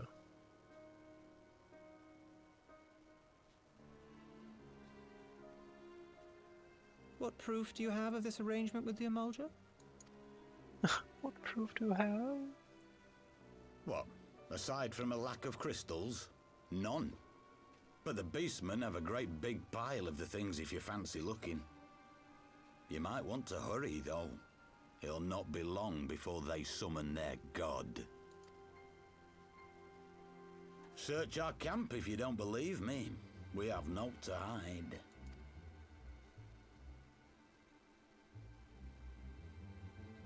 If there is a cache to be found, Ida and I will find it.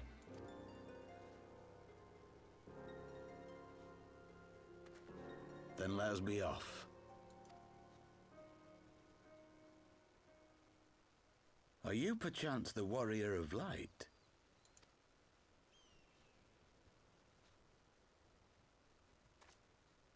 Aye. I thought so. You should know that a great many who have joined us did so because you saved them. Because you showed them that one brave man can make a difference. You saved me too once. Helped a friend over in Quarry Mill make some medicine I needed. But that was a lifetime ago. Oh no. On behalf of my brothers and sisters, I thank you. You gave us hope where there was none, courage and strength when all was lost. We shall not squander your gift. I remember him because I had to go talk to Buscaring to make that, like, Alamigan's, like, recipe because I know that look, Ida, and I do not like it. he knew how to make it. Seriously be contemplating taking up arms with that band of cutthroats. I just...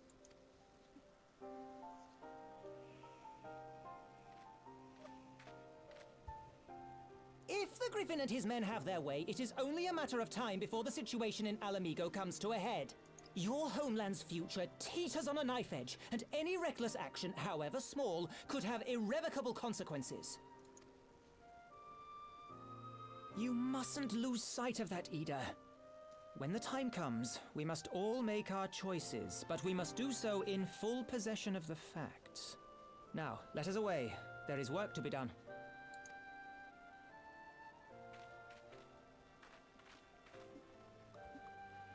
Like, if you're gonna go to fight against, like, the oppression of a tyrant, you don't want to swap one tyrant for another one, that being Ifrit in this case.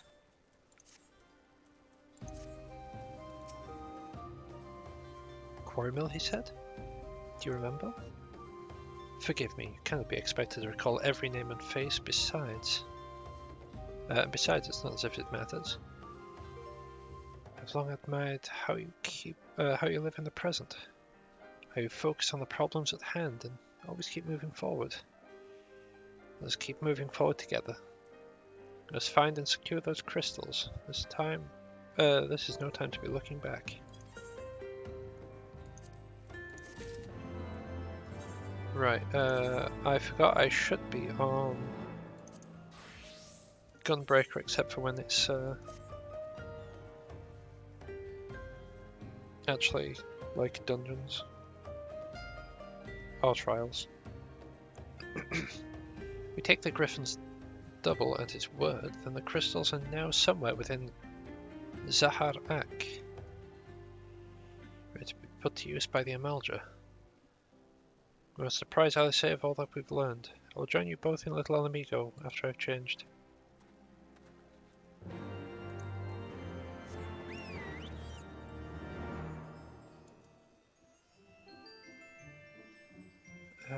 Where's the door? The door should be around here. There it is. No, it's not. It's a bit further in. It was the other side of the thing. I were trying to go in there, but the door's over here. Silly sausage.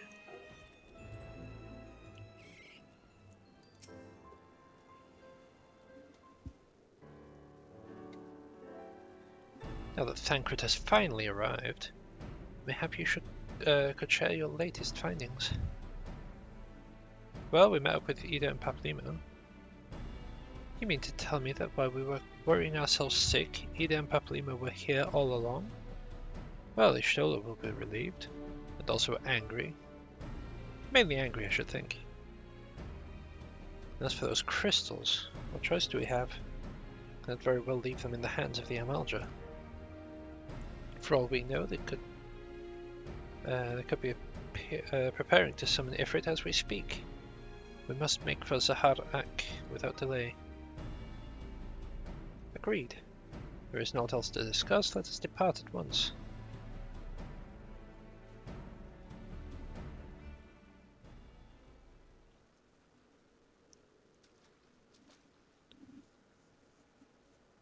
So they go forth, in accordance with the Griffin's plan.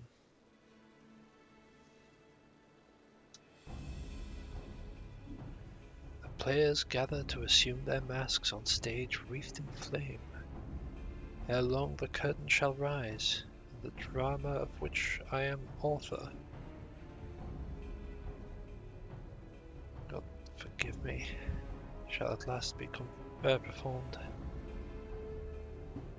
Naught else remaineth, save to stand at the ready and pray that the chance is seized, for never shall we know its like again.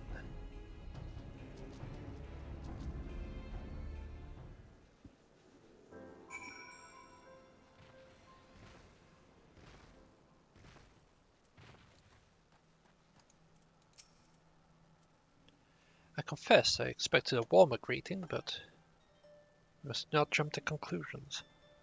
Not until we have braved the bowl of embers. We must be ready to engage the enemy at any moment. If you would make any final preparations, pray do so. I shall await your signal.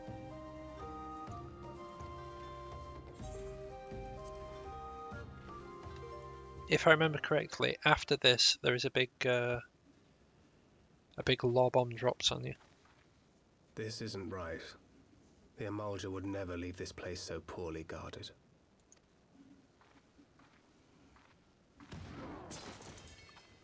Not willingly, no.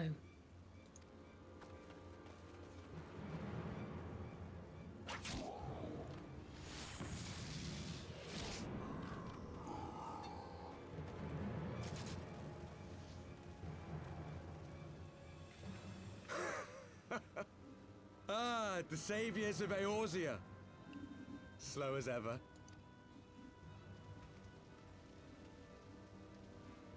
By the 12, will you never learn? You know, you're right. Mayhap it is time for a change of tack. Killing primals, tormenting beastmen, hastening the birth of a new god. It's all a bit much, isn't it? And frankly, we don't have the leisure to do it. But killing the warrior of light, on the other hand, that would soon plunge Eorzea into chaos. One life for one world. A fair exchange! Wouldn't you agree?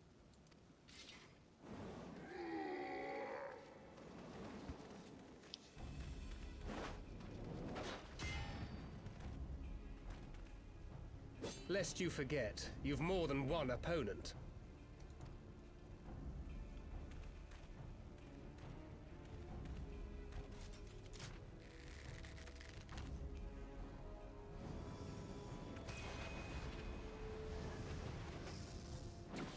Carbuncle! Defend me!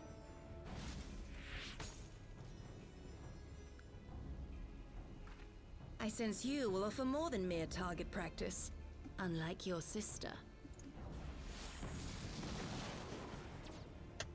Alize!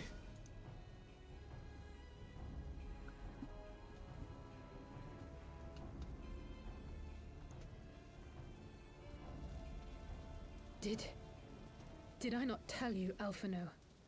I am not the girl I once was.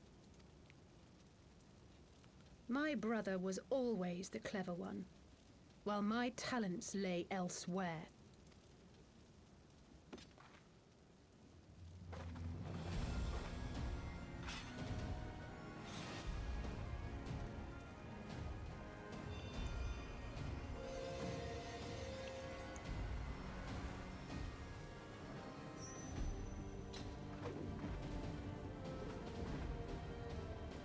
And this right here was your, If you would dare to stand against by us, the way, to Red destroy Mage is on all its that way. we hold dear, then you shall die by my sword.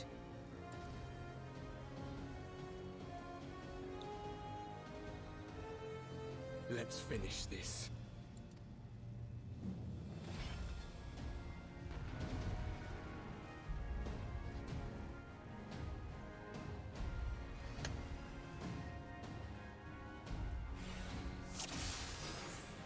Alright. Seems like a good idea to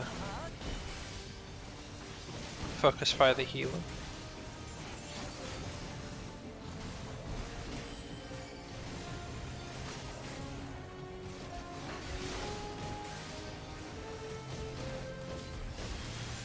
Yeah, at least for now anyways. You shall fall soon enough.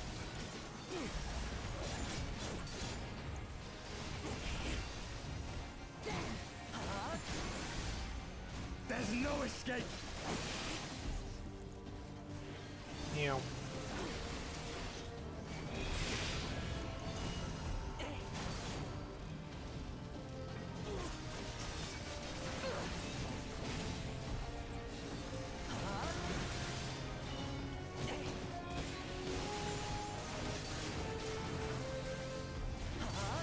Yeah, it's the issue of trying to work against people who also have the echo.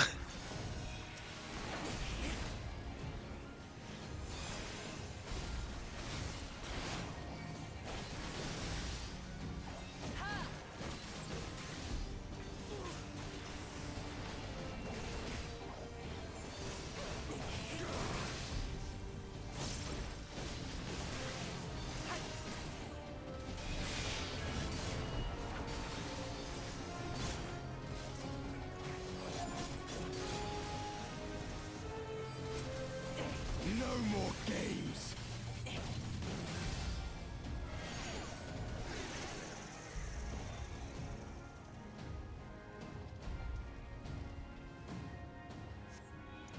Well.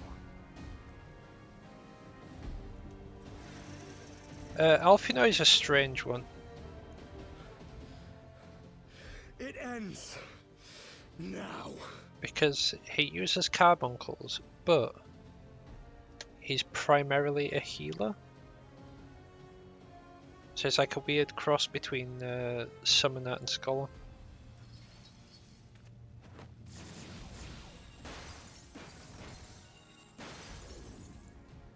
What? The chains! The chains!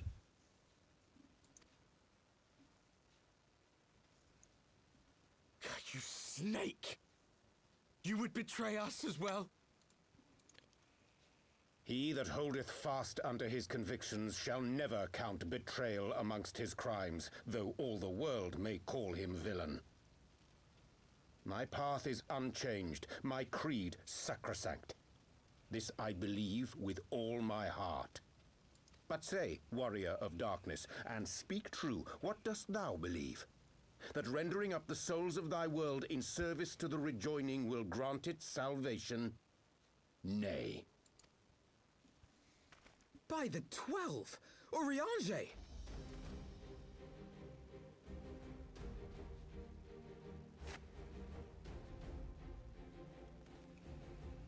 Mine apologies, Master Alphino. That the brightest light might shine, duty did compel me to walk in darkest shade. You sweet fool. I was almost willing to believe you had turned against us. I expect a full explanation when this is over. For now, may I assume you have turned your cloak for the last time? Thou mayest, my He don't have neck tattoos, he's got one on his face.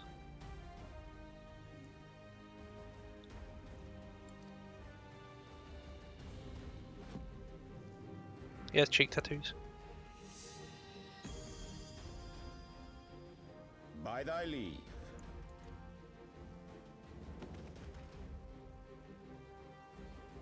Even odds then. No matter. We'll crush the lot of you in one fell swoop. Don't think you will. Understood. Hearken to me. We only have one chance. Channel your ether into my blade that I might strike before the mage casts his spell. I cannot do it alone, but together we can defeat them.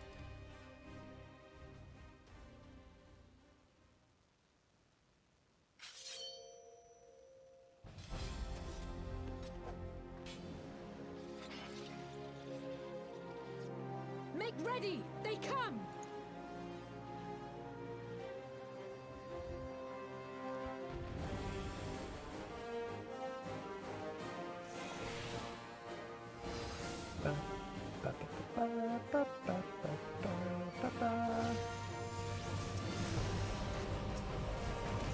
I must have more ether.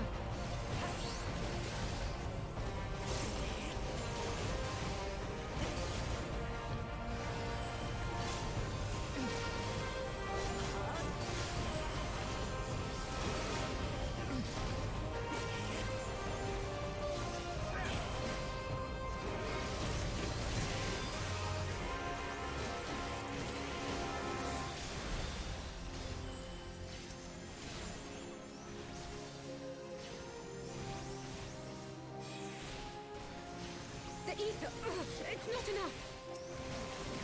Well, I'm sorry, Alison. I'm trying my best.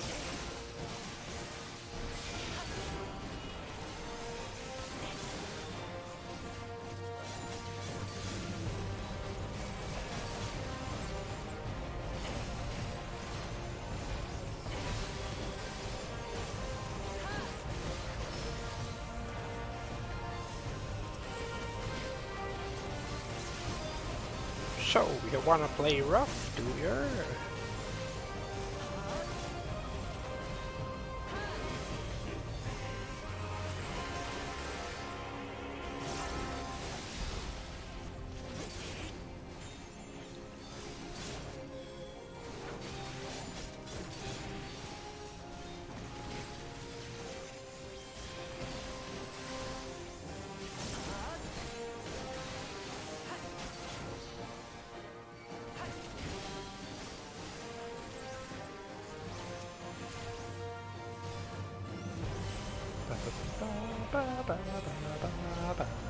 I can feel it. Just a little more.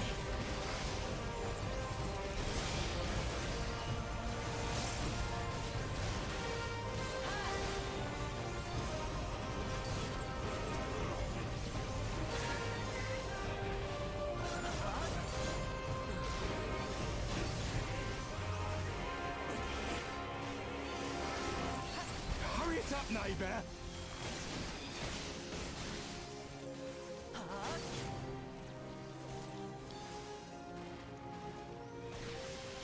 I'll crush you! Don't think you will, sir. I don't think you will.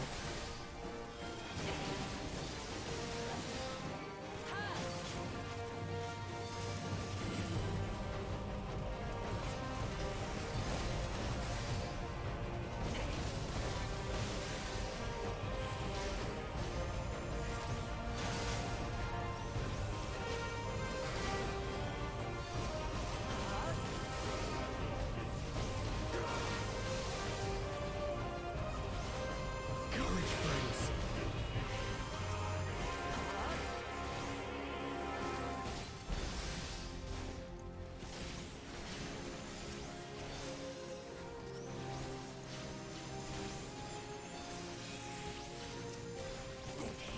There we go, sorted.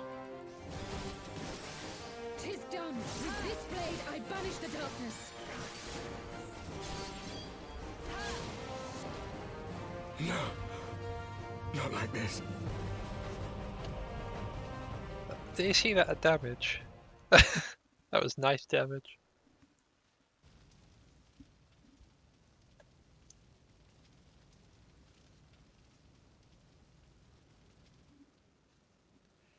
Five warriors of light laid low just by residual ether. Excess ether, I suppose. And she's going to be feeling the effects of like ether sickness because of all that. Alize, are you hurt? A touch dizzy, but otherwise fine. Thank you.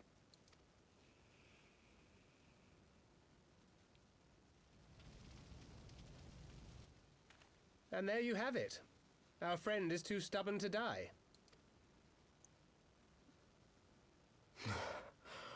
We are far from finished.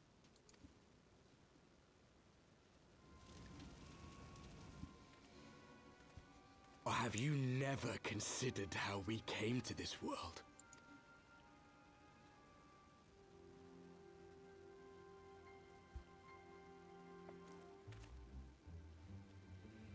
Crystals? You mean, like the Ascians? Just so. As the Ascians flee unto the rift twixt planes with crystals of darkness, so did these warriors come hither with crystals of light. Eloquent, as always. Aye, like the Ascians, we too are beyond death. You cannot defeat that which is eternal.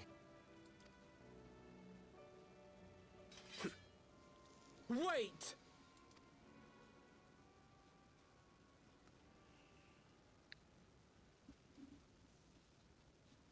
Such methods as the Ascians employ require the renunciation of the flesh. You would have had to...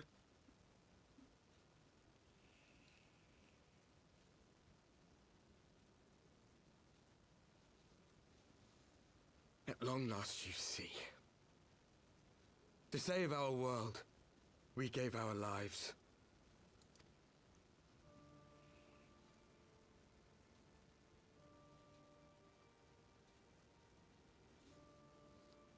We were just adventurers trying to make our way. An odd job here, a favor there. We never aspired to be warriors of light. But word of our deeds spread, and soon people were calling us heroes. They placed their hopes and dreams on our shoulders and bid us fight for all that was good and right.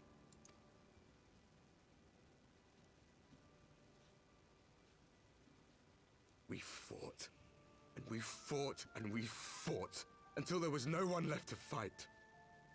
We won! And now our world is being erased from existence.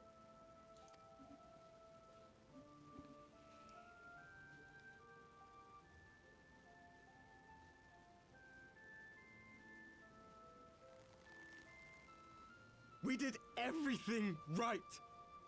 Everything that was asked of us, and still it came to this. You of all people should understand. We will not falter. We brought our world to the brink of destruction, and now we must save it.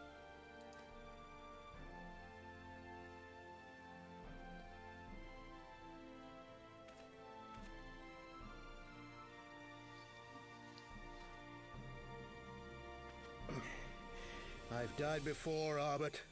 I'm not afraid to die again.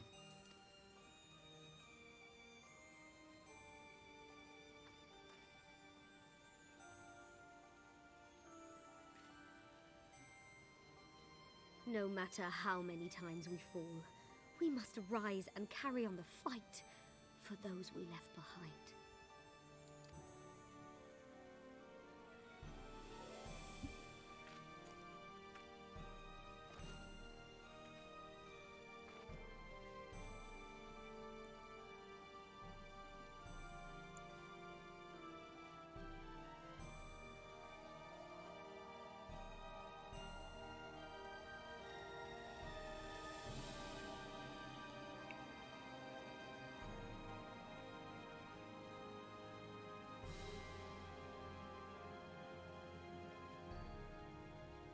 to have known the depth of sorrow and embraced the highest sacrifice. Nonetheless, Master Louis-Sois, guide my hand, I pray you, as fate's thread spinneth upon this most capricious spindle. Quickly! Thou must needs invoke the power of thy crystal. I got one too.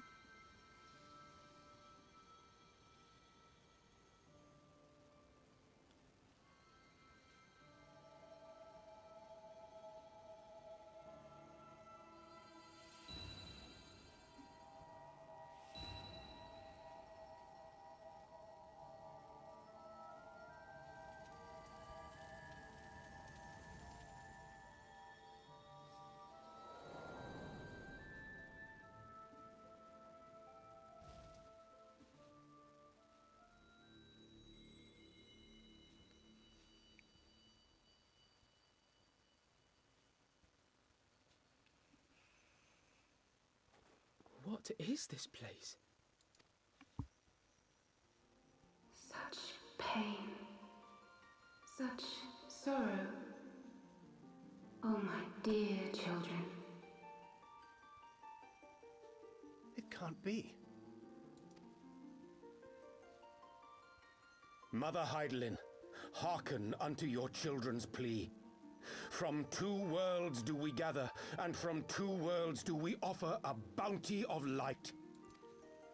In this desperate hour we do beseech your intercession. We beg an audience with the word of the mother, with your chosen Minfilia.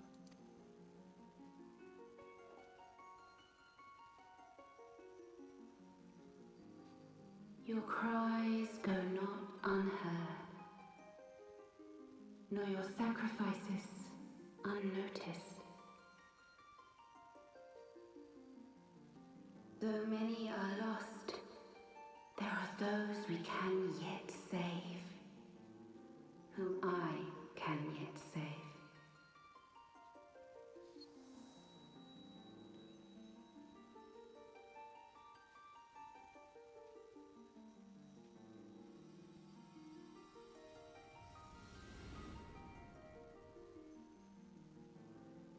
Minfilia.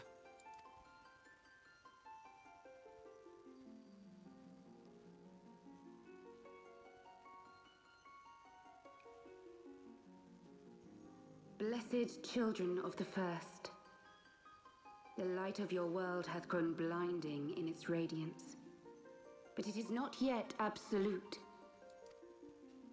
I will hie me to your world, and there take unto myself the light which riseth even now to drown it, as darkness once did drown another. Now you deign to answer our prayers? I will suffer this farce no longer!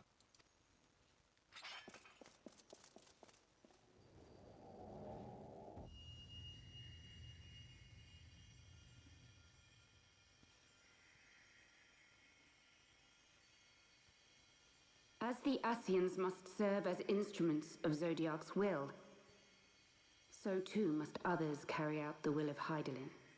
But for the boon you have granted her, she has grown strong enough to set me free, that I might serve as her emissary.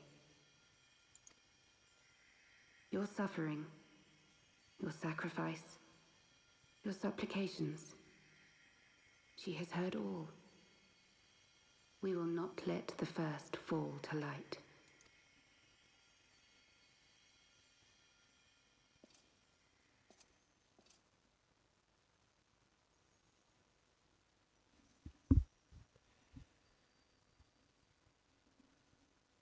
Thank you, Urianger, for bringing everyone here. It fills my heart with joy to look upon the faces of my friends once more. In taking you unto her bosom, I knew that Heidelin had bequeathed to you a sliver of her grace, granting you strength long sought.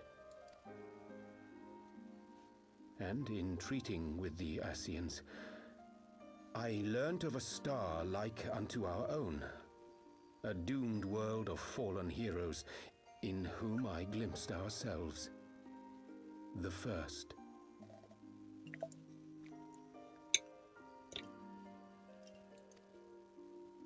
Full long did I search for a means to save this world, concluding at the last that the answer lay in the power of blessed crystals. And thus did I labor to set light against dark. Yet I knew from the beginning that this salvation would not come without sacrifice. For the instrument of the first's deliverance would of necessity be required to journey thither, there to remain, mayhap forever. You orchestrated all of this, not to save her, but to send her away! One life for one world. Such was the bargain, and you the coin, though it were not mine to spend.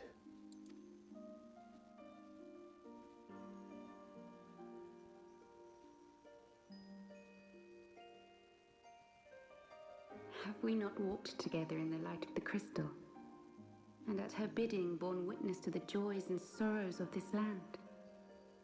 Each and every one of you knows my heart. If this be the price I must pay, I pay it gladly. The thing that I really don't like about Minfilia's voice when she's talking like as the voice of Hydaelyn is it sounds like they've just got the audio slider and they just keep like moving it around. Or not You like want to go alone then?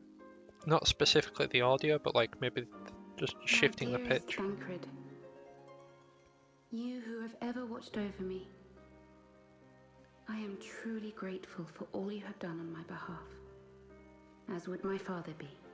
Your kindness, your compassion, your love. These are your gifts to me, and our gifts to them, forming a bond which transcends time and space.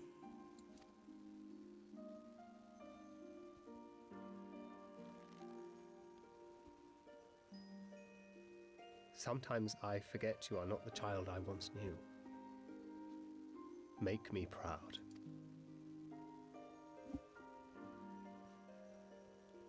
Long have I watched you from Hydaelyn's side, watched as you nurtured and kept safe the light of the dawn.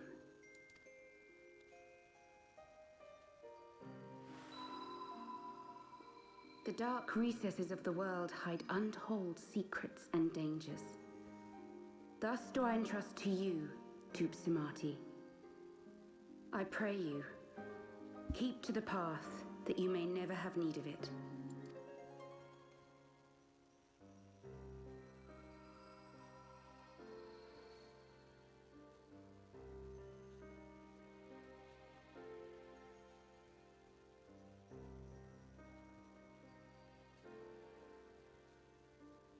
Twould seem the power of our crystals is all but spent. Perhaps, if there is naught else to be done.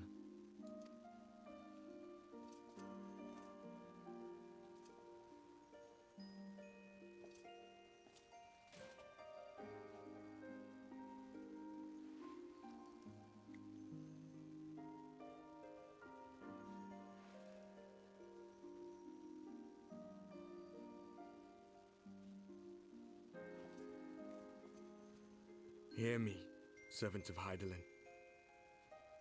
If you would have us place our trust in you, then I would ask a favor. Take us with you. Take us home.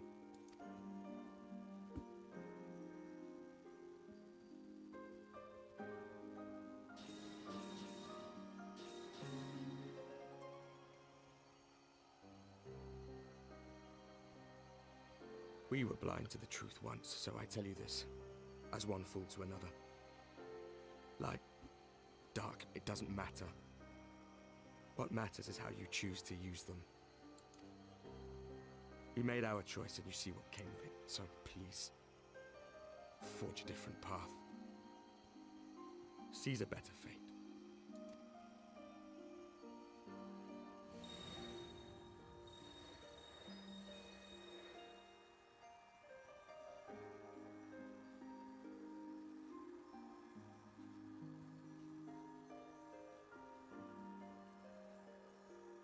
is a strange feeling. So many times have I watched you depart, my heart filled with worry. And ever did you return to me in triumph. Someday, when I have found a way to free this star from her sorrow, I promise you I shall repay the favor.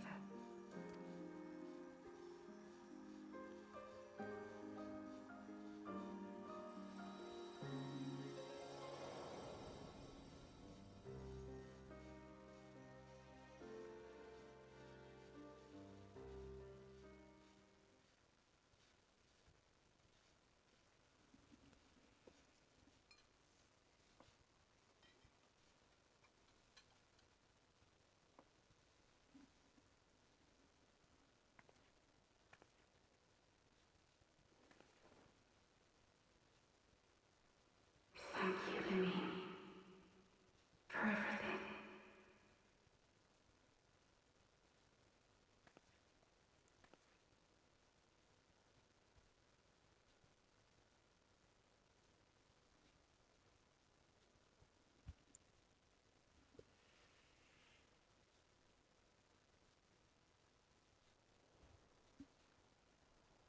Why you gotta be so emotional?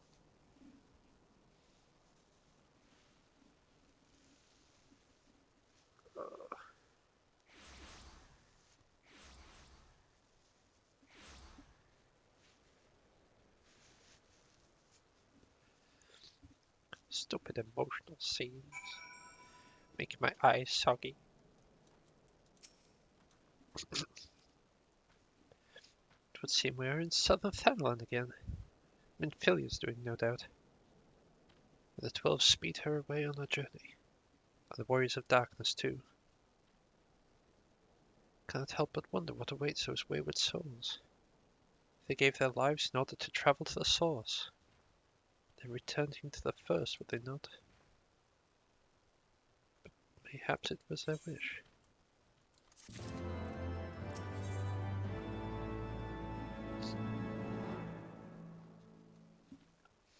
Makes my eyes rain. Forgive me, my thoughts were elsewhere.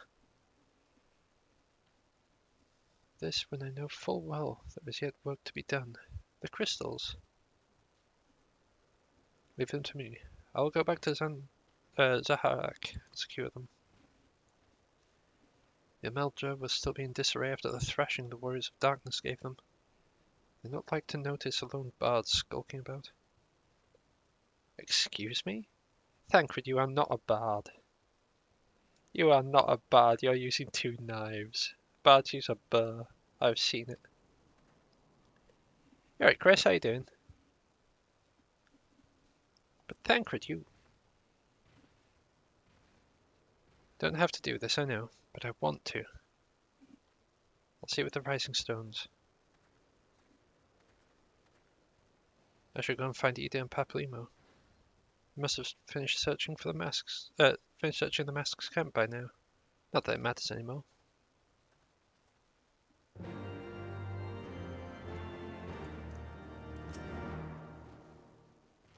You must be tired. I know I am. If thou wilt permit me, my lady, I would ask a question. When didst thou become aware of mine independent pursuits? Hi, Shira. How you doing? I saw you meeting with that warrior of darkness and the Ascian in white at the great library. Tried not to think the worst. You've never been one to confide in others, so I knew. And even were your intentions pure, you would not share your plans with us until you felt the time was right. Just need to check. Yeah, okay. Okay, that's fine.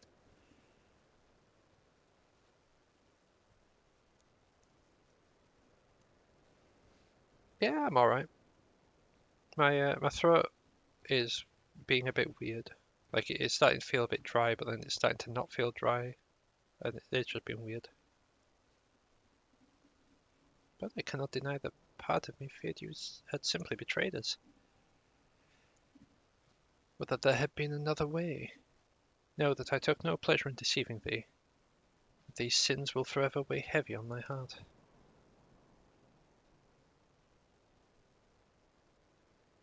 Ah, that's rough, Shira. Sorry to hear it. I understand why you did what you did.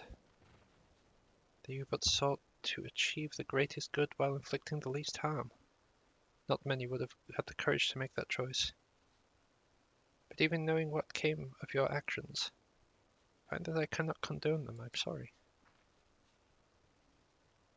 Forgive me, but I believe the events of the day have taken a toll on me. I'd like to rest a while. If thou wilt grant me leave, I would gladly escort thee unto a refuge of thine own choosing.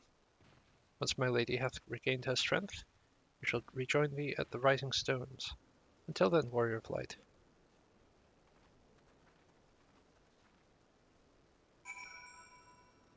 Yeah, I have seen that. Honestly, I'm kind of glad for it because it buys me a little bit more time to try and push through the story.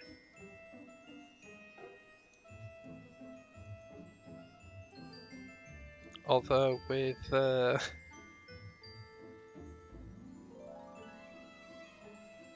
5 weeks, there is not much chance of me actually getting there in time.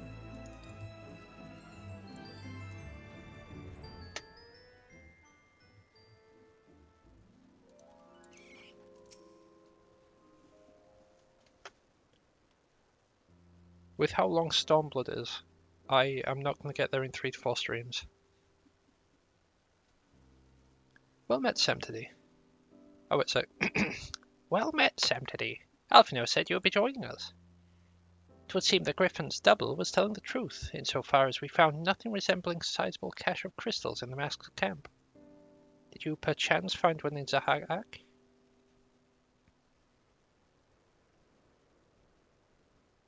Actually, I'm pretty sure it's like 180 quests in total. And given my usual thing of like my average like quests per stream is about 11. It's anywhere between like 10, maybe. Well, it's usually about 10 quests that I do per stream. But I'm just trying to do like a big long one today for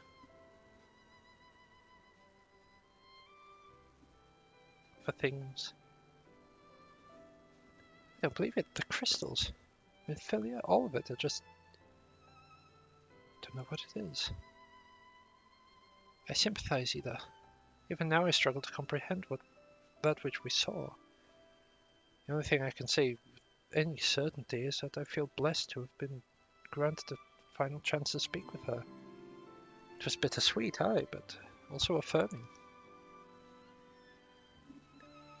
Alphino, I believe that it is past time Ida and I rejoin the Scions. We've been away for far too long. Though I'm loath to leave the Griffin to his own devices, I feel our investigation would benefit more from your more dispassionate perspectives.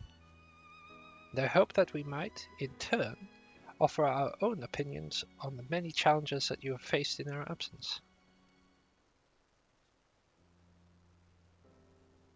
Yeah, 122, so that's at least 12 streams. So that would be like 6 weeks. Unless I did like longer streams, in which case... Hi Ruth!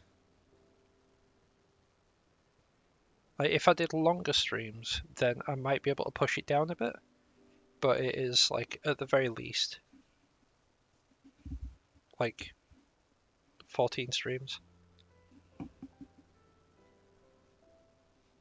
Which is like 7 weeks, as opposed to the 5 that we have, or 4. Let me just double check. Yeah, 4 weeks. Is released on the 4th week, so there's like a 3-week gap. So unless I have Final Fantasy frequent, well, be like more frequent.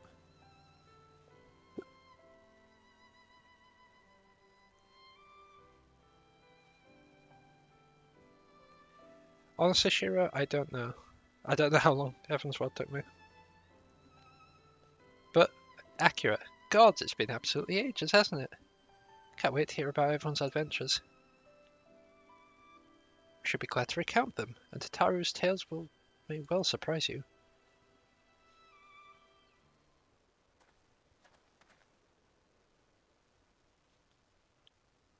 Ida?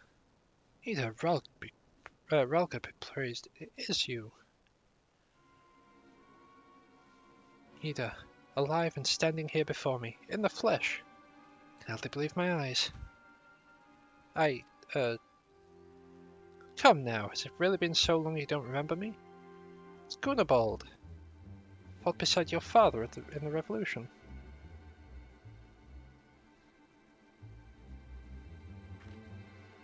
Do not think less of her, friends. It's been 20 years since the occupation sent us our separate ways. But the resistance were always welcoming. The resistance were always welcoming little Alamigo. They gave us hope, and young Ida most of all. Aye, Ida was there, full of fire, ever the first to volunteer for a mission. Until the day she up and vanished, that is. There were rumours, and we feared the worst, but here you are, alive and well, looking nary a day older. Well, what can I say? I'm sorry for running off like that and making you all worry. It's a long story, but you see, I got involved with my friends here and the Scions. Oh wait, we were still in the circle of knowing back then. Right. Anyway, I want to come back and tell you, but it was all very secretive stuff at the time, and as you can see, I'm completely fine. I know you've a lot to talk about, and we will, but right now I've got to hurry back to our headquarters, and my friends are expecting me. Alright, have fun, Ruth. Have fun. Pray forgive her. It's been a very long day for us all. I promise we will visit again at the first opportunity.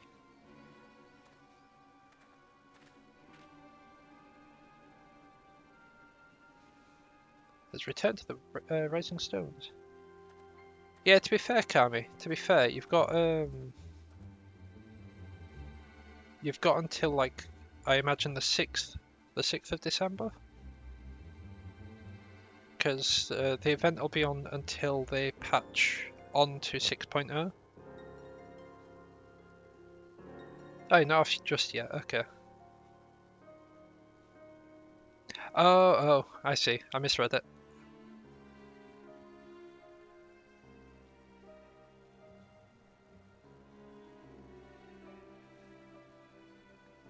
Else take me for giving you that mask.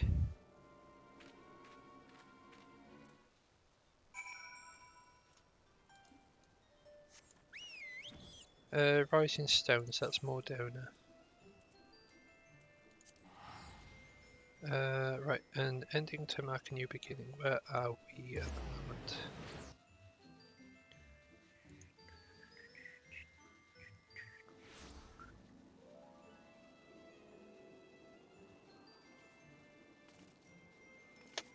Right, I am just gonna quickly... Well, I'll get us, like, in the right area. And then I'll quickly dash to the toilet. So I shall be back shortly.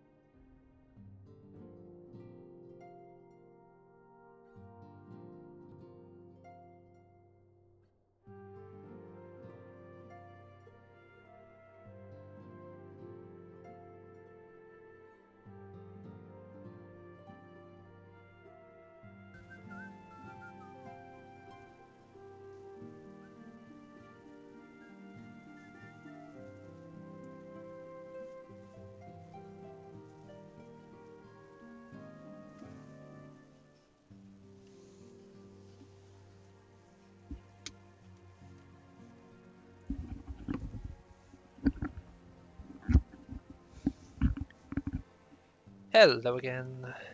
How are we all doing? Yeah, I might use this this point here to like split the VOD. Because I imagine no one wants a like 6-hour VOD. Welcome home, Samtity. I trust your journey was uneventful. Shall be pleased to hear that Thancred had secured the crystals. Sent word a short while ago. Once he has delivered them safely to the Temple Knight's care, he will rejoin us here. We can declare that this matter officially resolved. While awaiting your arrival, I took the opportunity to contact Y'shtola and Kryl, and brief them on all that has occurred. I also requested that they return to the Rising Stones at their earliest convenience. Now that our lost friends have been found, it would seem meet to discuss the future.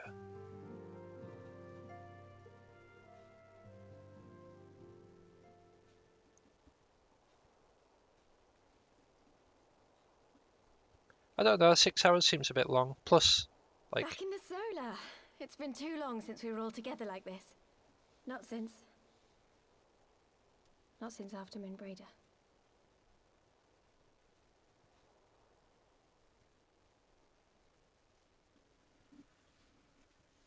Or, you know, I could always split it, like, just before we go for the Titan. I can cut out my solo attempts for Titan, that's what I can do. Much has changed since then. We ourselves, most of all.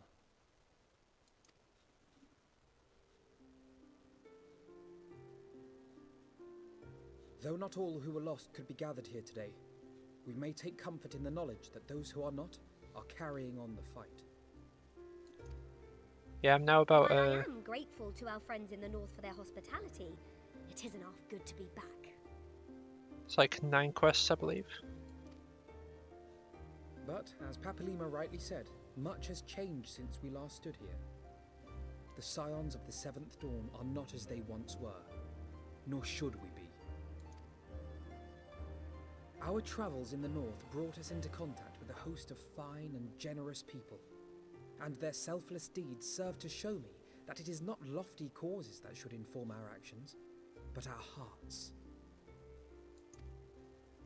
And I hope that the Scions might continue in this manner, as individuals driven by individual principles. Provided we all sincerely desire to work towards Eorzea's salvation, I believe the paths we follow to achieve it need not, and should not, be dictated by any single ideal. Companions bound by a common purpose, free to go whither they will. The idea is not without merit. Very well. I shall resume my research of the primals and the elder gods of Eorzea. Should anyone have need of my findings, you need only ask. I should be glad of your continued assistance. Well, my main purpose in coming here was to see the signs of the Seventh Dawn restored and my dear friend found. Nevertheless, having involved myself in your struggles, I feel compelled to see them through to the bitter end. For Minfilia's sake. That is, if there are no objections. Looking at you, Alphino. You will always be welcome here, Kryl.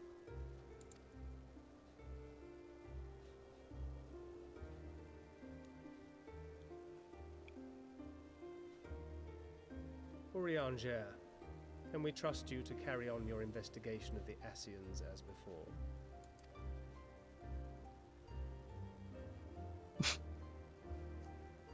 Regardless of mine own desires, I am undeserving of your trust, having so villainously deceived you all. Now, I'll hear no more of that. It would be disrespectful of Minfilia's wishes. She entrusted matters here to us, that we might protect this star and understand the truth which hides at her heart. Mayhap I can handle the former, but I think you far better suited to the latter. No?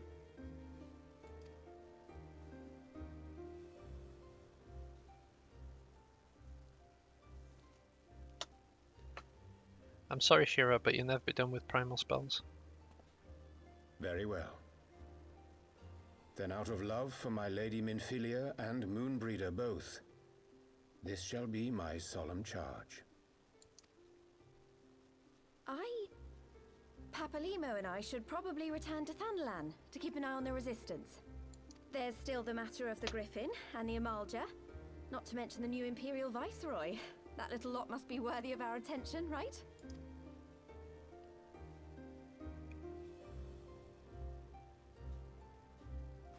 And what will you do, Alize? You know I have no great love for organizations and formalities. So I shall just sit in this chair.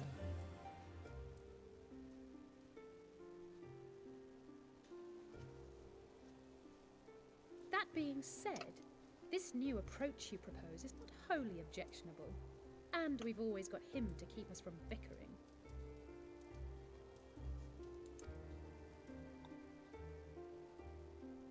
But I will suffer no titles. I am not here for House Leveilleur, nor to walk in Grandfather's shadow.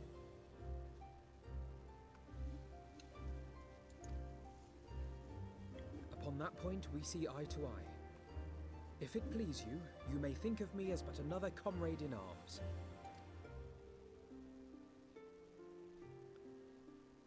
Well then, Alfie, I for my part shall see to the paperwork and the finances with my characteristic aplomb. Aplomb? I would not have it any other way, Tataru. And we mustn't forget you. What now for the Warrior of Light?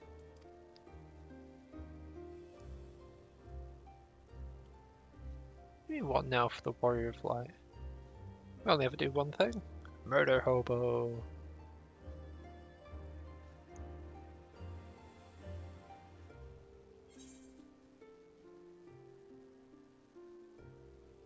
To strive for those we have lost, and for those we can yet save.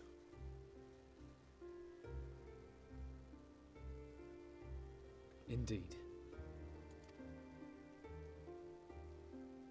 The path behind us was fraught with hardship, and the path before us will be no less unforgiving. But a new dawn shall break over the realm, and I see before me the faces of those who will deliver it.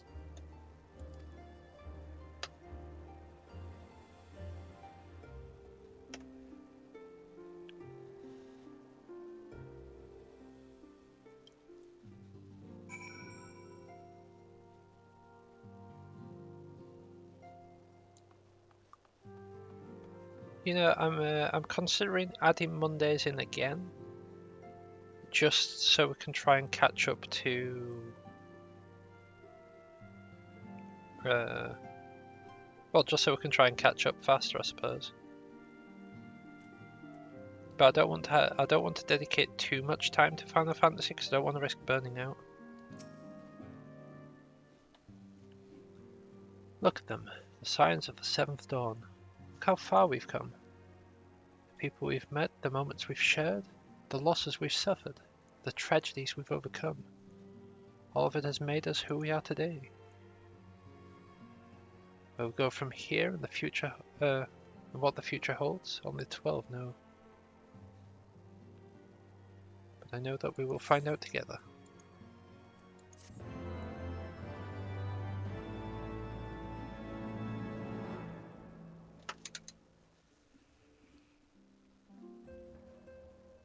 But I've got Sunday off as well. It's already 2 days.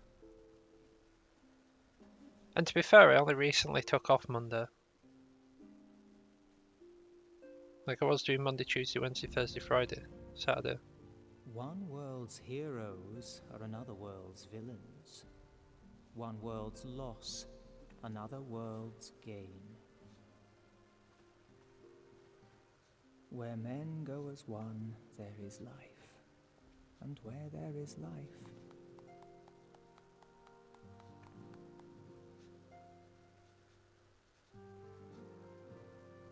whose voice is that?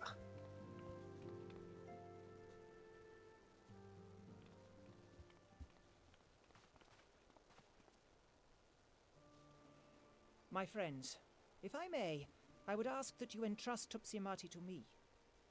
Clouds gather upon the horizon, and as See you later, Master Ruth. Louisoix's disciple, I would keep it close at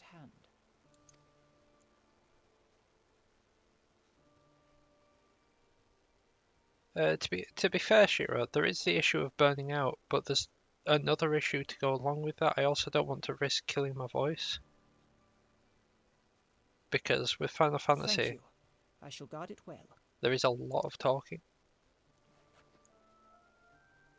that I personally have to do.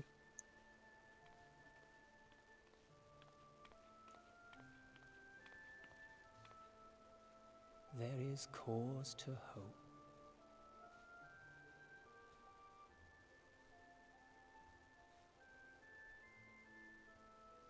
For every ending, every parting, marks a new beginning.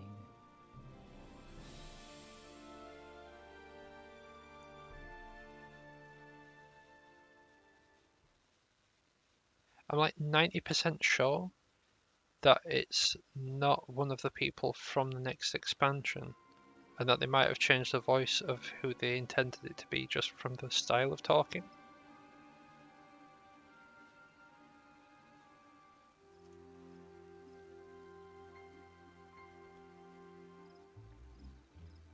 Well done, brother. You may resume your normal duties and rejoin the others. The coming battle shall be our greatest yet, and I intend to stand with you all on that glorious day.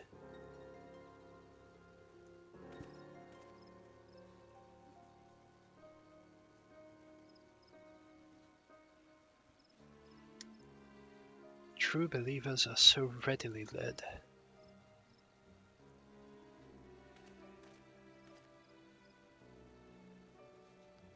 I've given them everything they desired, all for which they have prayed. Though you can say the same for your pawns. Get what you wanted then? Is it all worth it in the end?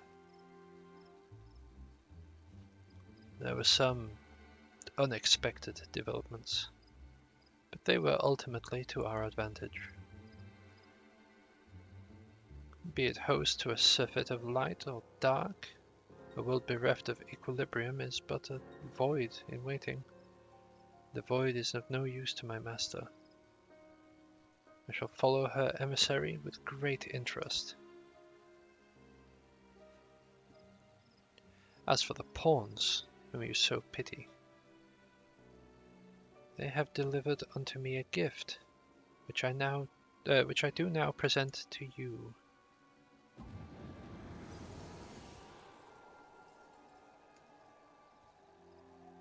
The eyes. Googly eyes, stick them on whatever you want. Pretty cool gift, I think. The eyes of Nidhogg. Many were the candidates considered, but by your deeds you have proven yourself the most deserving.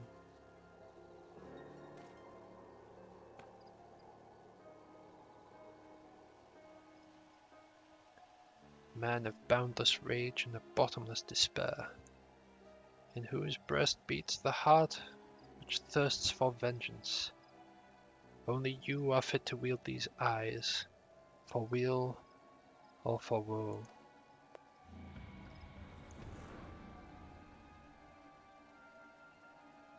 Yeah, it got those, it's going to turn them into one of those like Beely Bopper hat things, like the little headband with the bouncy Nidhogg eyes.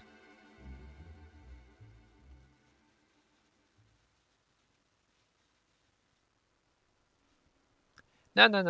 You don't have to worry about that. Just don't call it like a googly mooglinator. You should be fine.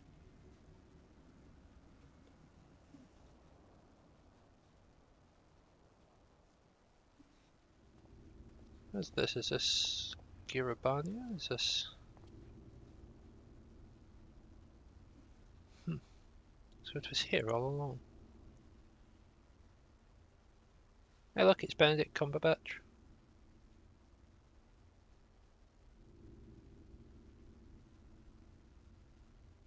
A happy Benedict Cumberbatch. Oh, just you wait, my pretty. You and I are going to have so much fun. Ha ha ha ha ha. Hee hee hee hee. Oh ho ho ho ha ha ha ha ha ha ha.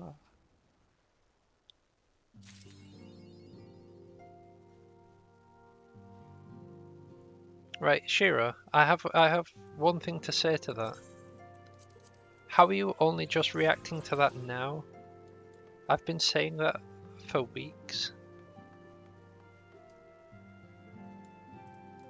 I've literally been saying that for weeks.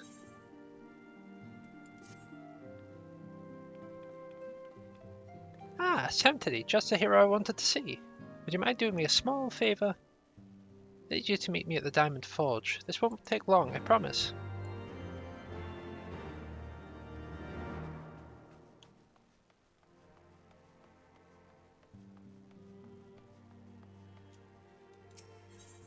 Well, I think that's more on you than me.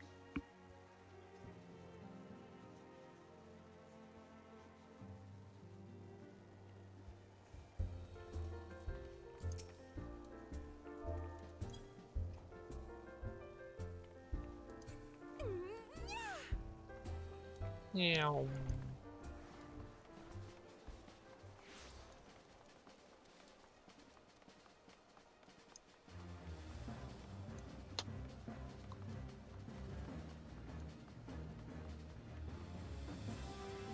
Oh, wait a second, I need to be upstairs, don't I? Or do I? I do not. I do not need to be upstairs. Must be around this corner. I remember this bit, I'm pretty sure we'll get jumped.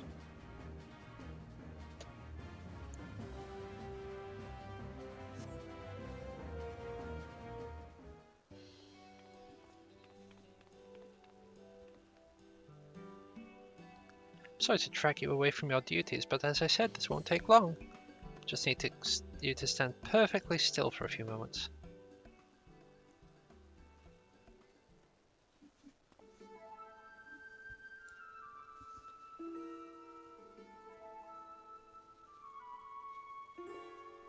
This music, it just makes me think that we're doing our own little Mandeville quest. Right, everyone? Ready to go to work? No squirming now. Oh, you might want to close your eyes. Hehehe. Yeah, we just got jumped.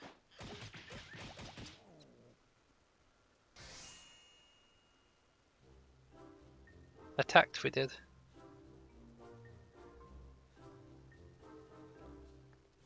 By an onion and his other worker associates. There, all finished.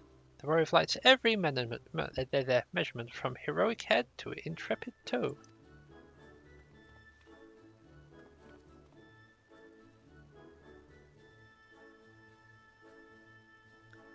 Well, wouldn't you like to know? All in good time, all in good time.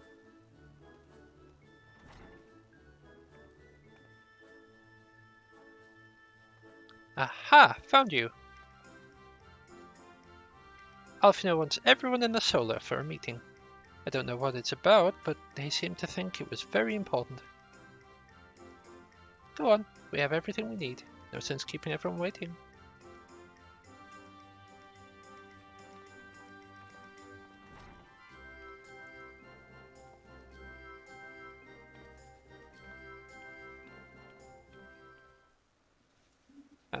That's just unacceptable behaviour right there, isn't it?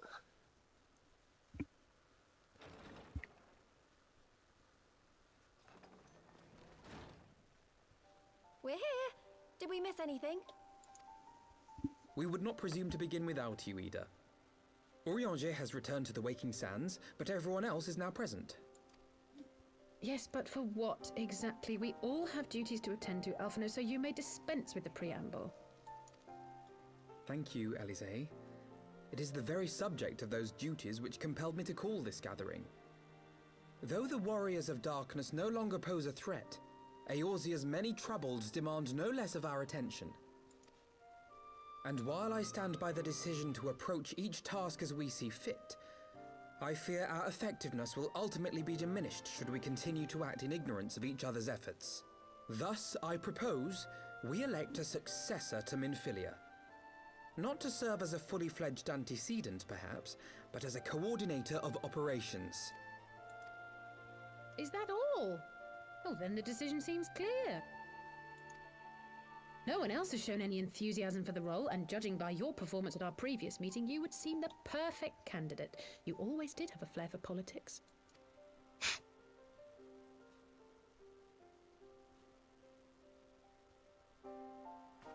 I did not mean to... That was not my intention.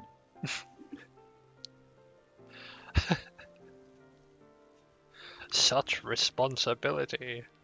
This was not my intention. As my tenure as commander of the Crystal Braves comprehensively demonstrated, I lack the qualities required for such an office. I would much prefer to remain as I am now, a soldier in the field, so to speak. Should none of our numbers step forward? Must we then constrain some unwilling we candidate have to fun take here. up the position?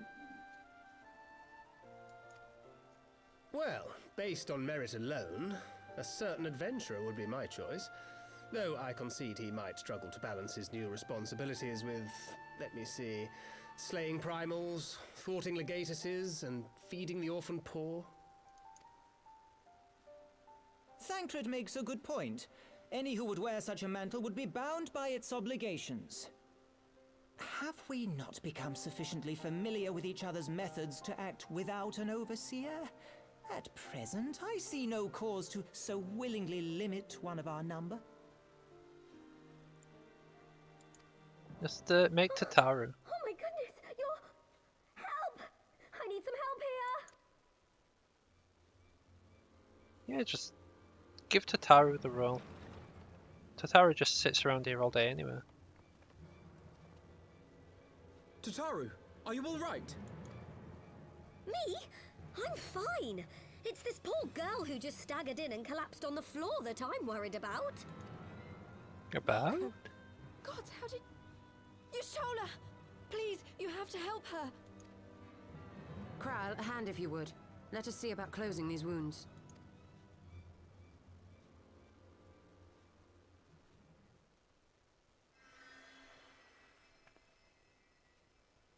Now, we've staunched the bleeding, but it may be a while before you can move about again.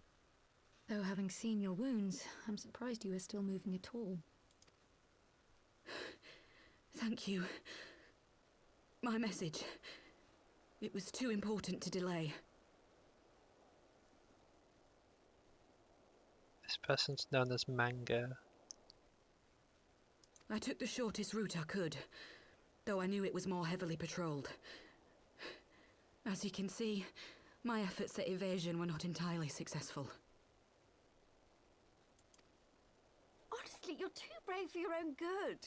What was so urgent that you needed to fight half the Empire to get here? You could have been killed. I'm sorry, Ida. I had good reason. But I imagine your friends are wondering who this bloody mess of a Mikote is.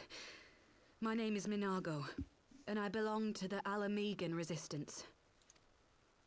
I came to warn Ida and Papalimo about one of our leaders. A man who calls himself the Griffin. He's always been dangerous, but he's planning something new. Something reckless. The Griffin, you say? I've heard the name. Rumor has it your man is eager to test his claws. Aye, and on no easy target. He means to assault Belsar's wall from the Alamegan side. All I can say, Shiro, is this is one that you'd probably understand if you remember the fight. Is the Griffin is rather sloppy. But what does the Griffin possibly hope to gain from such an attack?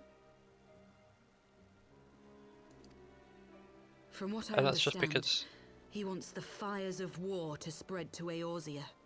And for that, he needs to control the border with Gridania. he likes to say sloppy. So, he means to spark a conflict between the Alliance and the Imperial forces stationed in Alamigo, to have Eorzea's armies aid in the liberation effort, whether they will it or no. His plan is flawed. Even should the resistance succeed in occupying the wall, they would not be able to hold it. Imperial reinforcements would drive them out within a week. Be that as it may, if there is even a chance that this scheme could bring about an escalation in hostilities between Eorzea and the Empire, the Alliance must be informed. Agreed. I should depart for Lim-Salaminsa forthwith and seek an audience with the Admiral. Thancred, Uldar is yours. Alphinaud and Alize, make haste to the Twelveswood and notify the Elder Seedseer of the danger to Gridania. She will duly call a council of the Alliance leaders, whom you must be ready to receive. You will be our voice in Ishgard. Explain the situation to Sir Emeric and encourage him to send an envoy. To Taru, Kryl, I leave the care of our injured messenger to you. See that she remains quiescent and her wounds closed. I believe that covers everything. Let us be about our tasks.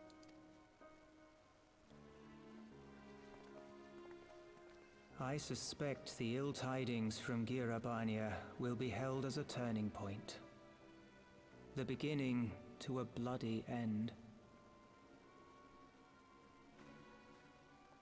The business of war was ever conducted with the coin of self-sacrifice.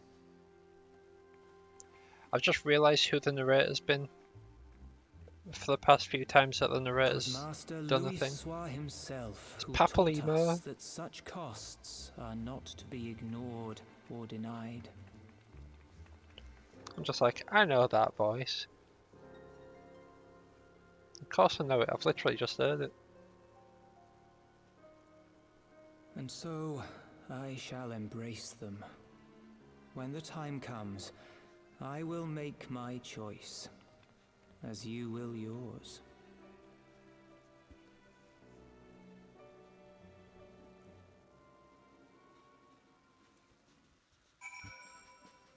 Just going through like, oh, I don't know whose voice that is.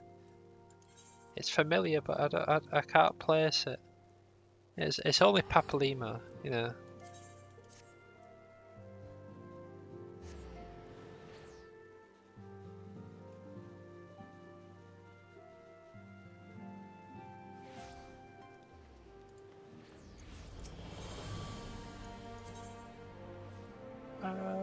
Forgotten Night, that's where we go.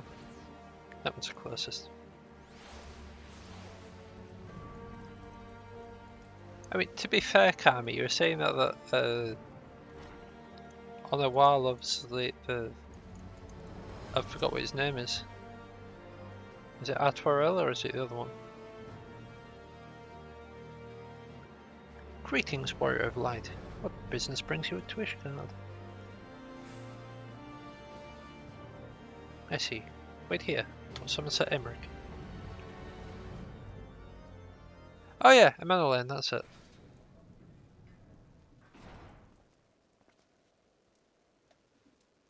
It is good to see you, my friend.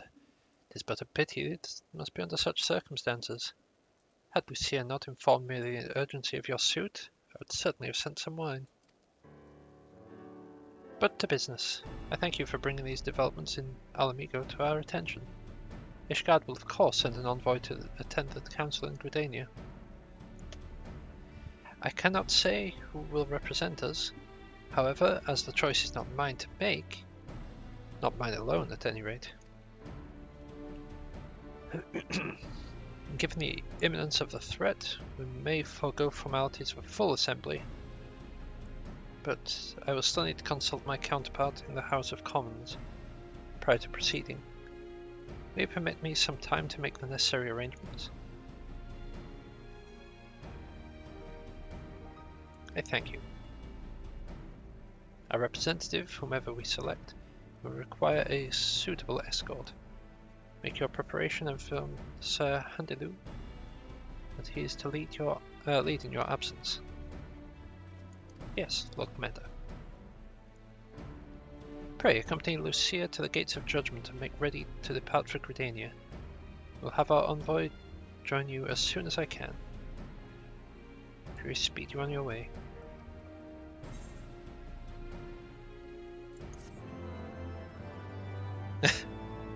They had special eyes for each other.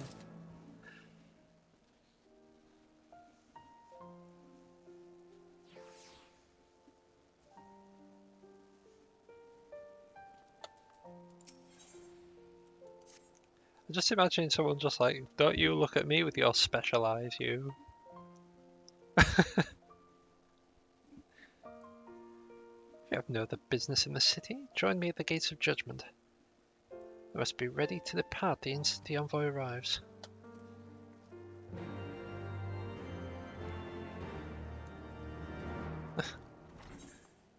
Don't you look at me with your special eyes, mister. Wait at the gates of judgment. I mean, I'm assuming it's this side? It is this side. Wonderful. I mean, it'd just be like, talk to someone there.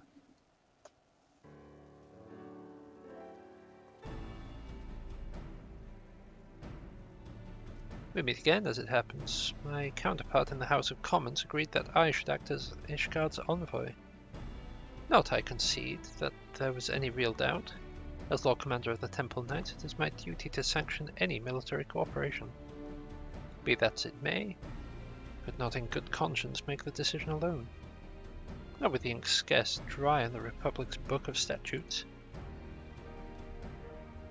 I trust you understand, my friends. Alas, I must test your patience still further by making a brief stop at Camp Dragonhead. Given the trouble brewing in the Black Shroud, I would see that the garrison is ready to defend the border.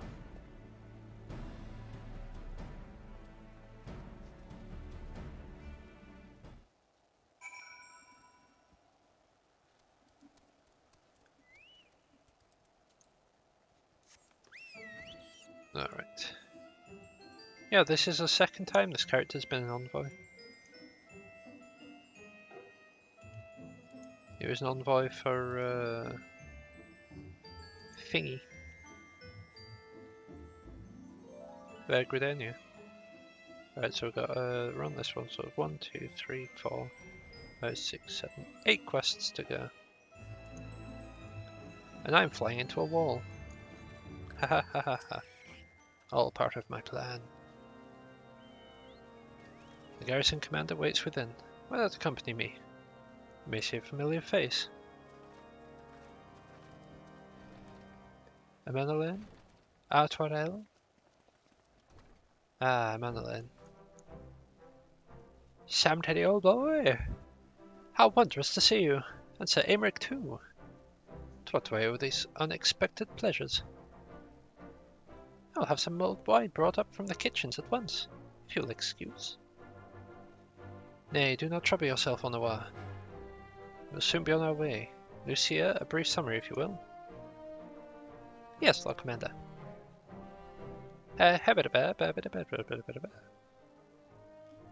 Look with your special eyes. Those villains hardly need an excuse to wage war. Bloodletting comes as Bloodletting comes as natural as breathing to a gal. I mean, to an Imperial. And thus we shall strengthen our patrols as you suggest. We shall also be sure to communicate these developments to Lord Francel and the Observatorium. As you have everything in hand, carry on, Commander.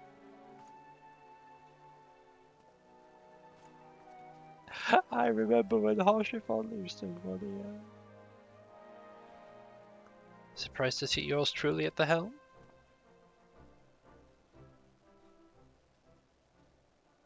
You and me both, old boy. I doubt I'll ever feel worthy to sit where he sat.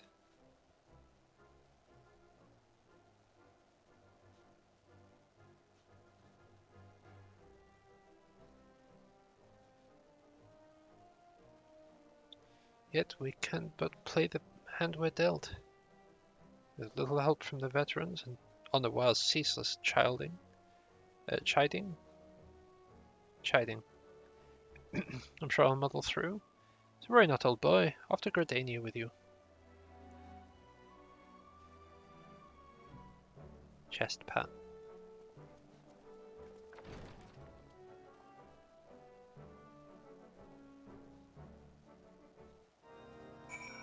Not gonna lie, I was half expecting it to zoom in on that picture then. Like, you see this painting? Do you see this painting? It's like, oh yes, yes, I see the painting. I've seen it.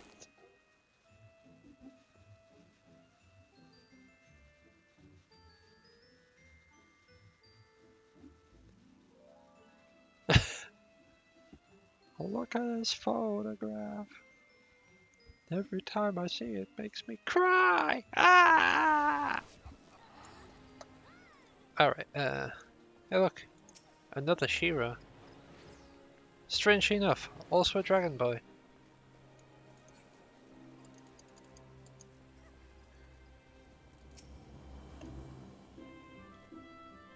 Diplomatic duties have brought me here on several occasions. I find that I am enraptured by the Black Shroud's beauty now as when I first laid eyes upon it. I fear that this time, however, events shall not afford us the luxury of enjoying the splendor of the forest.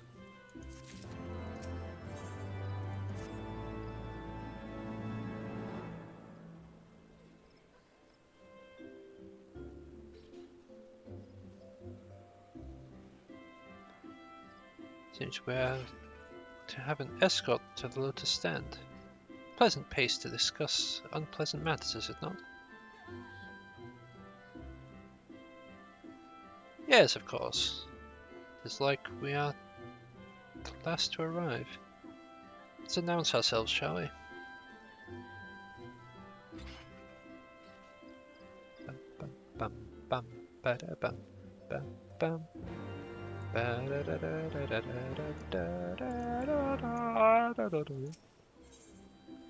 Right, Conjurer's Guild.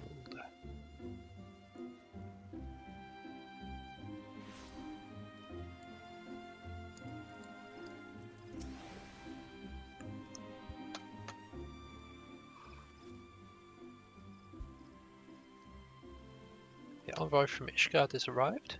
Very well, this way if you please. Ah, there's a Leminson party as well.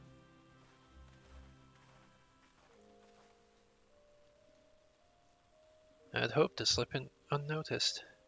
Let's see, I was not the only one delayed by my arrival. Greetings, Sir Aymeric.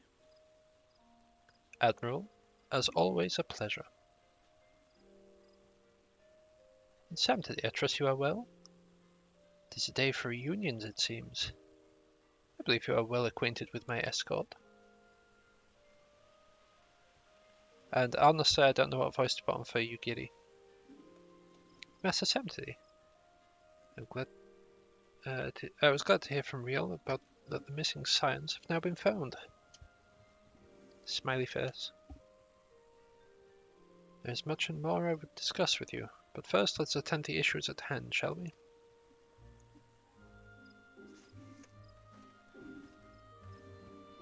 Ooh. Nearly knocked a picture off the wall then.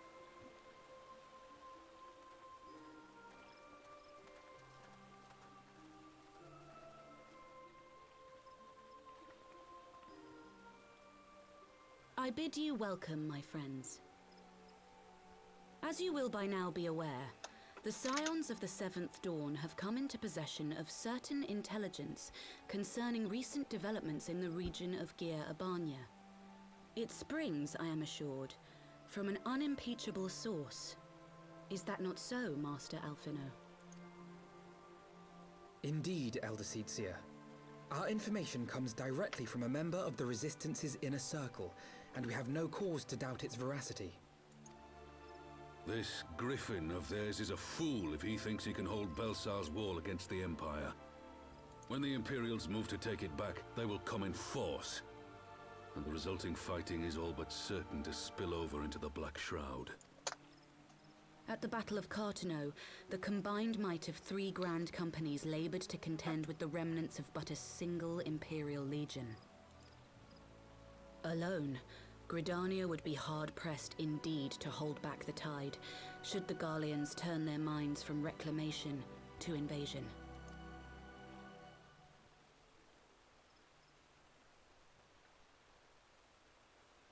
May I once more convey my nation's deepest regrets for our inaction in the days prior to the calamity. 'Tis a stain upon our ledger that I would fain remove.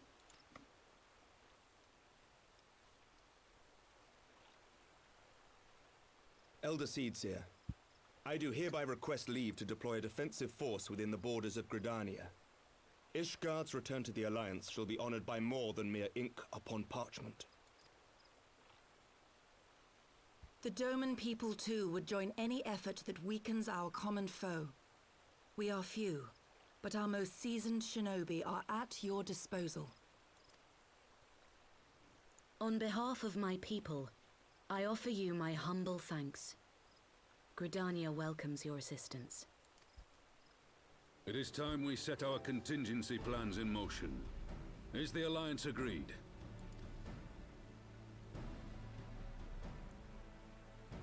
Then let us make ready for war. Victory favors the swift, and there is much to be done.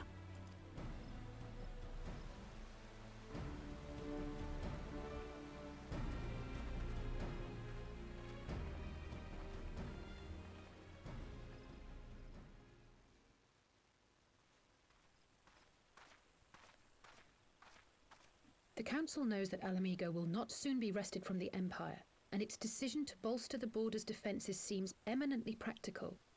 Why then, brother, do you scowl so? I agree that they have chosen the wisest course available. Indeed, the only reasonable one. Yet something feels awry. In making ready for war, is the Alliance not granting the Griffin the very thing he desired? Any attempt to hold the wall is doomed to failure, aye. But I wonder if we have misjudged the prize for which he plays.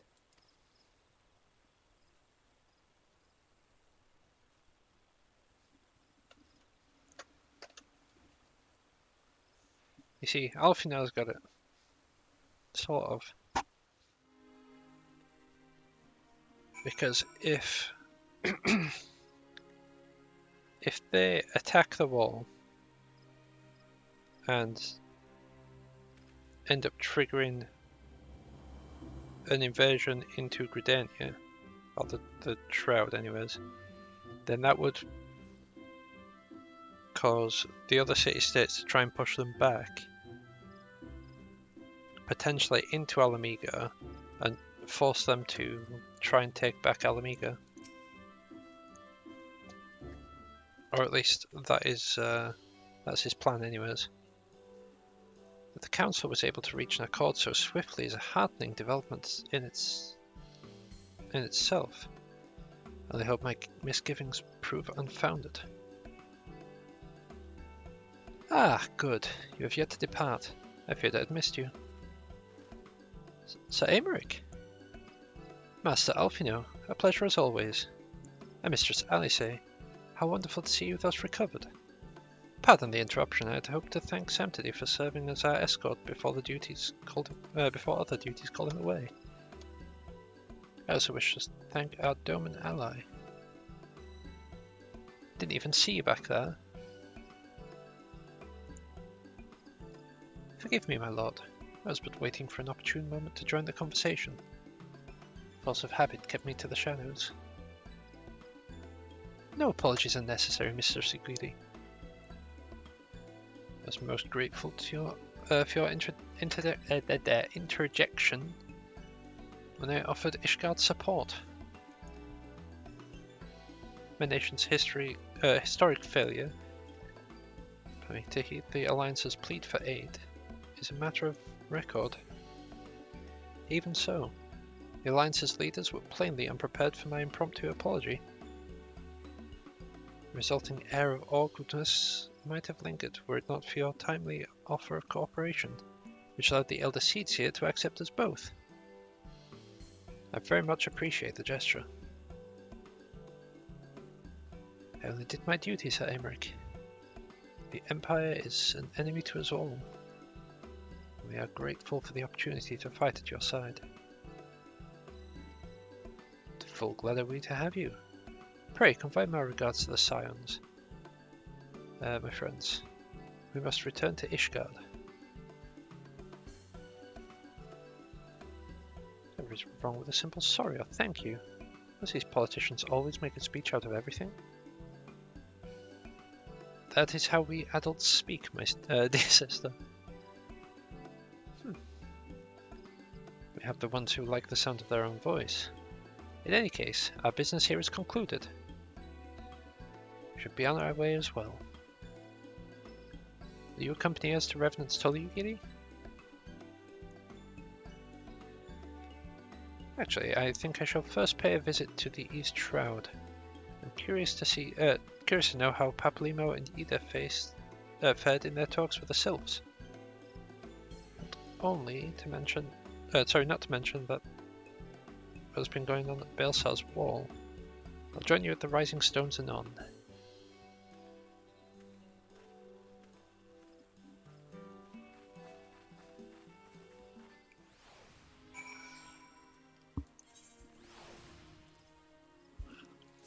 Revenant's Toll.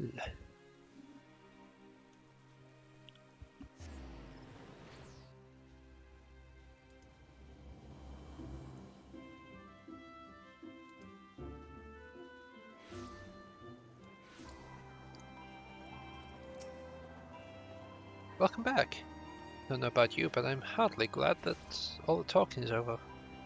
I understand that these council meetings are important, but I don't find it tiresome to have to weigh every word before you speak it. That I'll ever feel at home in the realm of politics. That said, people have been known to change. If my brother is willing to run his own errands, anything is possible.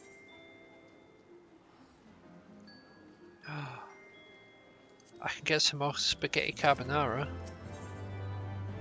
That's a win in my book. Well, as much as I enjoy the bustle of the toll, next time we head inside, my brother and the others will not be long.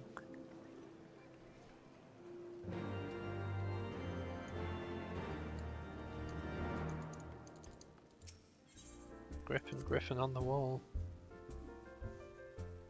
Who's the nerdiest of them all? It's me.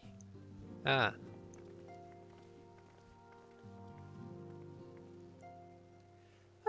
You're returned from the council. But what of Alfino? Did some other matter require his attention? Mine apologies, friends. Trust we have not kept you waiting over long. Greetings, everyone. Oh, Kryl, how's Nago doing? She will be alright, won't she? I don't see why not. She's sleeping at the moment. Tataru is keeping an eye on her. We'll know soon enough if there's any change in her condition. Her wounds are healing well.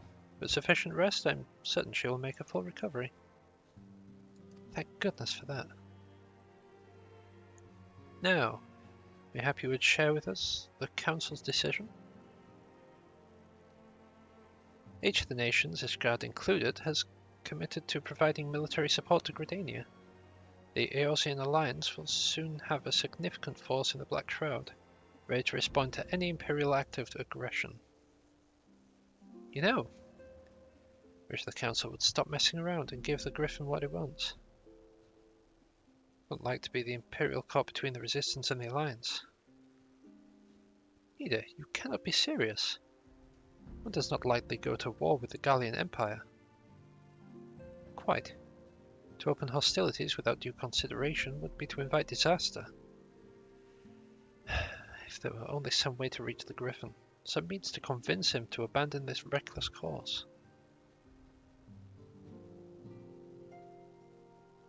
It may not be entirely unfeasible. There is a network of tunnels beneath Baelsar's wall, secret passages dug by the Resistance to provide a way out of Alamigo, which may equally serve as a way in. Precisely. If we are all in agreement, I would be the one to undertake this necessary the necessary negotiations. I'm familiar with the route, and the Resistance is familiar with me. Not as familiar as you are with me, you say? You mean? Say what you want. I'm coming too. I have some experience with practice of infiltration. If you would have me, my services are at your disposal. As are mine. It's been far too long since I shared the shadows with a shinobi. There's too many words in there, and I do not intend to waste the opportunity. 4 is quite sufficient for an infiltration mission. Greater numbers will only serve to increase the risk of detection. Kryl and I will direct our energies elsewhere. What of you, Leviers? I'll return to East Shroud, send watch over the border. Should matters take a turn for the worst, it would seem wise to be on hand. Might I prevail upon you to accompany me? Gridania will be safer for your presence, and it may not seem like the most thrilling duties. Dear sister, might I ask that you remain in the Rising Stones to pass on messages and so on?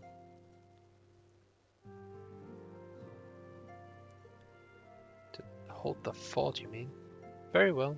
I suppose the task must fall to someone. Safe travels, all of you.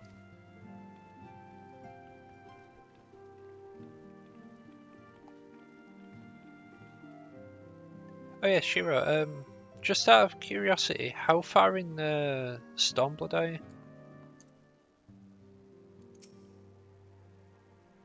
If you have unfinished business with the toll, in the toll, pray attend to it now. I'll depart for Hawthorne Hut without delay. The nearby watchtower offers an unobstructed view of Balesar's wall, and I should be very interested to speak with the Alliance commanders who have installed themselves at its top. Oh, you're in Shadowbringers. Okay.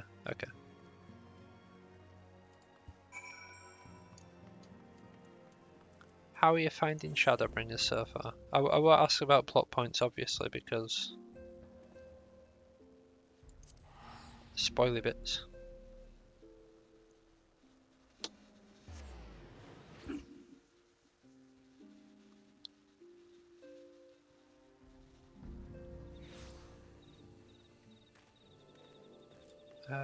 There you are, Alfina. Camouflaging yourself against the tent. Definitely not because of my poor eyesight. No. Poor observation skills, even. Definitely camouflage. Look at how well that fits. Can hardly see him.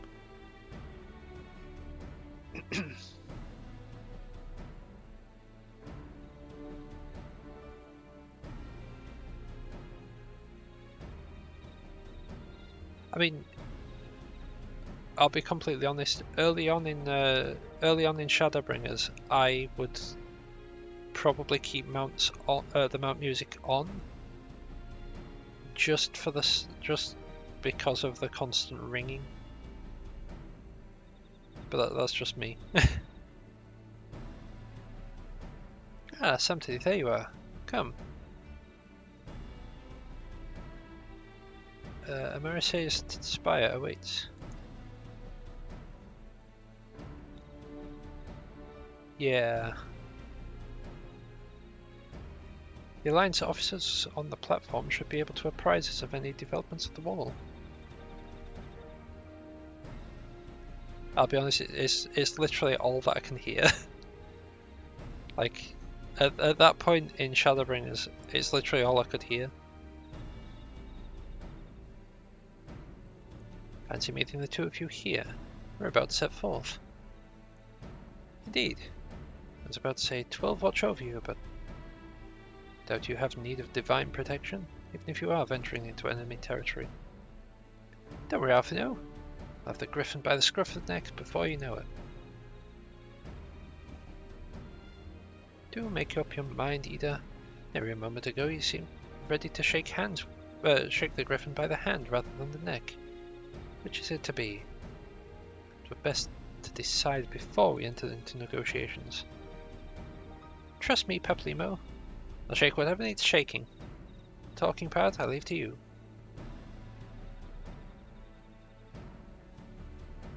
I think I feel a headache coming on. Let's be on our way, shall we?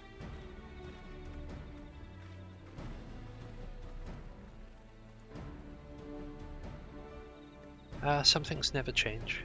Well then, shall we make for the spire? Our Alliance friends will doubtless have news for you.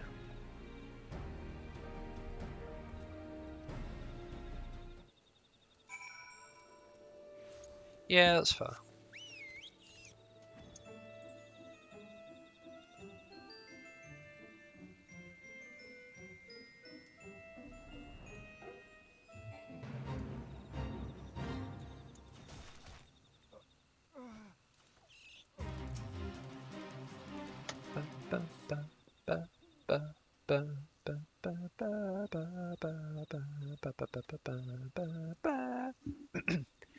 Welcome, Warrior of Light. I assume you are here to speak with our commanding officers? You'll find them on the observation platform. Pray, proceed.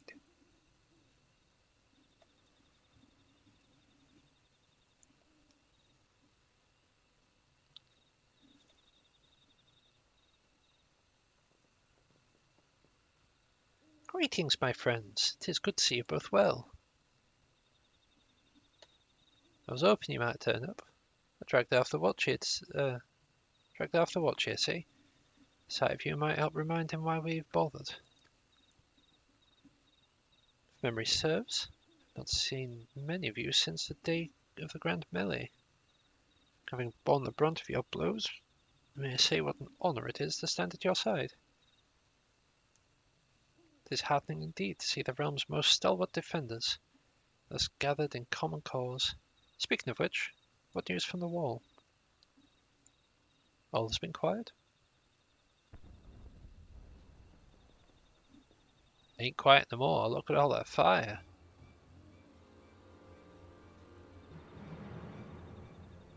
Report? What? Seven hells. Fighting has broken out atop the wall. A full-scale assault. So the Griffin has made his move. Someone has. What's that supposed to mean? The attackers, they're wearing Grand Company colours. Possible. We gave no such orders. Of course. The wall was never the Griffin's target. It was bait. We've been goaded into deploying our armies nearby, thus lending weight to his deception. If those uniforms were convincing enough to deceive my scouts, the Empire will surely think we've launched an offensive. This could mean war. Even so, this may yet be no more than a diversion. With the armies of the Alliance occupying the Empire's attention, it should be comparatively easy for the Griffin supporters to slip into Alamigo. You could then incite a rebellion amongst the populace, which the Imperial reserves would be hard-pressed to contain. Eorzea, however, meanwhile, would be plunged into chaos. We must make for the wall at once. What? Just the two of you? No. Our companions embarked on a mission to sway the Griffin from his course. And are likely halfway to his command post by now. They will emerge in the midst of a raging battle, and I do not mean to abandon them to their fate. It will be dangerous, aye, but the confusion may yet work to our advantage. If we are careful to avoid the skirmishing, it may yet be possible to reach the Griffin. If we can do that, we can do anything. Lady Hilda, might I ask that you have an airship ready to bear the Scions to safety? Ha! Don't know who this Lady Hilda is, Marshal, but you can count on me. We must prepare for Imperial reprisals. May Navigator guide us through the storm.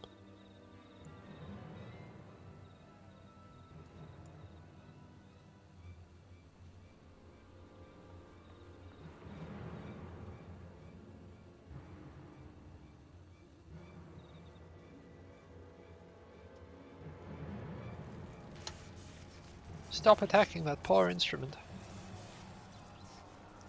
Like,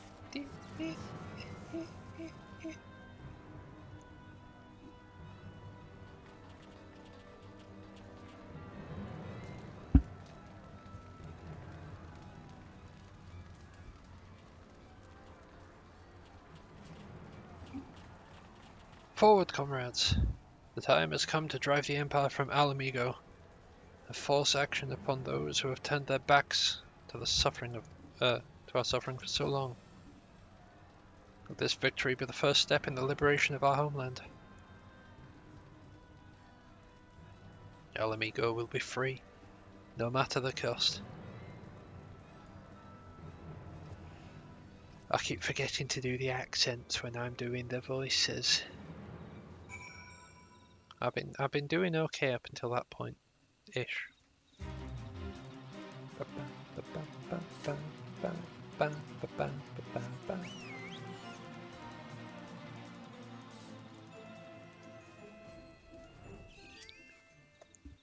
Hey up, Alfino.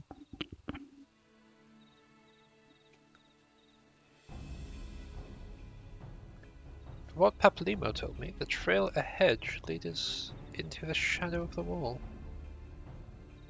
So we have two objectives. I suggest we divide our forces. I shall make straight ways for the tunnel and attempt to intercept our comrades ere they stumble into a bloodbath. While I do so, I must ask you to scale the wall. Know that I would not propose such a course if there were any other way. The time for subtlety is past. Take a band of your most trusted companions and cut a path through to the Griffin. Make him see reason by any means necessary. Once we are free of the tunnels, we'll make for your position with all due haste. If everything proceeds according to plan, Hilda will be there to swoop in and spirit us all to safety. I only pray that we have enough time.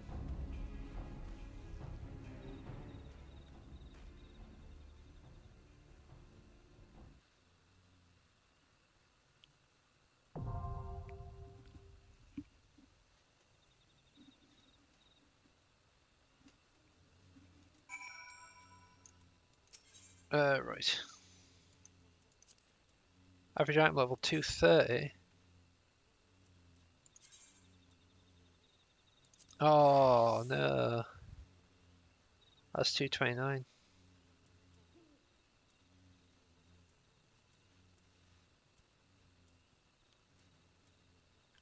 Kip. I mean, that's 430, so that's not dragging me down. I'm going to need to upgrade something.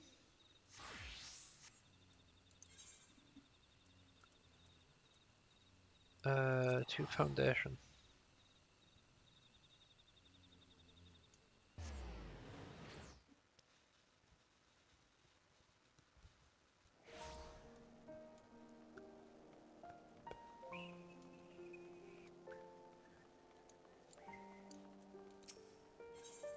Right. Can I get that? Can get that. Right. So I need the belt.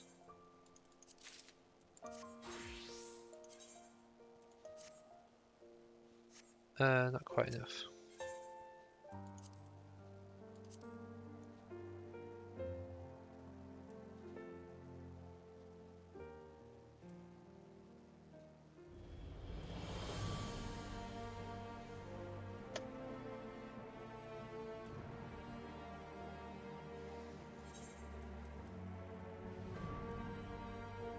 The annoying thing is, after buying the belt, I can't afford any of the other bits that are at 210.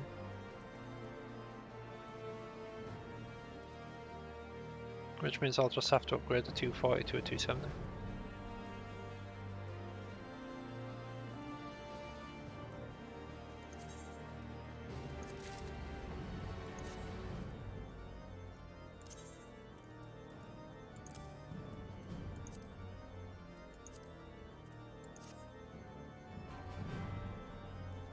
Why did I buy the belt?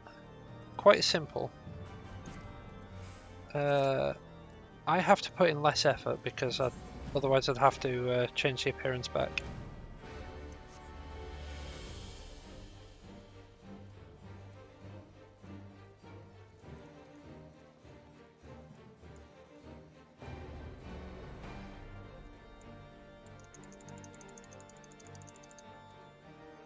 I mean, yeah, it's just glamour play, but I'd have to open this. I'd have to click glamour play. I have to find which glamour plate it was, which I just clicked on it first time. And I'd have to click accept. And oh, it's so much effort, so much effort.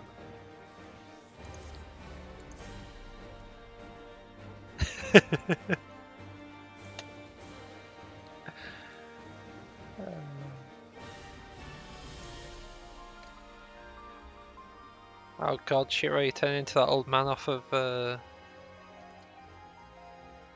Courage the Cowardly Dog. Yeah, you know, Eustace. You turn into Eustace. Like, that's it, I'm getting my mallet.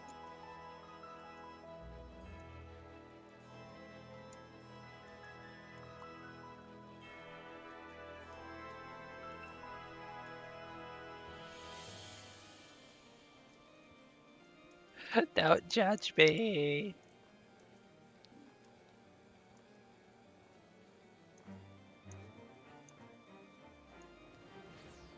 I never claimed to be smart. Ooh, I should actually pick that up.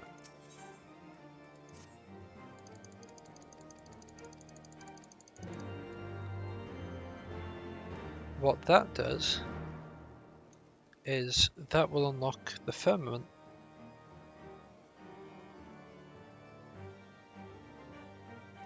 Which, what level is that actually? Classes and jobs. 23, I should actually be able to use it. Nice. There we go.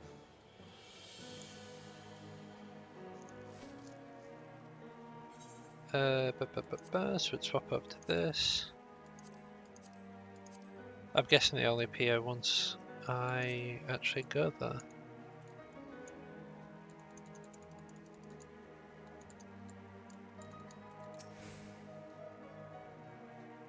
Right, we don't need to watch any of that.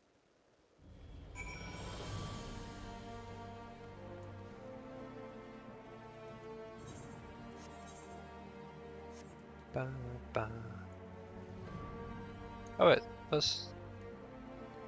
that is the way through to the Jeweled Crozier. Gives us something to do whilst we're waiting for this dungeon. Wait, it's not. Damn, I thought it was the other side. I thought it connected onto here.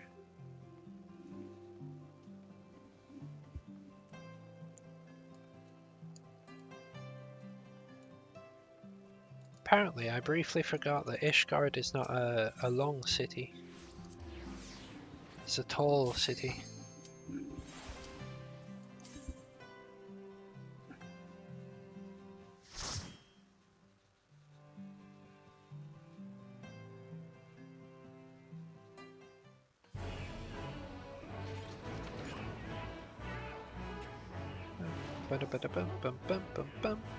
Bum.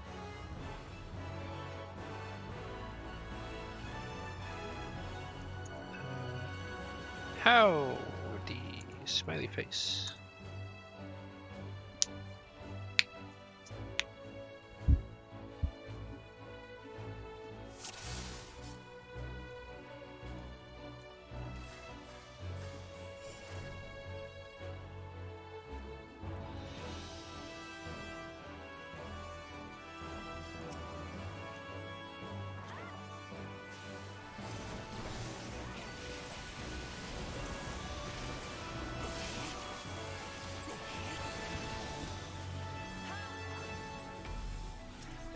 Yeah, there's only one thing that you can say about this dungeon.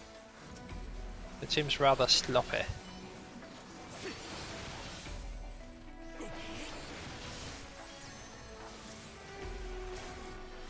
Oh god.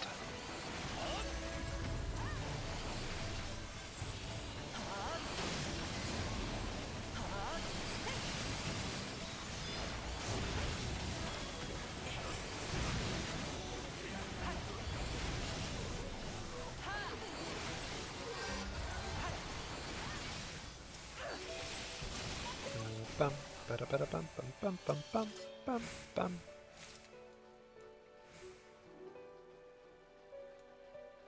I'll be honest, I don't remember what the bosses are for this. I just remember that there's a fight against the Griffin at the end.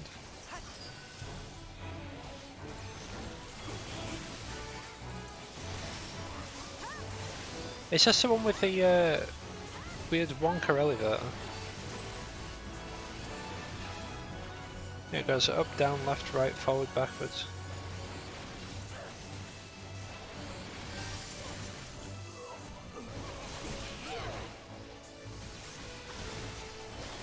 The Wonka elevator. The other one, it goes forwards, backwards, up, down, left, right.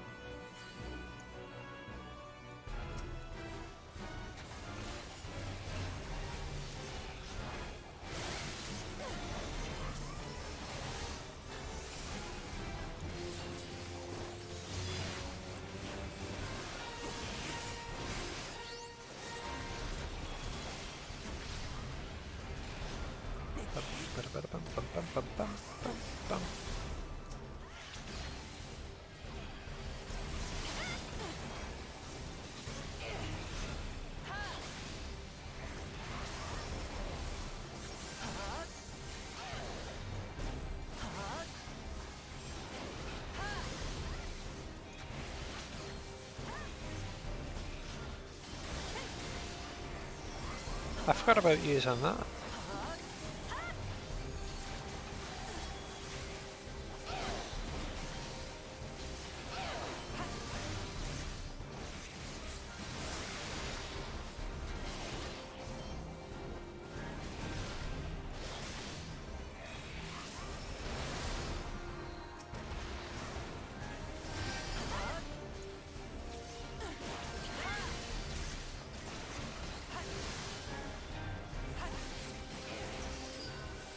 I can honestly say, I'm glad I'm not a character that has a class that has positionals.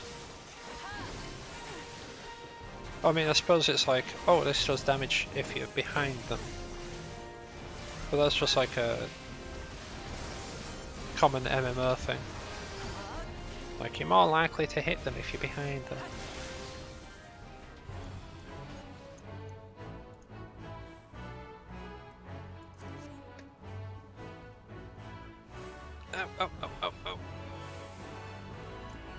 I keep sitting cross-legged, and then my leg hurts when I'm trying to put it back down. Ow, ow, ow, ow, ow. I'll agree on it, why not?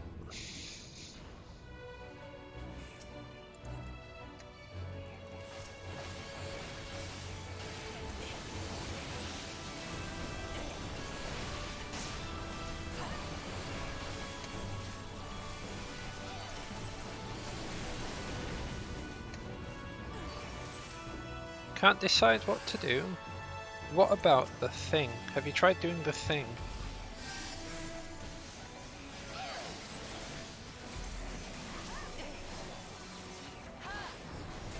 I mean, if you're tired, you should probably sleep.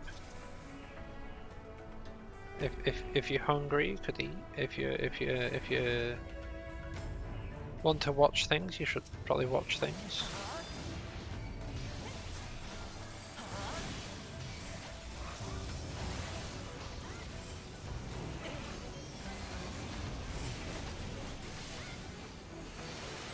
Ah, ill.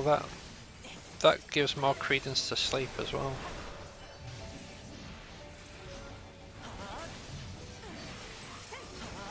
It's kind of force your body to be like, yep, you're going into healing mode now.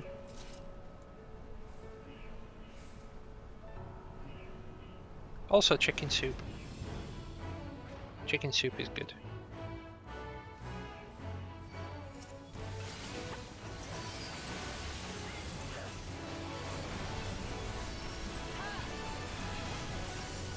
We're on the move. The Wonka Veta is moving again.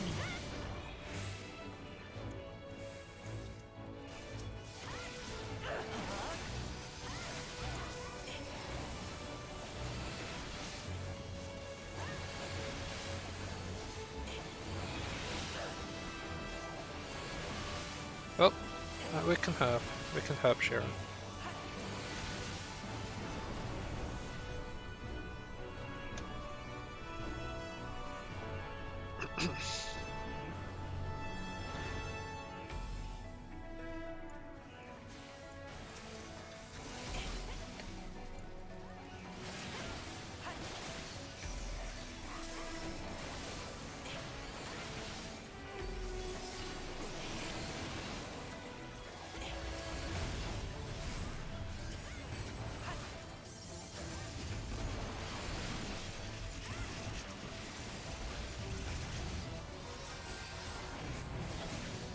Their Doom Spike isn't anywhere near as cool as my Doom Spike.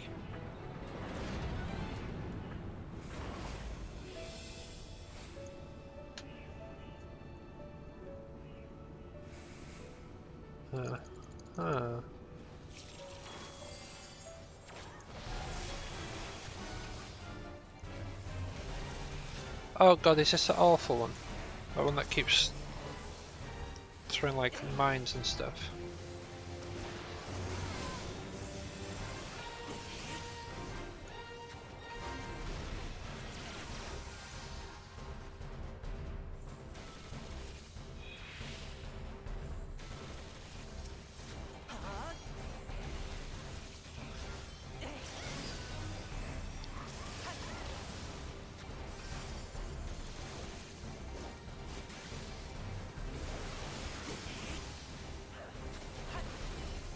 I see, okay.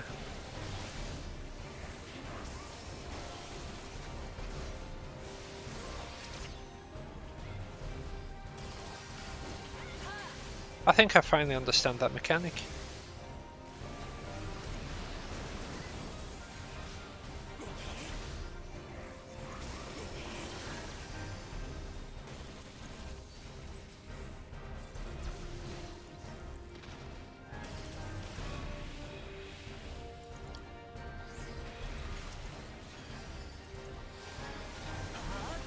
I should have just waited.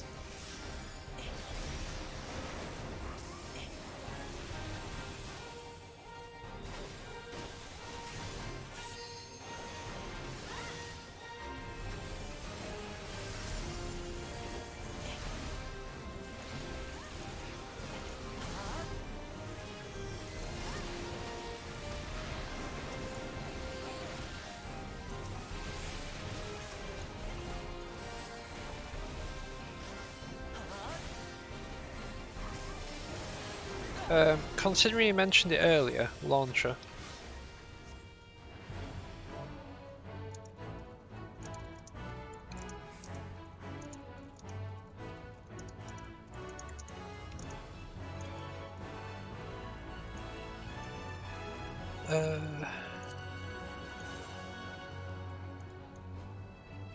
That is a weird hat.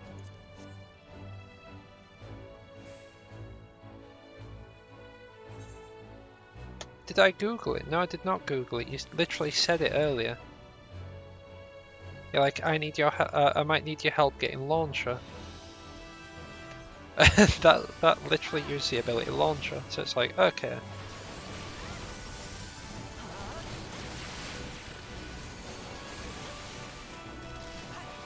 You all need you some chicken soup, my dude.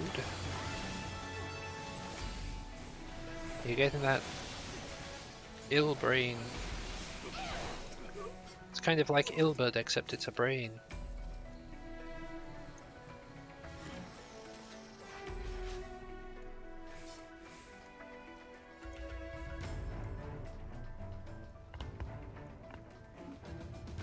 Also, I technically wouldn't... Ilbert? Yeah, the guy that we're off to go fight? Oh, sorry, the Griffin. Although that hasn't technically been... Yes, Ilburger.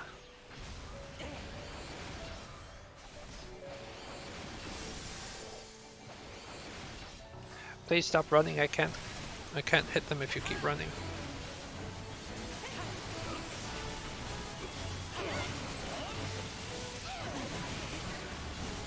Oh, I missed the chest.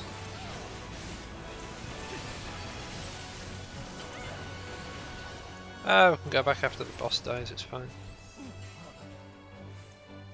Actually, it's not an important thing, we don't even need to go back.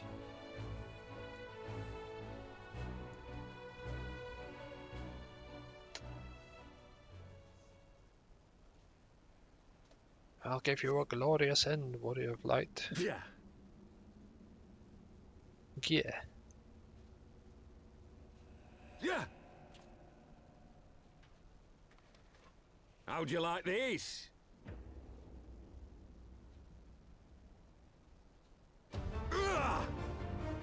I think a fight might be happening whilst I was. Sloppy. A fight is definitely happening whilst I was doing that. I'll tear you limb from limb. Sloppy. Yeah. Sloppy.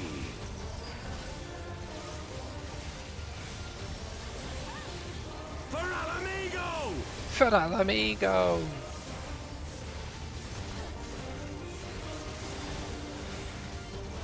I have you now. Ouch. Yeah. How'd you like this? Look away from him. Yeah! Oh, that's gonna hurt.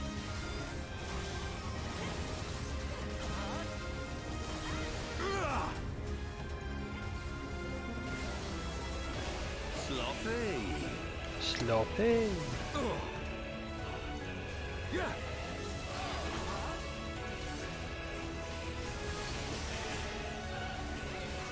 Yeah. Good soup.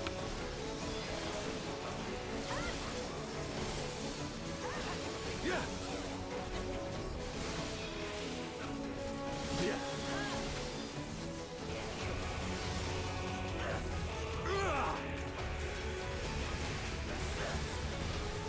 Sloppy.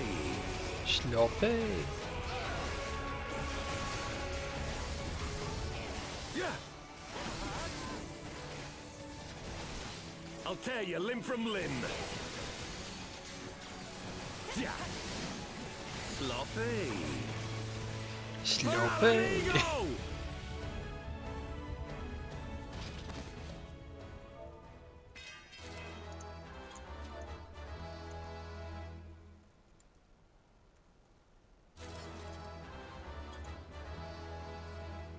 Oh, the other person left, okay.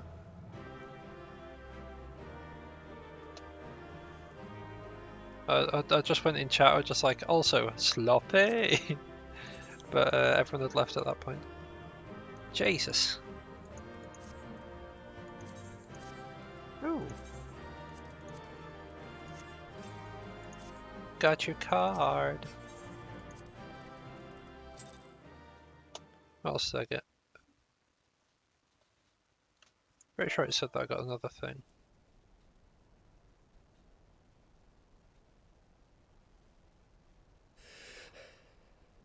You've beaten me, I did.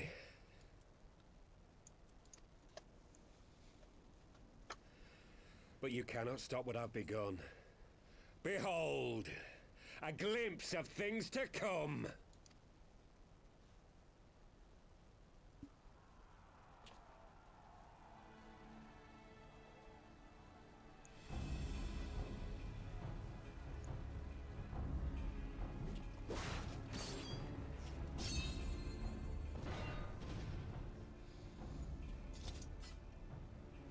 We did it!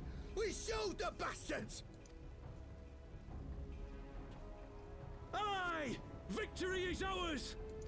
And who knows, lads? Mayhap the Eorzeans will finally see sense when the enemy turns up on their bloody doorstep.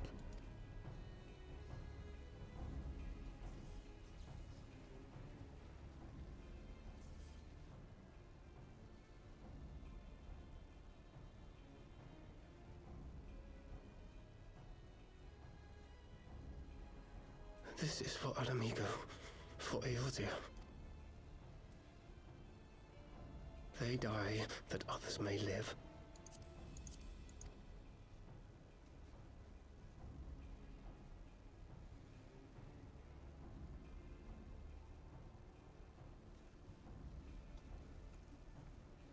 It's typical Lalafell. Vanguards! Attack!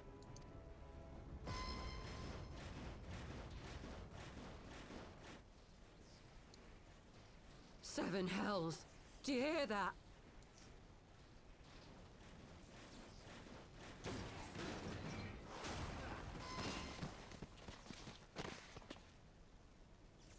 War machines. How did they get here so quickly? Stand your ground! For the resistance!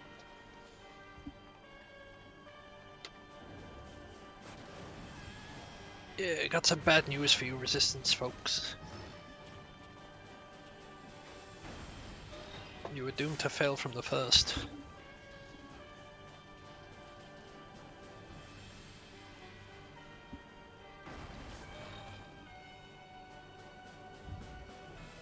There's nowhere to run! We're cut off!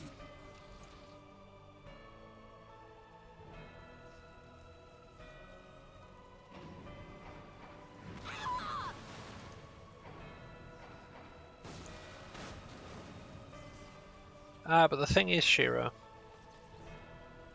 there is an entire force of people dressed in the colours of the city-states, and there is a defensive army placed in Gridania right next to the wall. gods help us! What were we thinking? The Empire's too big. Too powerful.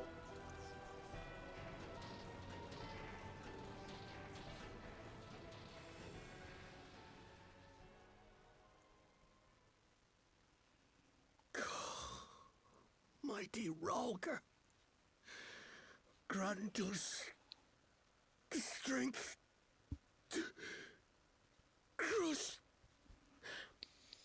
our...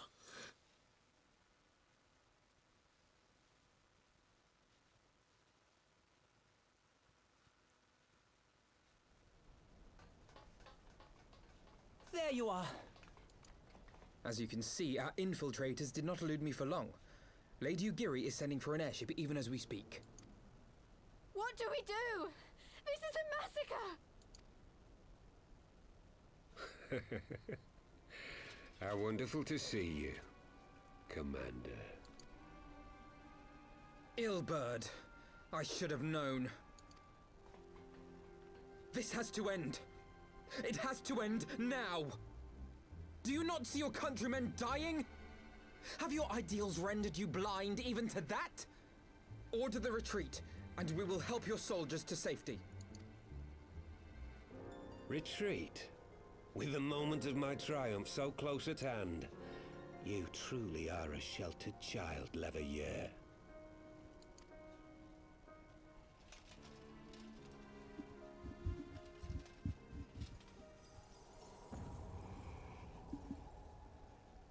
Nidhogg's eyes. No abyss is too deep for you, I see. But trust me when I say that such power was not meant for mortal hands. How long have I struggled to reach this point? My countrymen, so inured to the taste of defeat, they no longer balk at its bitterness, shouting my throat raw with rallying cries, only to be greeted with dull eyes and blank faces. My brothers and sisters in Ulda have surrendered to their apathy and their appetites. Were it not for the glint of Lodorito's coin, I doubt even those here now would have answered my call. Take back our homeland! Free Alamigo! Ha! They'll happily mouth the words, but they won't spill the blood. You say no mortal should wield these eyes? Then I shall gladly become a demon. I will suckle on the souls of the hopeless and liberate the homeland they no longer deserve. Shira, you say Estinian could use it easy. No, he was struggling every time he was using them. He had to keep wrestling Nidhogg for control every single time he used one of the eyes. Nidhogg was just literally waiting for a moment where Estinian was at his weakest.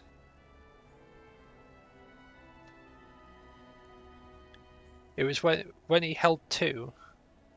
When Estinian held both arms, both eyes. There was a brief moment where it's exactly do like, you mean oh, to we could do? actually win, and then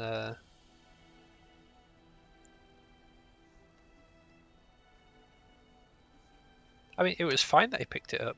It was fine that he picked up the second eye. What wasn't fine was the fact that he had a moment of relief where he's like, we could actually end this, like, fully.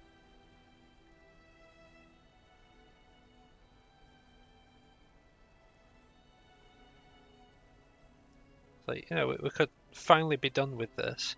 And in that moment, Nidhogg was like, this is my time.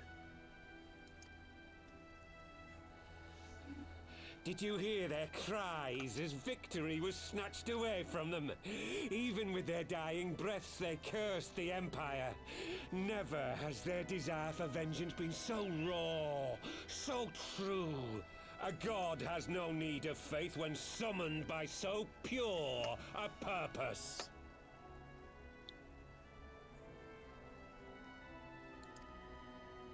Summoned? I mean, yeah, but it was mostly the, You cannot mean to fight the Empire with a primal! You know full well the danger, the futility of relying on such power! The reason that Nidhogg was able to take over Estinian was not only the direct contact that he had with the eyes, but also, like, he had a moment where, I suppose, he let his guard down for a second, and Nidhogg exploited that. The only reason that the Griffin here hasn't been taken over by Nidhogg is probably because of the ice. So he's not got, like, direct contact. Oh yes, I know their limitations. Which is why I will call upon a deity more terrible than the very black worm of the calamity itself.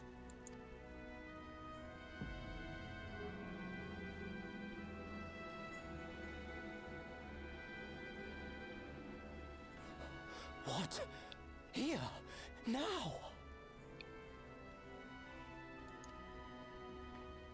Like hells you will! Shiro, if that were the case, we wouldn't have needed to banish the eyeballs. We wouldn't have needed to yeet them down into an abyss.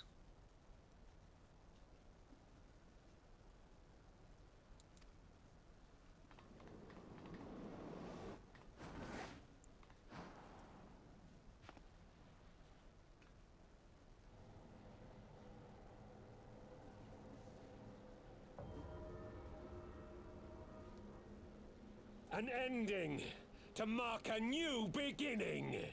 My pain, my longing, you shall have it all! No, they yeeted the eyes to stop someone else getting taken over by them.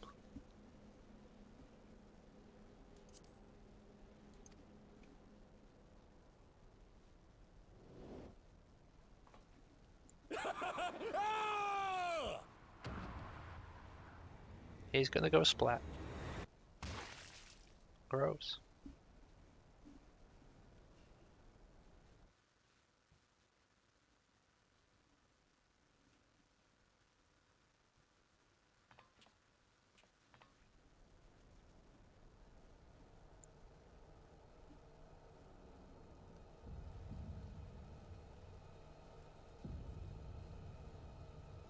I don't like this Alamegan soup. There's an eye in it.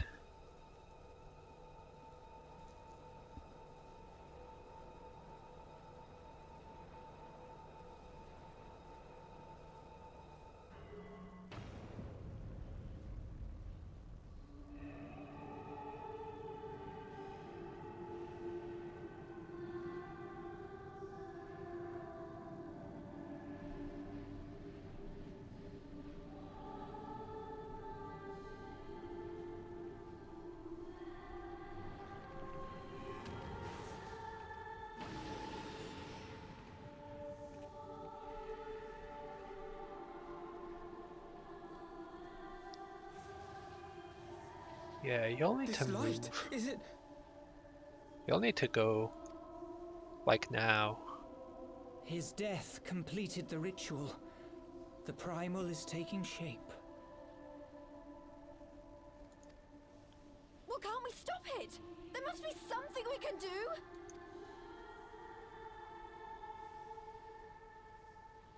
There is one thing. What? Hey! Where do you think you're going? Master Louisoix briefly contained Bahamut by means of a potent spell of sealing. I will now attempt to do the same. But that's impossible!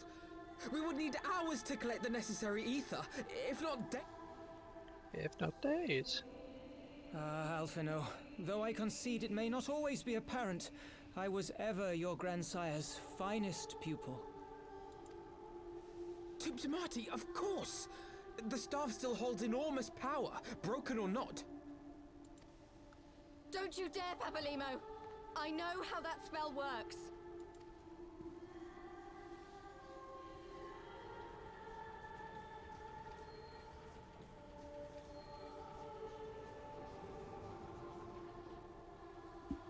It is time to leave. Quite right. Quickly now, off you go. The further away, the better. No! If you're staying, then so am I. No, Ida. There is a path only you can walk, and it must not end here. Not like this.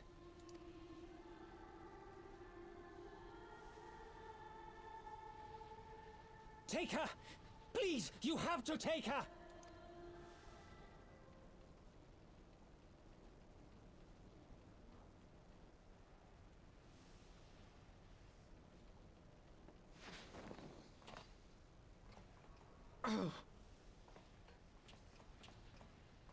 What? No!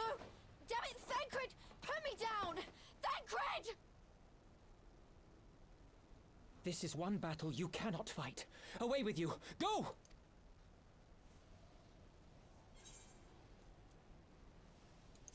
I'm gonna stay at your side.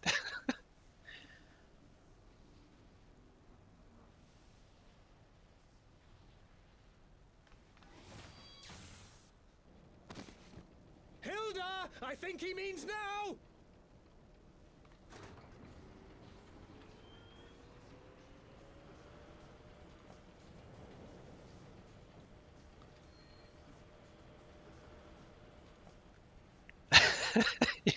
Proper year.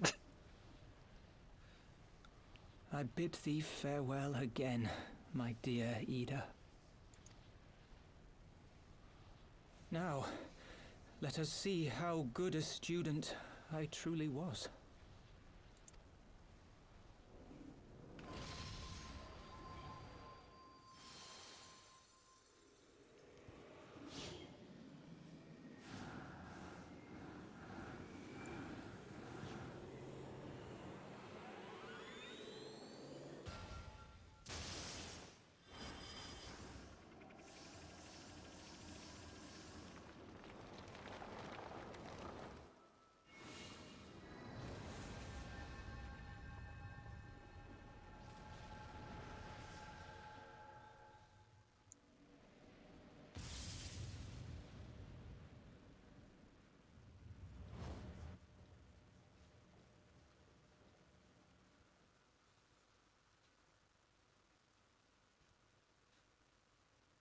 Got a new Dalmood. Albeit a smidge smaller.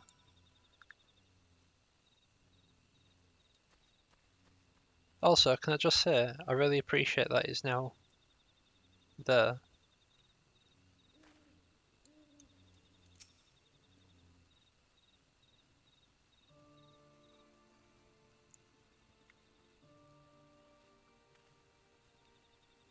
Why?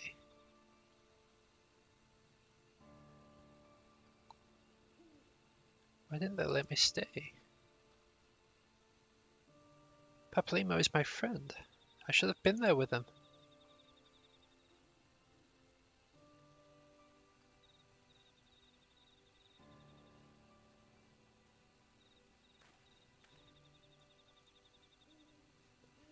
could see it in his eyes either.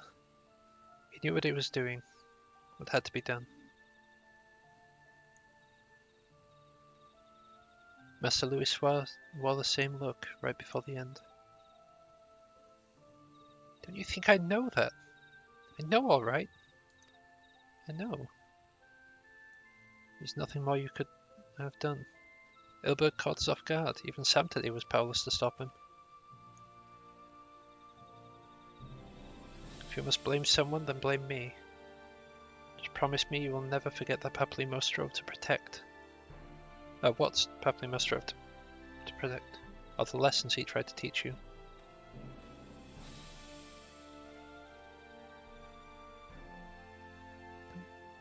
Don't speak to me.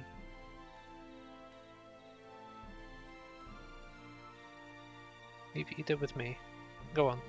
Go back to the Rising Stones. The others need to know what happened here.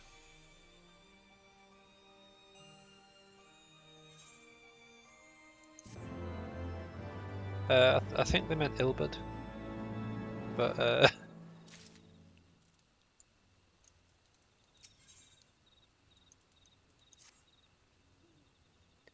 so again, I find myself at a loss for words. But Thancred is right. We must return to the Rising Stones and the prior companions of all of this. Pray make your way there at once. I will send word for Stoller and the others on our imminent return. Or of our imminent return, I should say.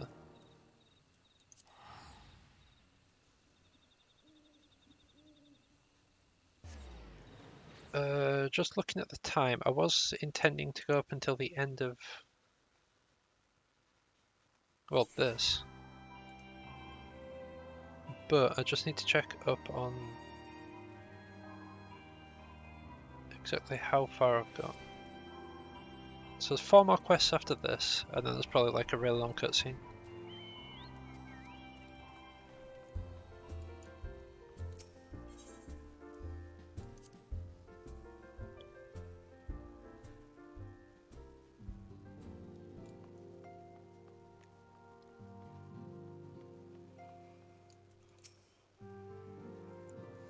Well, Elfina's going to get shooty sticks ere long.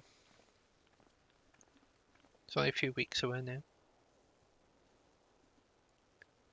would seem you bring ill tidings, brother. Aye. Behind the Griffin's mask we found the grinning face of an old adversary, Ilbert. We know not how, but he had in his possession the eyes of Nidhogg, whose dread power he used to initiate a summoning ritual, even as we looked on.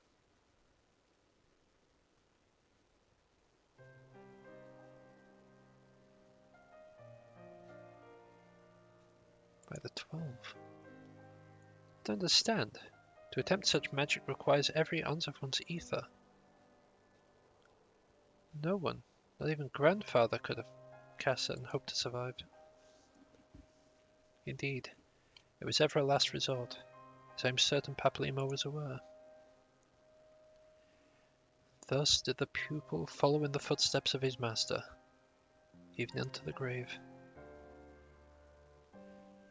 I have as yet been unable to explain how Ilbert came to possess Nidhogg's eyes. In the depths of the sea of clouds, a perpetual storm of water, wind, a spectred ether rages. No mortal can endure such conditions. And mayhap it was a work of an Ascian. But now is not the time for idle speculation. Kryl, I have need of your assistance. Yes, of course. We must inspect the cocoon of light and ascertain the state of the primal trapped within. Between our respective talents, I dare say we shall glean some measure of insight. Understood. Can't promise I'll be able to sense much through that barrier, but I shall certainly do my best. As shall I. Let's be about it then.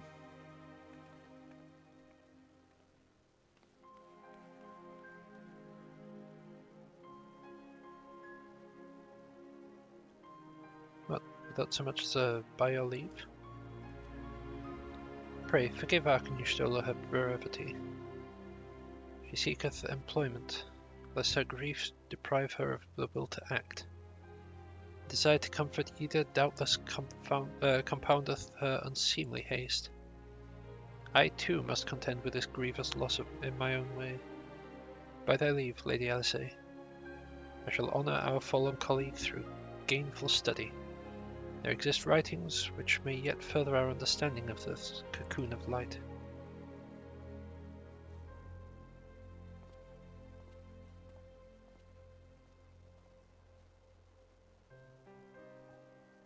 Maybe I was too quick to judge. Surrendering to sadness and regret would be a poor tribute to Paplimo's sacrifice. Quite. Must begin preparations to face Ilberd's accursed creation without delay. The time we have was purchased at too dear a price for us to squander it.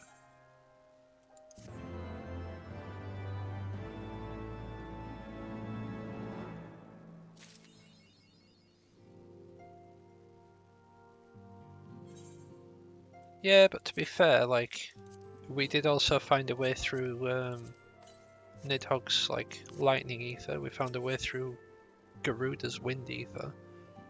So it's not outside of the realms of possibility that they had actually found a way in. Ah, Sanctity. Wish I had more to tell you, but the situation in the East Shroud remains largely unchanged. I mean, we still have no idea how long it will be before. Communication from the Alliance. One moment.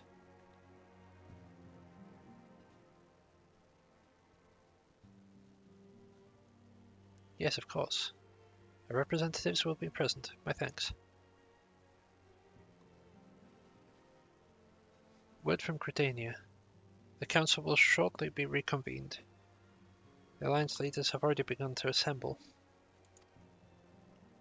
They wish to discuss the Primal, of course. As of Y'shtola's last report, the cocoon yet hung above the wall unchanged. Yes, but the Elder Seats here doubtless shares our concerns about how long it will remain so. Until Sid Garland has been called in to add his expertise to proceedings. A wise decision. The more minds we have working on this, the better. Well then, I suggest we leave the rising stones into Taru's capable hands and make haste for the Lotus Stand.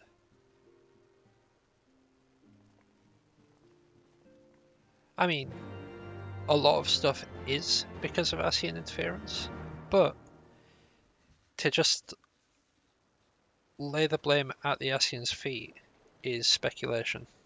Without proof, it is speculation. Yes.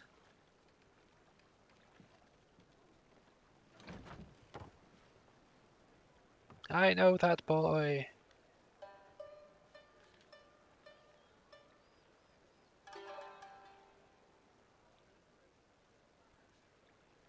A word, if you would, good sir.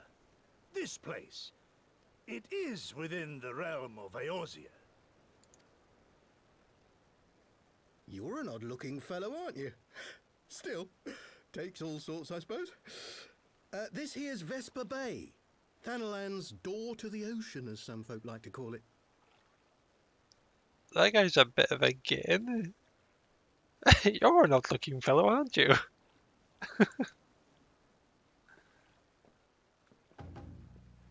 Am I to understand from your answer that I have indeed arrived in Eorzea?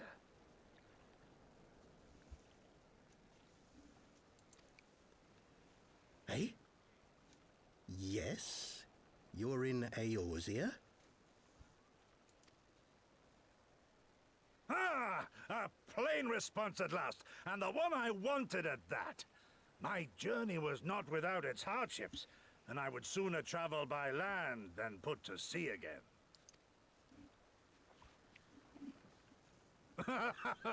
You do not believe that so small a bark could bear me across the ocean? Such timid little sailors. I had but to set my course and set my jaw till I made port.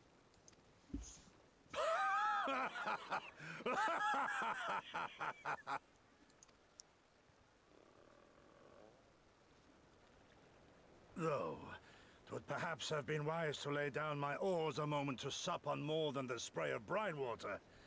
By the trembling of my limbs, I sense a brief repast may be in order. Nay, I will not hearken to the feeble grumblings of an empty belly. Duty comes before all.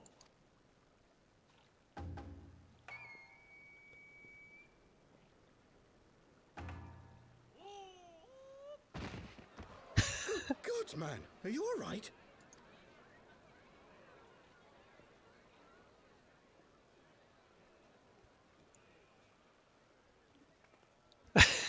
Thou art far indeed from home, friend. But yes, port is an alcohol.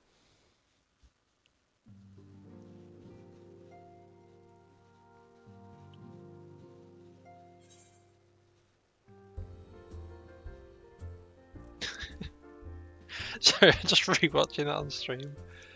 Oh, poor Kozetsu. Right, could I dine here?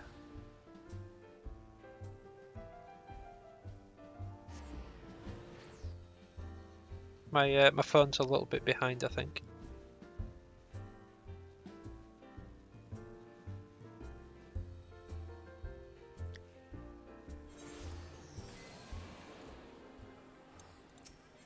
Alright, to the Conjurer's Guild.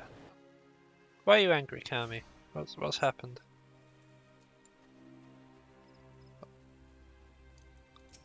What has you angry? Welcome, Warrior of Light. This way, if you please.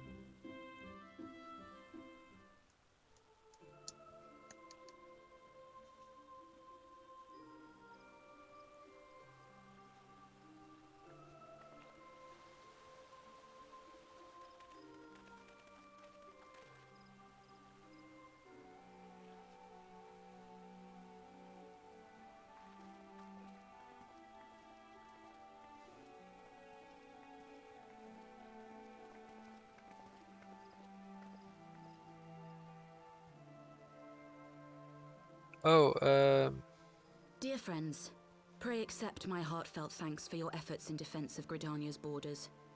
I would fain dwell longer on my gratitude for the support of the Alliance, but the situation at Belsar's Wall demands that we forego such pleasantries. Kami, I have some bad news for you about Paplima.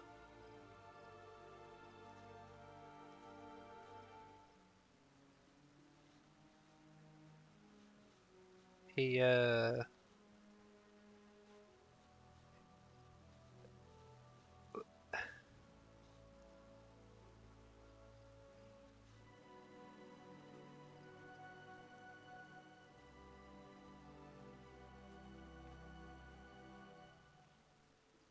But the thing is, there is a gigantic primal threat now.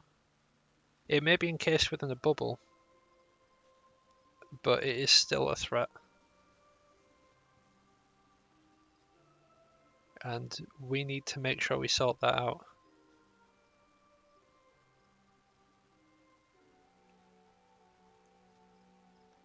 The unfortunate thing is, there is potential risk to all life on the planet.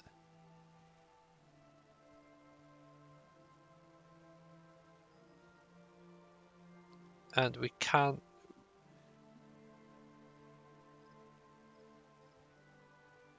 presently just sit around mourning. Mourning can be done after the present threat is out of the way. According to our most recent intelligence, the cocoon of light that formed in the air above the wall remains undimmed and unbroken. After measuring the cocoon's etheric concentrations, Archon Y'shtola has confirmed the presence of a primal entity.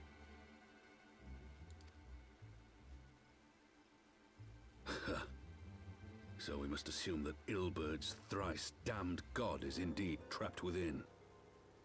And what news of the Imperials? They're not like to ignore such a spectacle.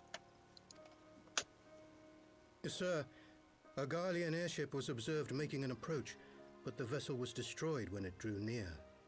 The Empire appears to have made no subsequent attempts to reach the object.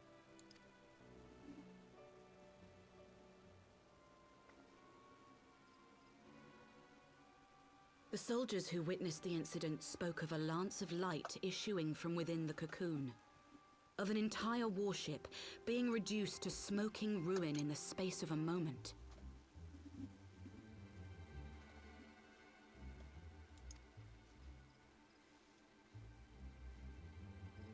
Veterans of Cartano, meanwhile, likened the destruction to that wrought by the fiery wrath of Bahamut. We could face another calamity.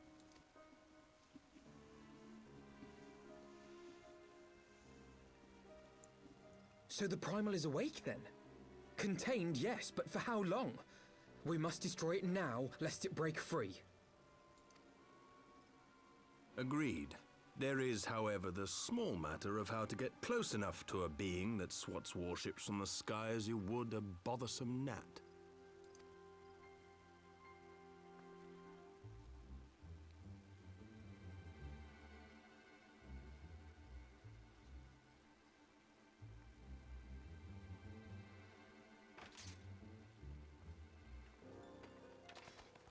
Is this truly so complex a puzzle?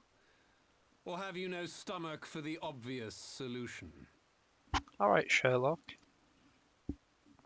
What in the hells are you doing here? A pleasure to see you too, Garland. Now, if you'd be so kind as to explain to these good people why you should be begging me for my assistance, that would be most appreciated.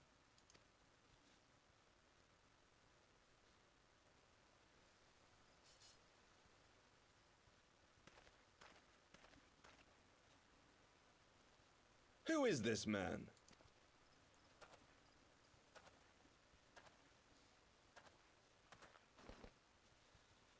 Oh, how terrifically rude of me.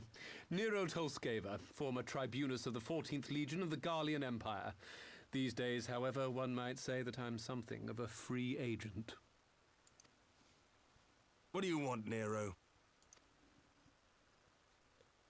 I was getting to that. Although you already know what I'm about to propose, old friend. As you have rather belatedly realized, within that frail binding lurks an entity alike in strength to the great Bahamut, and the only force in existence which might conceivably contend with such a foe is the very creation which captured the Elder Primal in the first place. I speak, of course, of Omega. You're welcome. That hulk has been gathering dust beneath the plains of Cartanow since the Allagans breathed their last. And none alive knows how to wake it. I'm sorry? Do you understand who it is with whom you have the privilege of speaking? I'm Nero Tolskeva, Master Engineer, the mechanical genius who restored the Ultima weapon to full operational capacity. And as luck would have it, I am graciously offering you the use of my considerable expertise. And what, you just expect us to accept? You're a fool if you think your deeds at the Crystal Tower are enough to win my trust, Nero. Trust? You wound me, Garland. All those years, studying side by side at the Academy, sharing both trial and triumph, we were countrymen once, you and I. But sentiment aside, have you a better solution? Or do you mean to send in your vaunted hero there, as you always do, and pray the world is not engulfed in flame?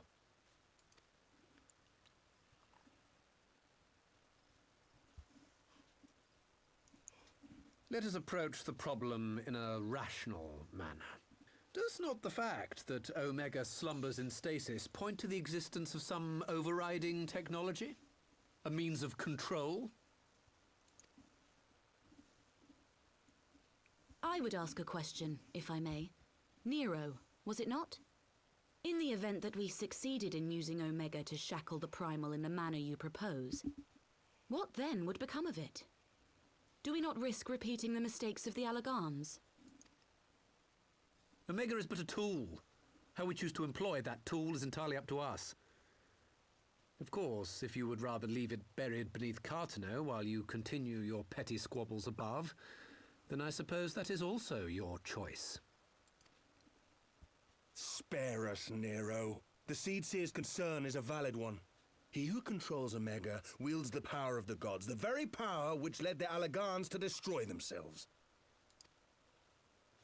And does it not fall to we engineers to prevent such misuse? What was your company's proud slogan? Freedom through technology? A creed you follow, is it? What say you? Do we take this villain at his word?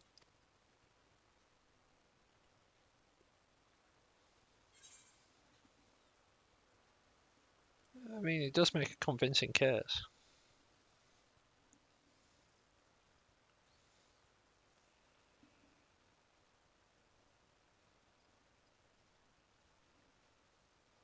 He makes me grind my teeth, is what he does. But I suppose we don't have much of a choice.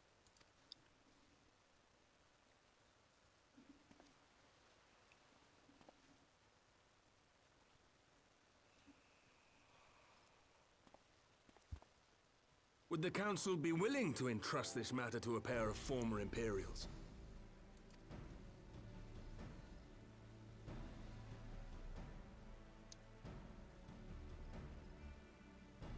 Yes.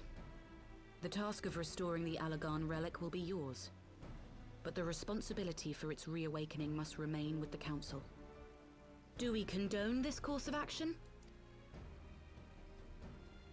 Aye. 'Twould seem we do.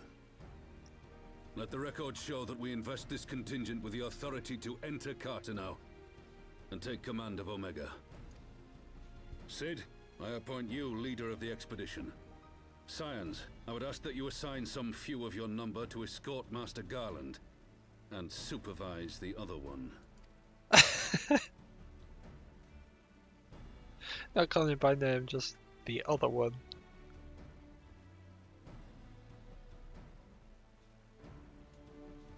We should be happy to oblige. The politics of Cartano being what they are, I dare say our neutrality will prove useful in avoiding any unnecessary entanglements. If I am not mistaken, Doma occupies a similarly neutral position. Might we not persuade you to join the expedition, Lady Yugiri? If you suspected any foul play from Nero, you would be welcome to kill him.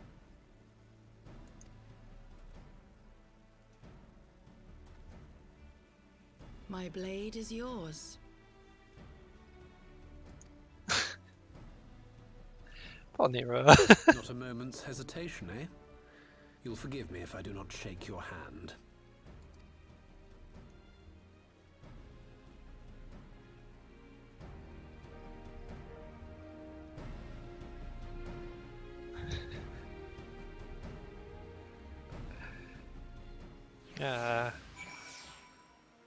Wonderful ragtag of adventures.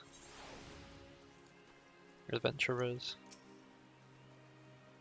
Well, that was a rather unexpected development. One which raises a number of questions, not least among them how Nero chanced to learn of the council meeting in the first place.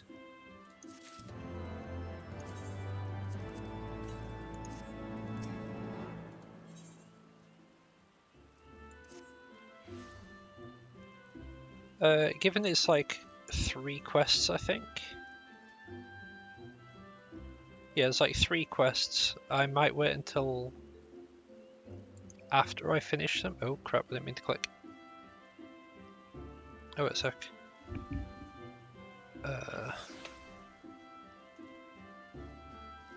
Well, I've lost that.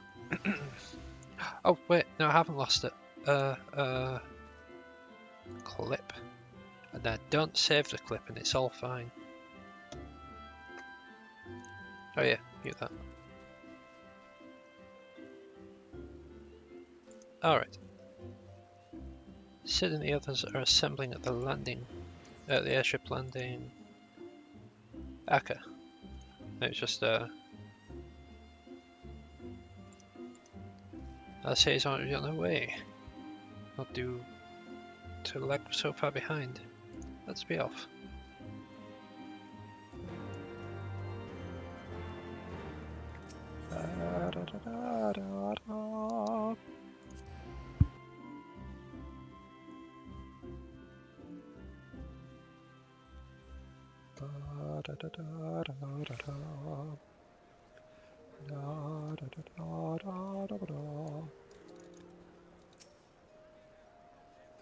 Sup today, Alpino, ready to go?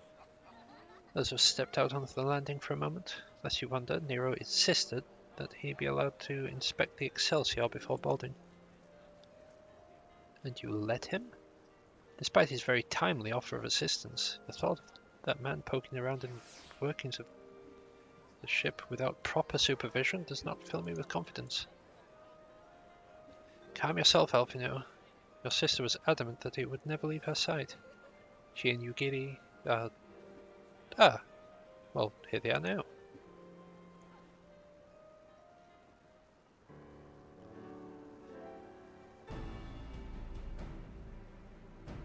Right, I think that's everyone. Shall we set course for Cartano? Might I ask that we delay our departure slightly? I require no more than a few hours at most. Our colleagues are studying the cocoon even as we speak. I'd hear the latest observations ere we proceed. It would seem wise to gain as clear an understanding of the situation as possible before formulating a plan. Oh? I thought time was against us. How foolish of me.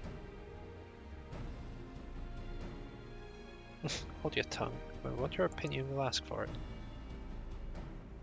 Forgive me, my lady. I shall keep my counsel until such time as you have finished procrastinating. Alright, while Alfino speaks with his colleagues, I shall fly the Excelsior over to Modona, and we can reconvene at the Rising Stones. And apologies for the trouble. I shall visit Y'shtola and the others forthwith. Join you as soon as I'm able. Samtidi, pray accompany us LSA back to the Rising Stones. I shall feel safer knowing you are present to entertain our guest. Right, everyone heading to Modona is welcome to travel aboard the Excelsior. I'll clear things with the girl at the counter here. Let know when you're ready to leave. Thanks. That's F-A-N-X. Thanks.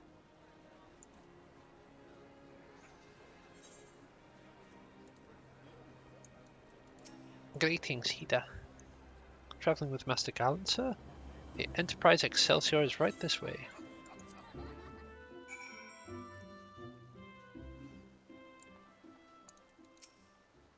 Wonderful. Not quite a door-to-door service, but I couldn't exactly land her in the Toll's main square. Shall we adjourn to the Rising Stones then?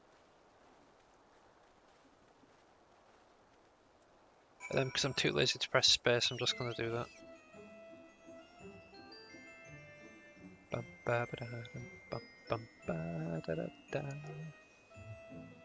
Yeah, thanks.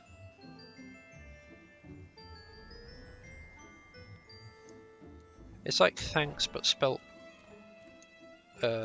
completely wrong.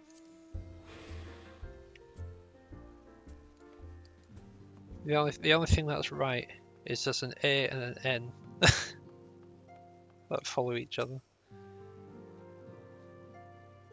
Well, not each other. The N follows the A.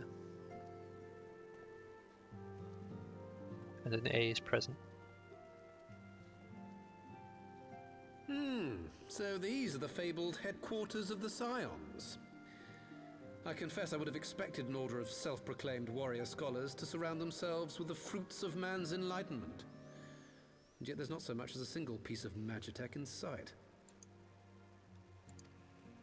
It never ceases to amaze me how primitive you Eorzeans truly are. Oh, I'll have you know that the Rising Stones is home to the very latest in magitech innovation. Wedge calls it the Mark 14 Thermocoil Boil Master, and it's the finest kettle I've ever had the pleasure to own.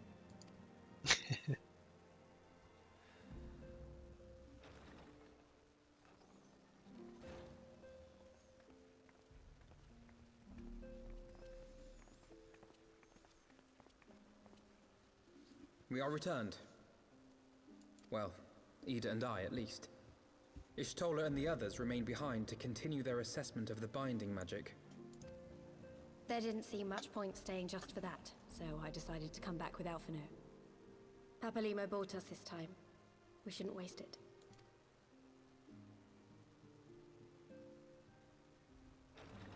By your leave!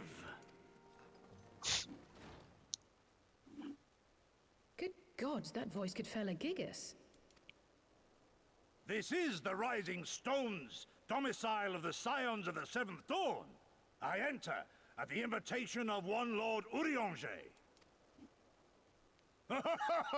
I spy you there, Shadow Walker.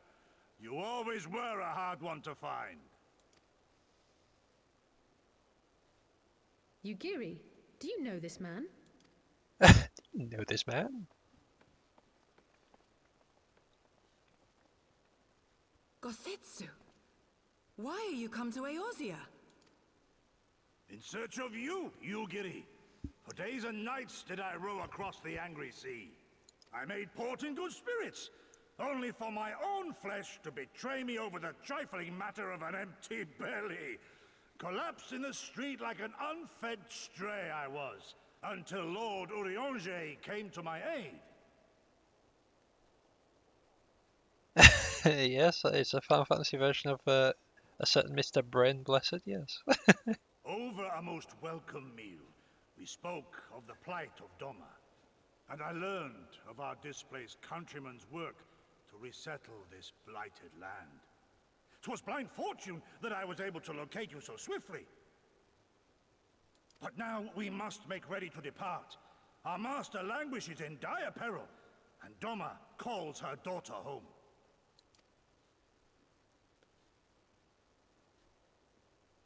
It is not so simple, Gosetsu. There are obligations which bind me here. You refuse?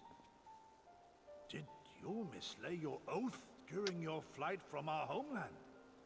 The laws of hospitality must be honored, but surely the vow to defend your master demands the greater obeisance. It was our master who bid me guide our people to safe haven by any means necessary. And it was the Scions you see before you who provided us succor and sanctuary when all others refused. Dire peril or no, were I to return without first repaying such hospitality, our master would cut me down at the threshold.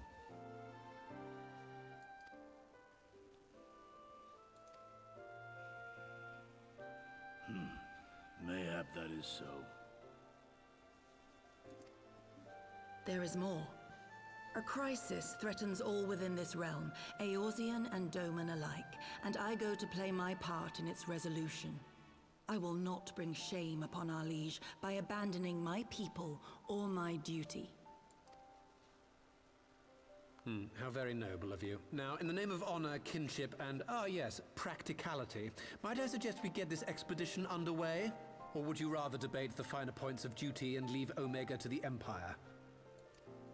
The Empire? Yugiri, you draw steel against the curse of Garlemald? Then why did you not say so? My blade is oath-bound to fall upon the ranks of the Imperials wheresoever they march. Lead on, Shadow Walker, and may the enemy tremble at our coming.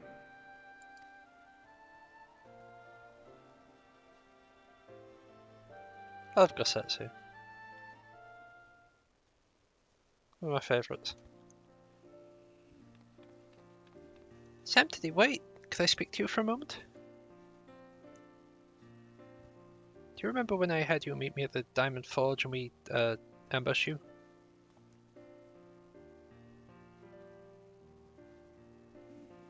Well, once we had your measurements, I said set to work making you a traveler's outfit in my spare time.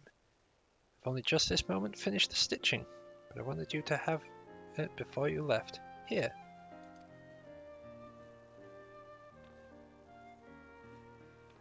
You can try it on right now if you like. But I do not want to. I like my outfit.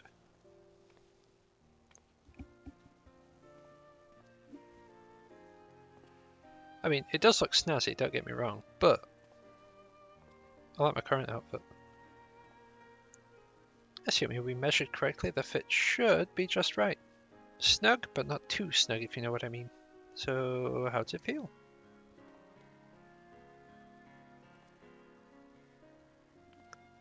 You're not just saying that, are you? Oh, I can't tell how much... Oh, I can't tell you how much this means to me. To have crafted something worthy of the Warrior of Light it's... Well, let's just say it makes all the practice worthwhile. So I sewed in a blood pearl charm to, you know, bring you home. I'd always protect you.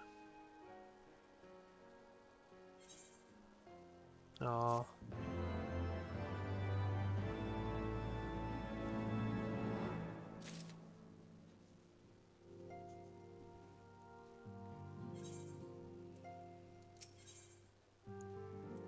Fly free, my pretty!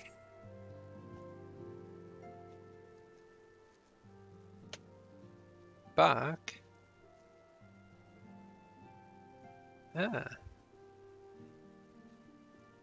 So we have to wake Omega up, right? When do we start? Either you sure that's...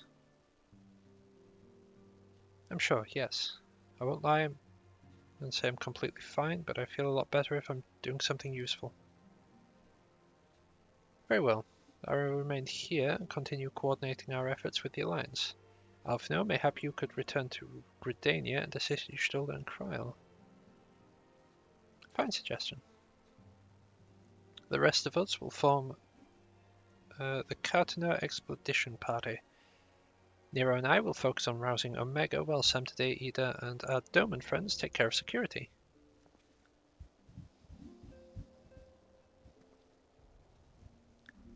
Nice, nice. Nice little bit of chicken. Lovely bit of squirrel. The Excelsior is just by the lake outside town. We'll leave as soon as everyone is ready. Well, I'm ready. I'm assuming the others are ready too. Right, I believe there are potentially 2 more quests. Yeah. There's this quest and the next quest, and then we're done. We can end stream and we can come back to it later. Because after the next quest, eye drops a blinker fluid. Fair enough.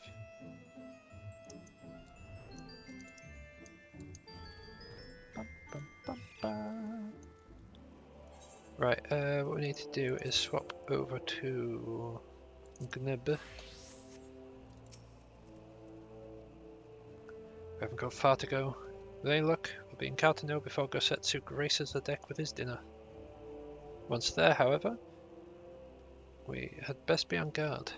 Given that Eline Royale was still active when Omega was discovered, we can be sure the Empire has been long aware of its existence. If Nero deemed the obvious solution to the threat posed by the new Primal, it's not impossible that Galamond might do the same. Have your weapons ready and your wits about you. Something tells me we're flying into a fight.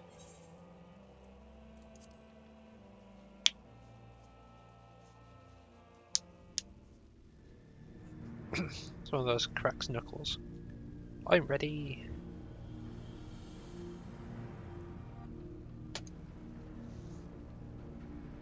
Oh god, he's painted fire on there, I didn't even notice.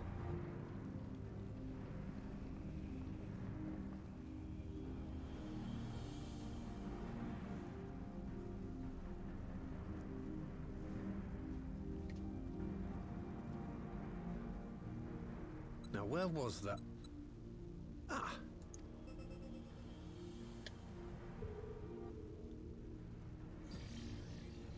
I've enabled the teleporter. One brief jump and we shall arrive in Omega's control room. How convenient. You've been here before. Of course. It was no easy task threading a path through all the skirmishes. But how could I ignore the existence of such a fascinating toy? You may trust that my preliminary examination was suitably thorough. Trust? Aye. I trust your appetite for technology. I chased down a suspect airship, and who should I find but the traitor, Sid Garland. Alright, Pete.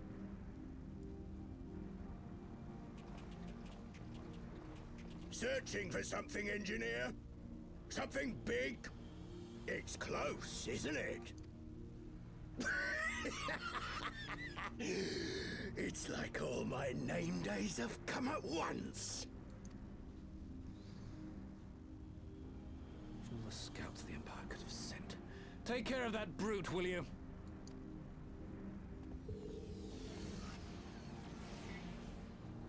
God damn it. Can't let Nero tinker around in there by himself. I'm sorry to leave you to it, but I dare say you'll manage without me. This clod has no idea who he's dealing with.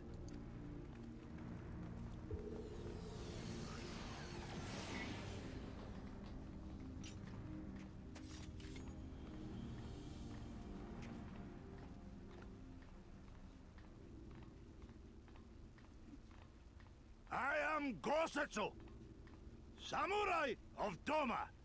You will rue your choice of opponent this day.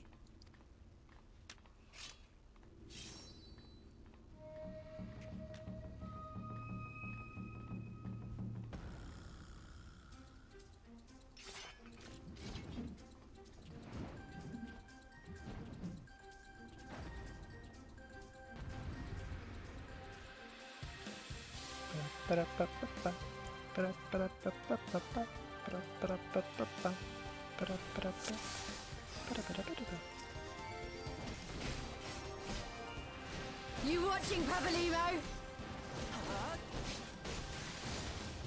Leave this to me. Tis my right to strike. It's all over now. It's all over now. No retreat. No surrender.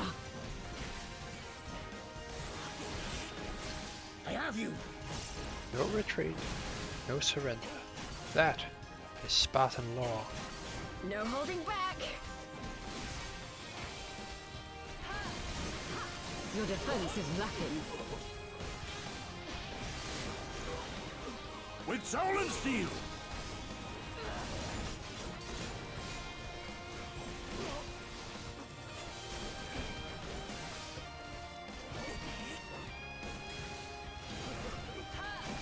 This one'll sting.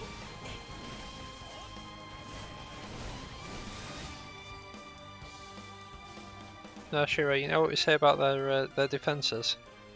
It's sloppy.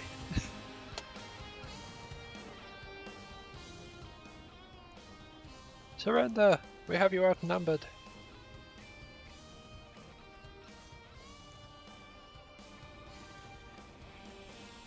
Wouldn't be the first time. It certainly won't be the last. You're still playing around with those soldiers? I suppose I can lend you one of my toys, but only if you promise to give it back.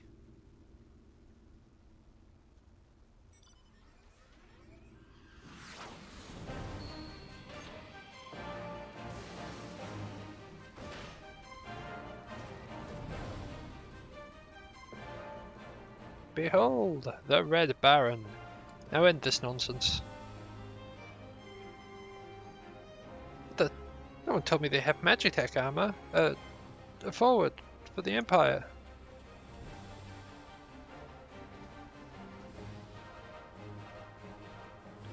The honorless cur thinks to abandon his men.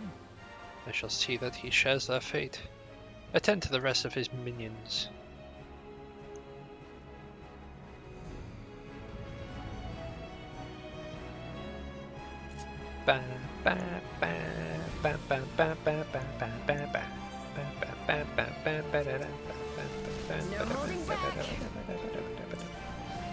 What is this?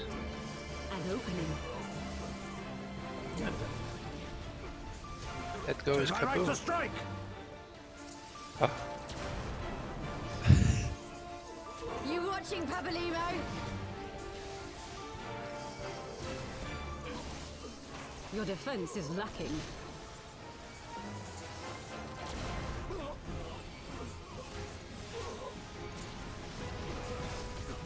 Look upon a samurai of Dhamma.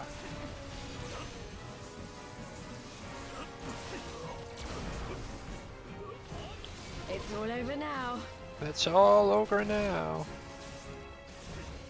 No retreat. No surrender.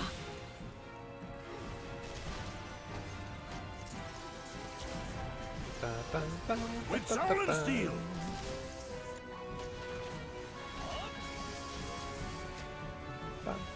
This one'll sting.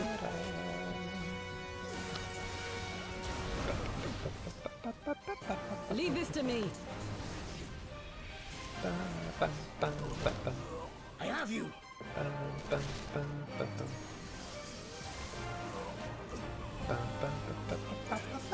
No holding back.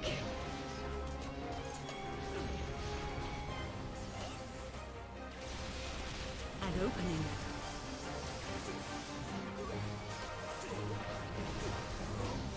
Tis my right to strike.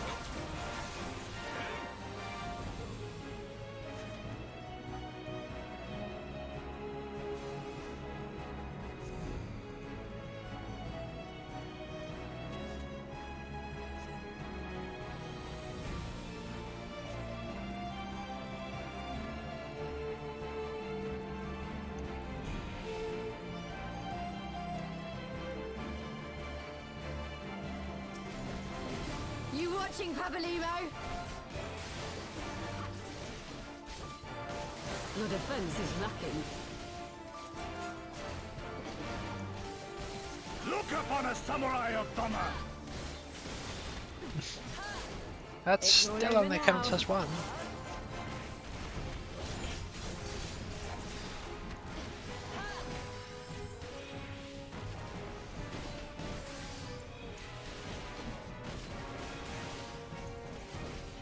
Ida, get out of the fire, Ida.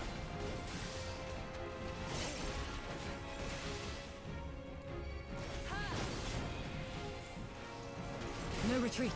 No surrender.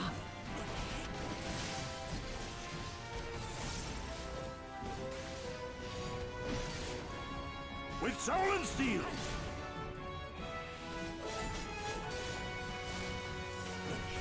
This one'll sting.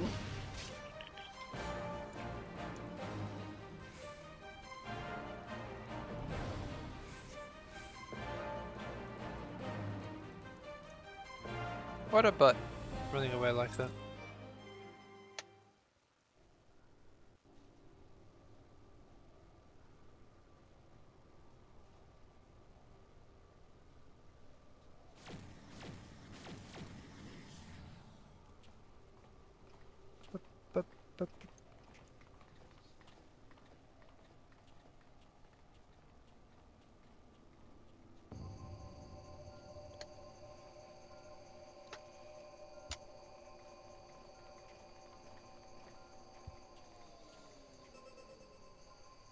Temporal stasis disengaged. All systems operational. Garland? All clear on this side. It's waking up.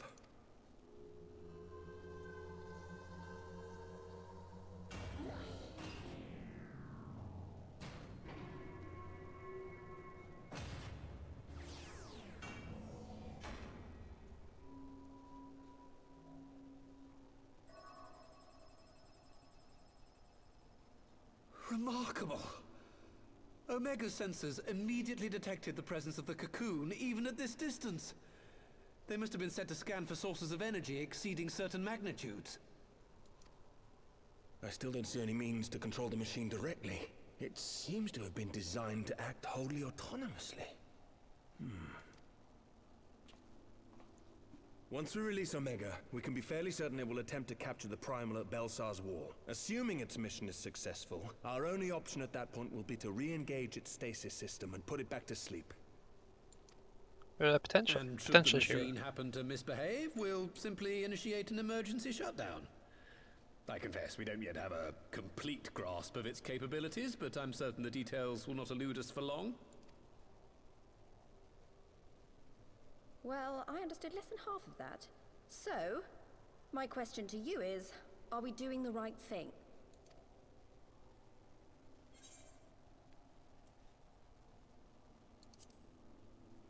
Is there any other way? I suppose not.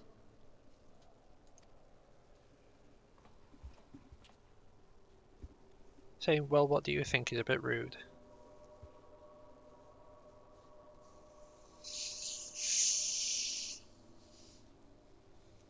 All right. Step aside, Sid. Is this the thing I need to press? Just pour myself a quick drink, I'll just be a second.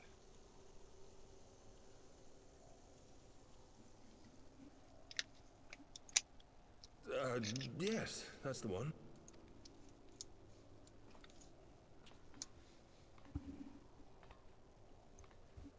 Just walks up like, boop. You gave too much for us to waste this chance, Papalimo. So this is for you. And me.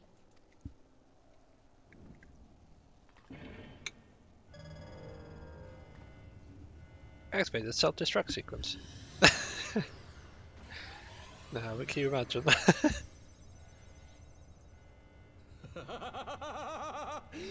Yes! Fly free, my pretty! Show us what you can do.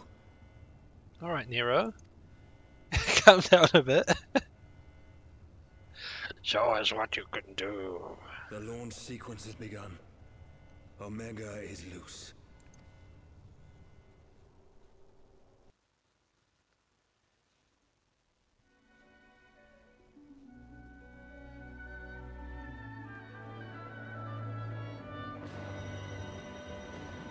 Is everyone ready for anime moments?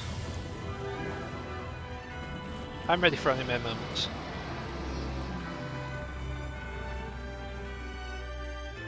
Yeah, they kind of remind me of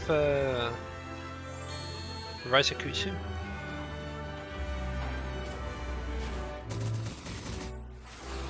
Sorry, the English one was Astalos, wasn't it?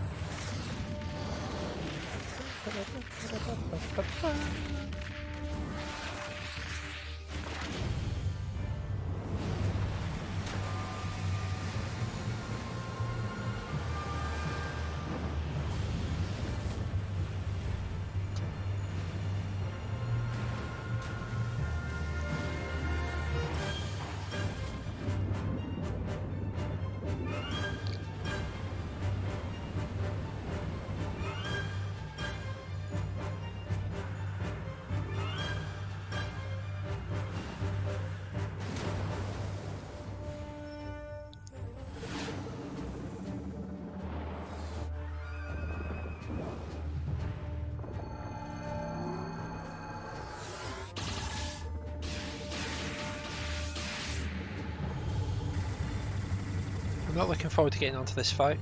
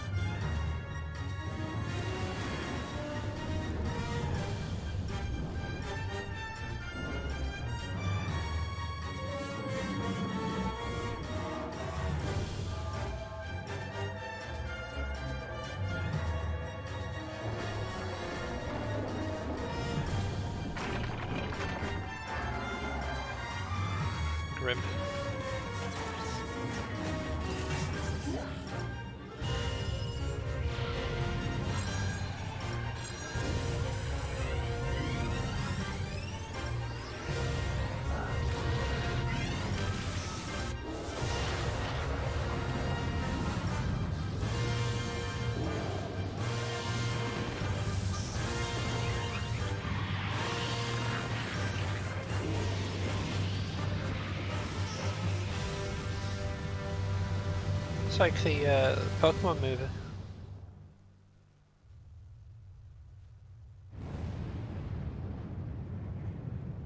Mewtwo and Mew having their psychic battle.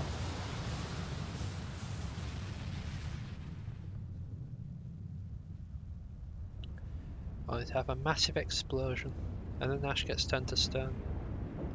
And then Pikachu cries, and then everyone cries. And then all of a sudden Ash is fine. And then all the clones go to space, or something.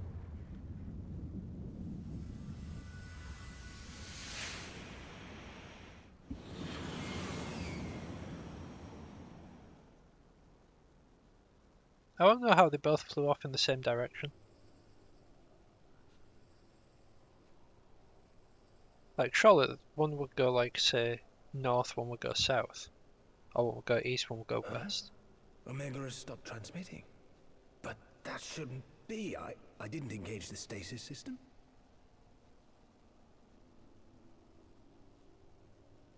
Yeah, one had a descending arc, but they both travelled in the exact same direction.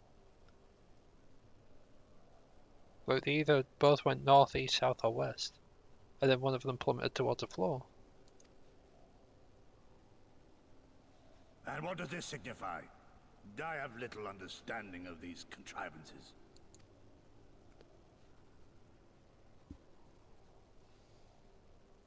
The launch went exactly to plan, but all signals emanating from Omega have ceased. This may indicate any number of things, but we will need to join the Scions out in the field if we are to ascertain which one.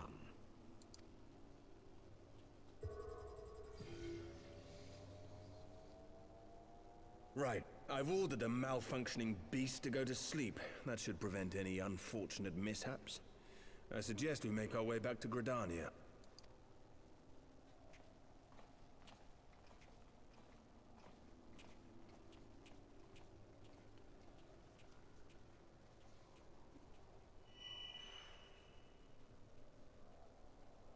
Omega destroyed the cocoon. Papalimo's spell is fading. It was bound to his ether, you see. And if the connection is broken...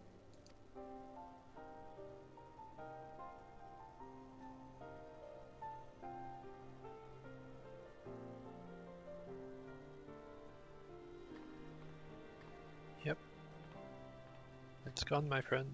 It's gone.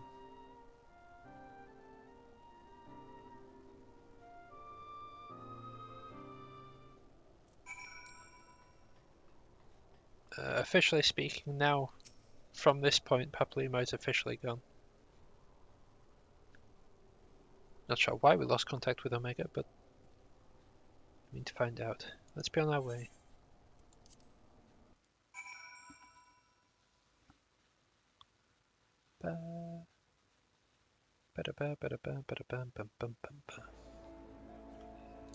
I mean, like, it wasn't retrievable initially, but now his ether's officially disappeared. One moment everything was functioning perfectly, and the next it wasn't. It makes no sense. We need to see what happened for ourselves, and soon.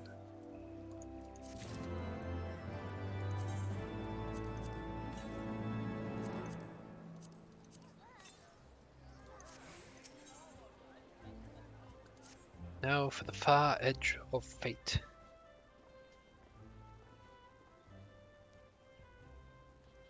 Words can ill express how glad I am to see you all unharmed. When Omega came hurtling towards the cocoon, everything dissolved into chaos.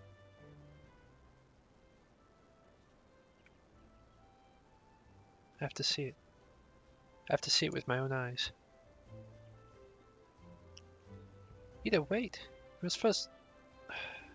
Now the Seedseer is expecting us. Worry not, Alphino. Gossetsu and I will watch over her. You may safely attend your meeting. My thanks, Yugiri.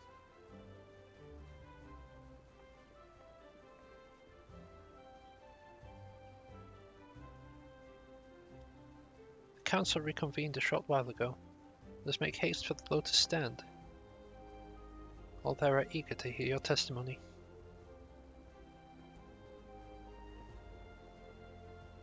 I've got to say, most of the characters that I actually really like from Final Fantasy XIV, like say if we went for my top 10, most of them are from Stormblood.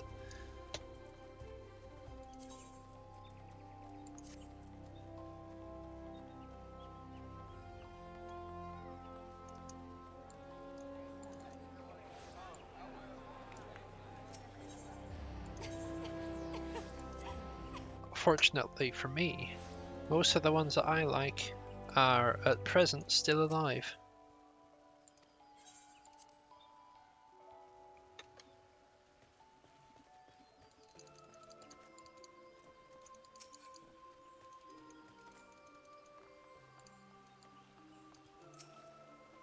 Yep, did not mean to click on Emmerich.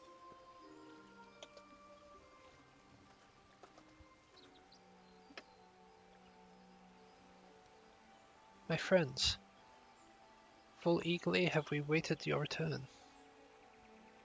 Few indeed could have discharged the duty entrusted to you, and humbly do we thank you for seeing it done. You are too kind, Elder Seedseer. As I recall, we as good as demanded the right to try. But tell me, how did the battle unfold?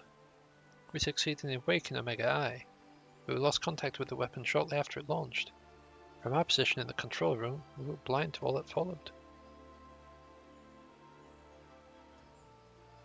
What words could do justice to such a scene? Not of my choosing, that much is certain. I can give you the facts. The cocoon hatched even as Omega arrived, and from its midst rose a great dragon.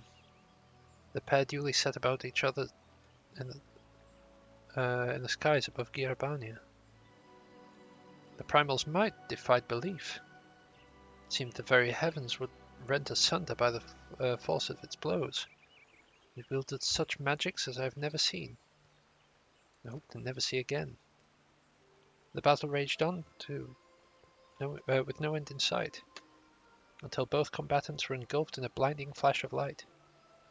When the radiance faded, I saw the pair fall motionless from the sky, come to rest somewhere on Alamegan soil. I will not speak for the rest, but to my eye, it seemed like each had landed a fatal blow upon the other.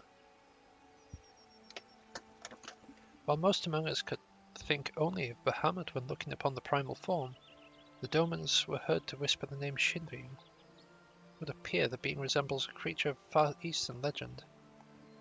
We have found it convenient to refer to it as such. This Shinryu's fate, and indeed that of Omega, is yet unknown. We have alas no eyes on the Girabanian side of the border. Aye, to which we have sent our main force, under the command of Marshal Tarupin, to capture the wall. With the Imperials in disarray, we have the perfect opportunity to secure the Gridanian border, and assess the aftermath of the impact. I myself will join the Marshal and his men when the council is adjourned. Well, that explains a few things. I wager that flash of light coincided with our loss of contact. Lest you wonder, we quickly re-engaged Omega's stasis system. So if it has fallen on the Empire's lap, it will be of no use to them save perhaps as a statue. Correct. Without me to guide their efforts, it would take them decades to decipher Omega's core functions, if they managed it at all. Such reassurances do much to calm our fears, yet the relic's fate is but one of several concerns. Indeed, I humbly submit that the time has come for us to make contact with our resistance representatives in Girabania. Though Ilbert has forced our hand, it would seem only logical to seek an alliance. Given the inevitability of the Imperial retaliation, and by working in concert, it is not impossible that Alamigo might finally be wrested from Galamut's grasp.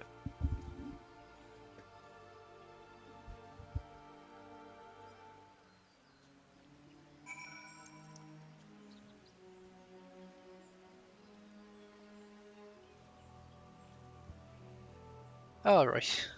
Right. Don't mind me, Nero. Just sneak behind you. Must be exhausted. I would ordinarily suggest that we retire directly to the Rising Stones, but I wonder if we might first make a small detour. You should all learn the others have gathered at Amarise's tower. And I imagine that you too would be interested to see what has become of the wall now the cocoon is gone. It is decided then. Lead on. Alright, I guess I will. Hawthorne Hunt.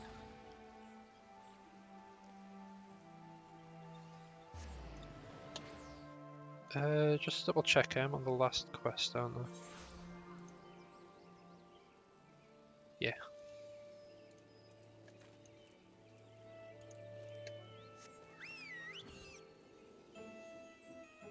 At this rate, it's looking like I should have started at, like, I should have probably gone to bed, like, maybe 11. Then got up at like 10 or something and started stream then. My friends, I cannot well express how glad I am to see you both unharmed.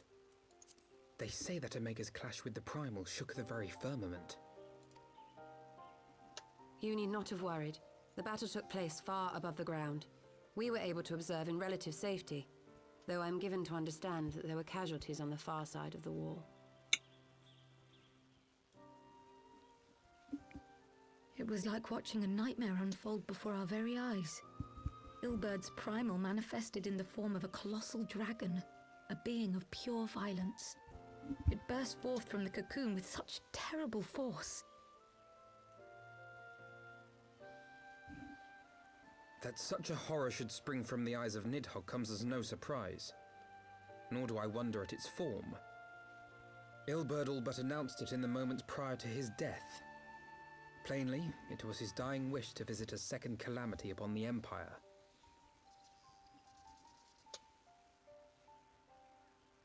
And I am quite certain the abomination would have obliged had it not found itself outmatched by Omega. Gods!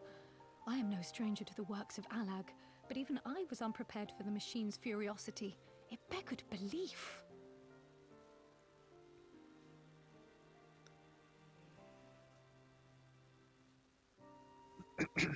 And how fares poor Ida in the midst of all this? Have you spoken with her? She is up on the platform, lost in thought. We deemed it best not to disturb her, but mayhaps she would welcome some company after all. Shall we?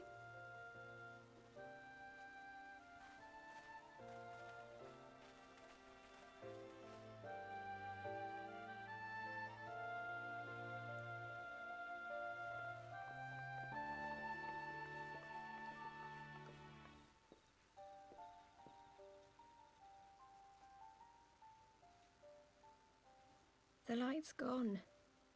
It was all we had left of him. Ida. I don't blame anyone. I knew what was going to happen. I knew the spell Papalimo meant to cast would drain away his life force. I knew that it would only buy us a little time.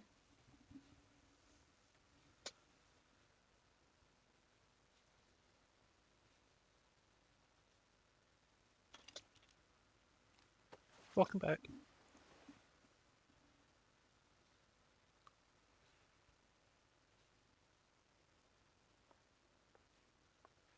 Ida, there is no need to explain.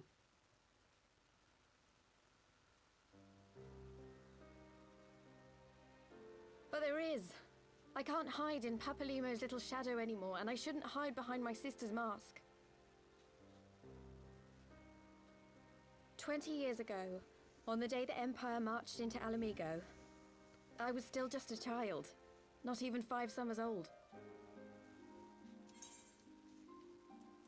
My father had been one of the leaders of the revolution. Tell you what, He we'll had wait fought until to overthrow the the end of Mad this one. King, Theodoric. Right. So you know how the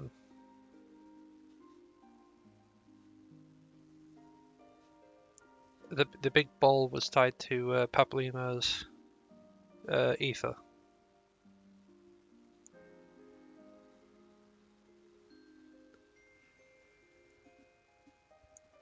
Basically, the Archon tattoos are also tied to the bearer's ether, but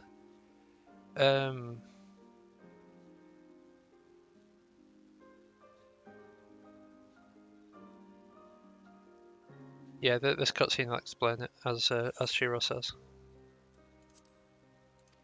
We'll just And my let sister it roll. had fought alongside him. But she was strong and kind, and always knew what to do.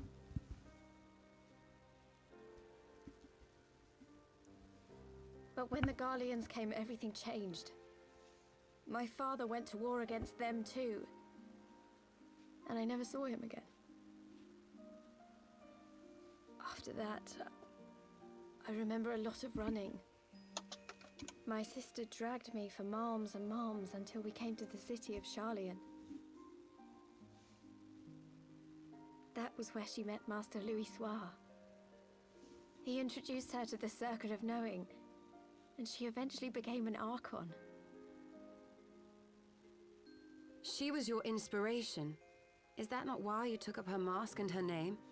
Or did you simply mean to continue what she had started?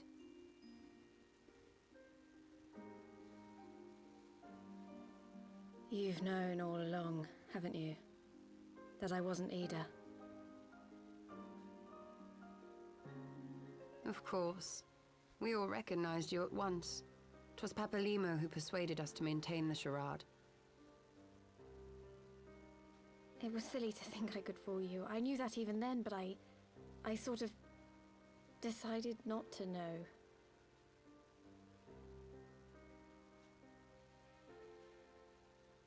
Ida died 6 years ago, on a mission to smuggle refugees out of Alamigo.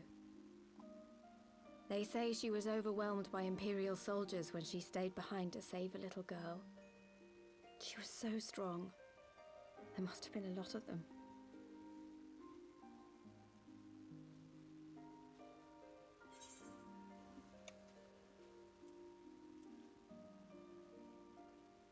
It's gonna have this dot dot dot.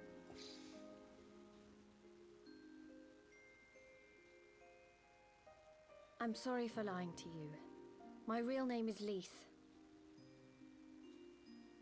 When Papalimo brought me Ida's mask, it was meant as a keepsake, but I decided I wanted to be his new partner, to keep alive all the good that she had done.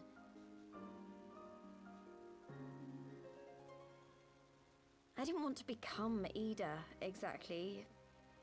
At the time, though, I still didn't know who I was myself, and it almost seemed easier to play the role. Papalimo agreed to help, of course, but it was never what he wanted for me. He wanted me to walk my own path, and those were his final words to me.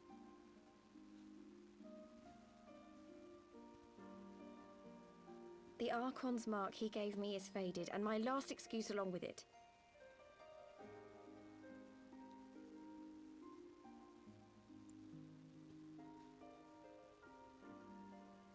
So this is it.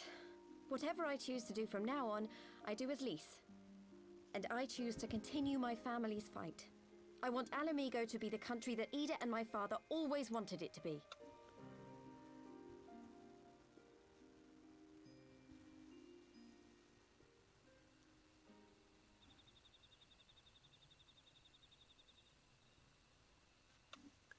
Yeah, pretty much. Pretty much, Kami. War is upon us once more. The only way that you would have known Ida would have been to Do you play regret standing against the Empire? Final Fantasy XIV when it first Would you came have out. chosen a different road, knowing what you know now? To claim that I never doubted the decision would be a lie. But I made my choice, and I have defended it with blade in hand ever since.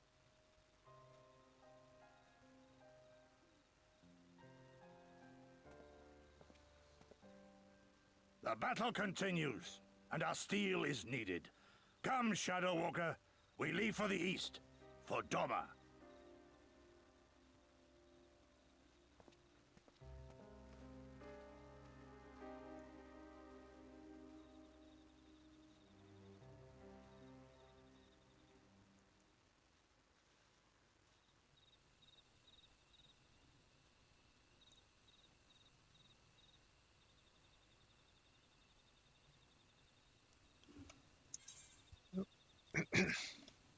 It's brave of Lisa removing her mask after so long.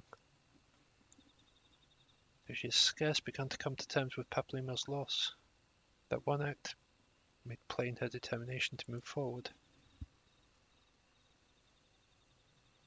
And should she ever falter, we should be there to support her on this road she has resolved to walk.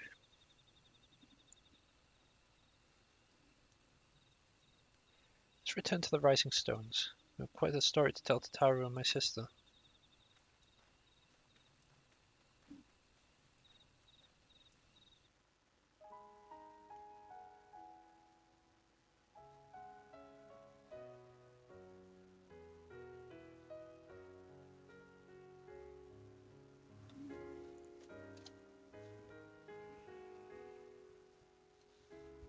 And, yeah.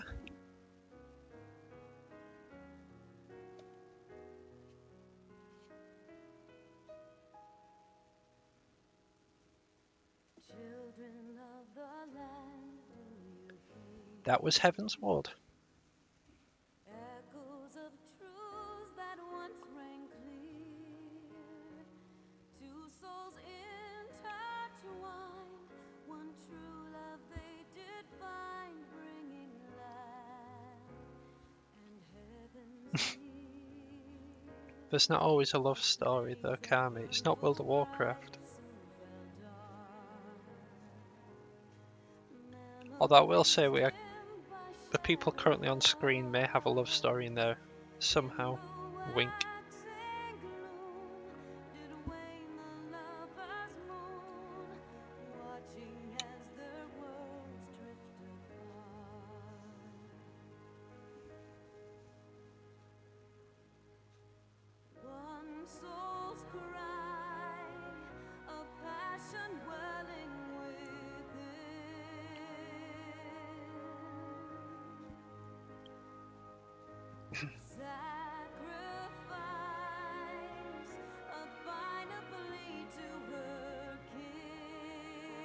No, it was a screen before that one, Shiro.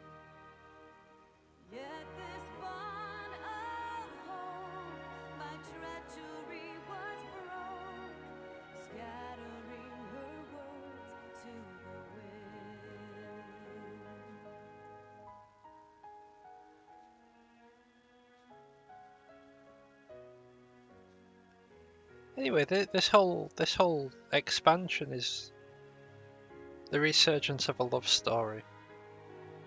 A love story between Shiva and Hrisvelga.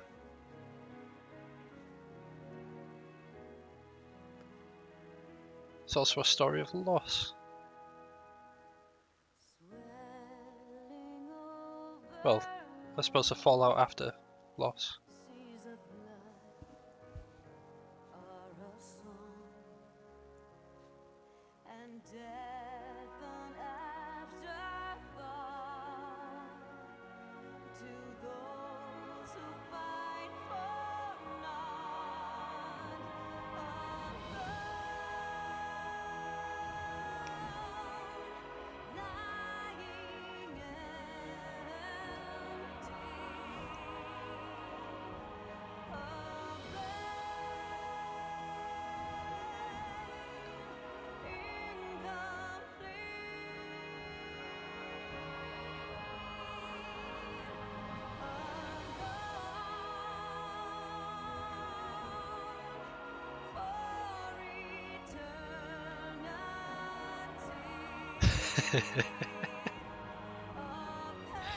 Now, Shira, don't threaten Kami.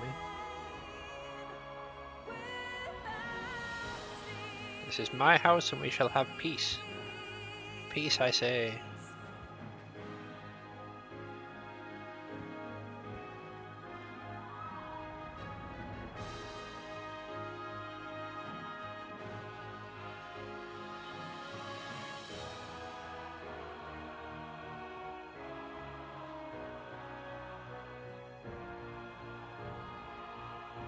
Yeah, I'm with Kami on that one. That is quite gross.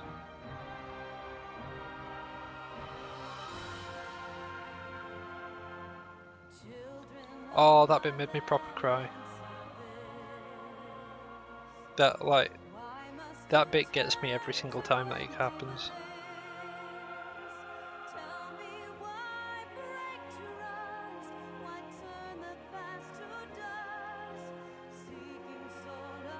That hurt me, man. It hurt.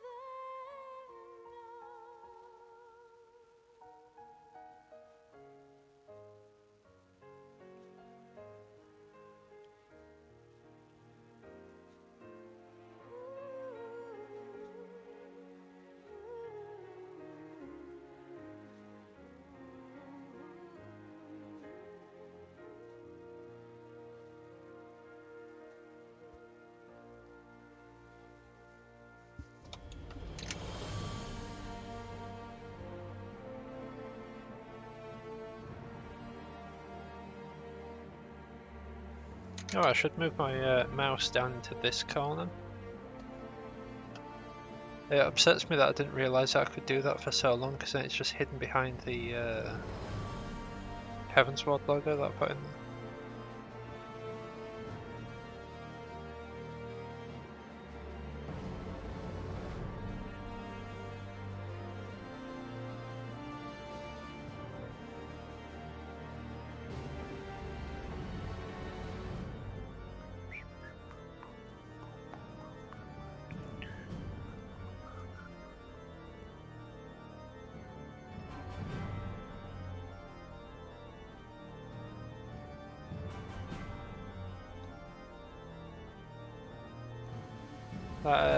That Rianche double cross though. I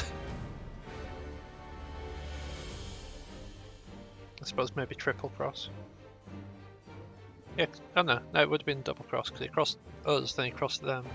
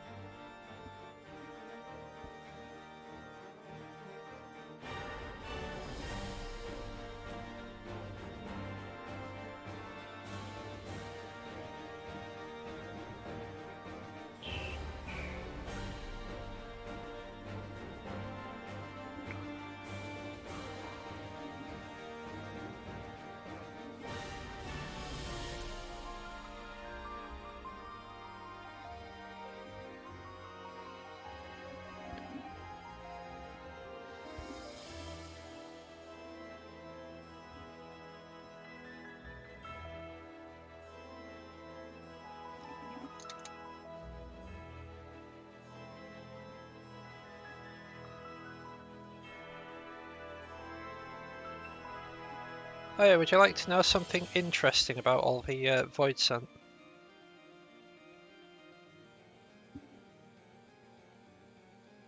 Every single Void Scent that you fight in Final Fantasy XIV all come from the 13th. It is a plot point, however, it's a plot point from a raid series, which a lot of people might avoid.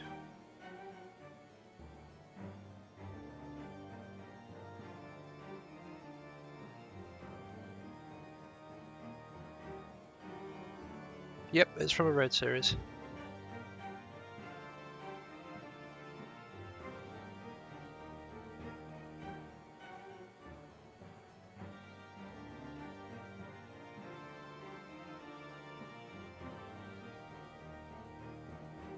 Oh, it is from Orange Triad.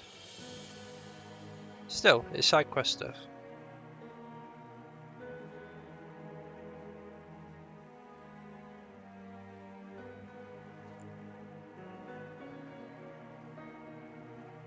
It's one of those you have to go looking for it specifically.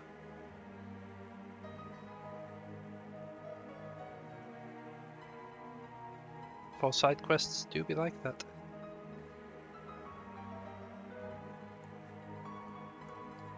I mean, not necessarily. If you wanted to go for completion, then they're required. Otherwise, you don't really need to do anything for blue.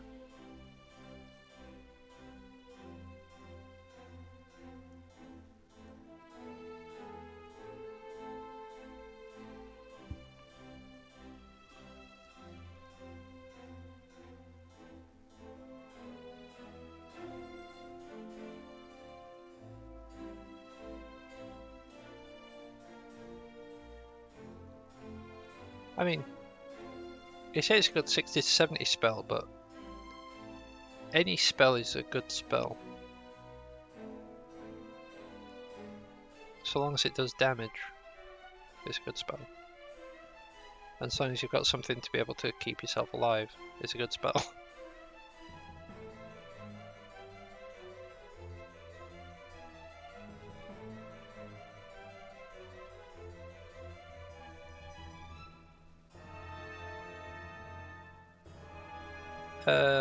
I think we're not gonna fight.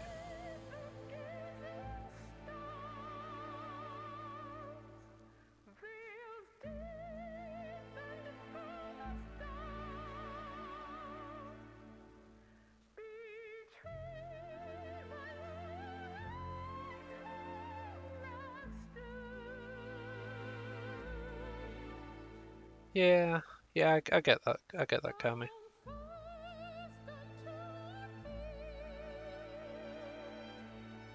Although technically speaking, he wasn't really dead at that point. He was sort of like merged with the shield around Shinryu. He wasn't technically dead, but he also wasn't technically alive.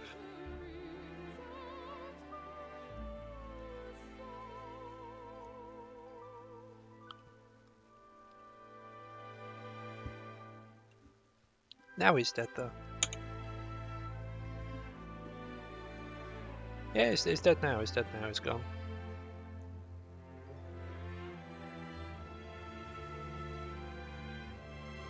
If this were Log Horizon, it's been bang, zoom, straight to the moon.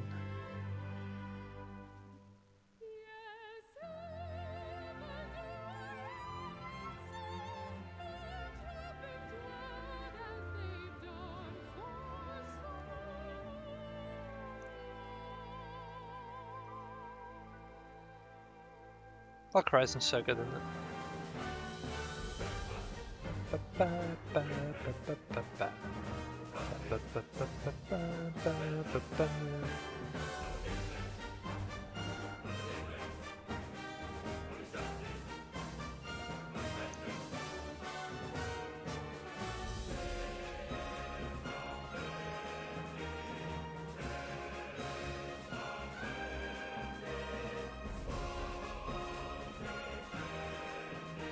I mean, to be fair, the only characters I would say that were...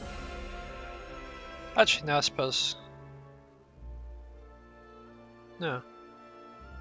Yeah, the only characters that were really, like, integral for Stormblood are Lise and the Yugiri Gosetsu combo.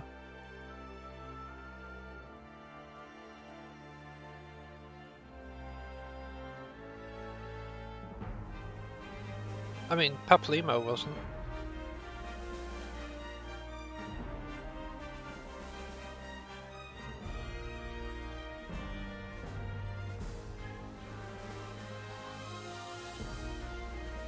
If we're going to talk on like why we're going in there, then technically the Griffin was.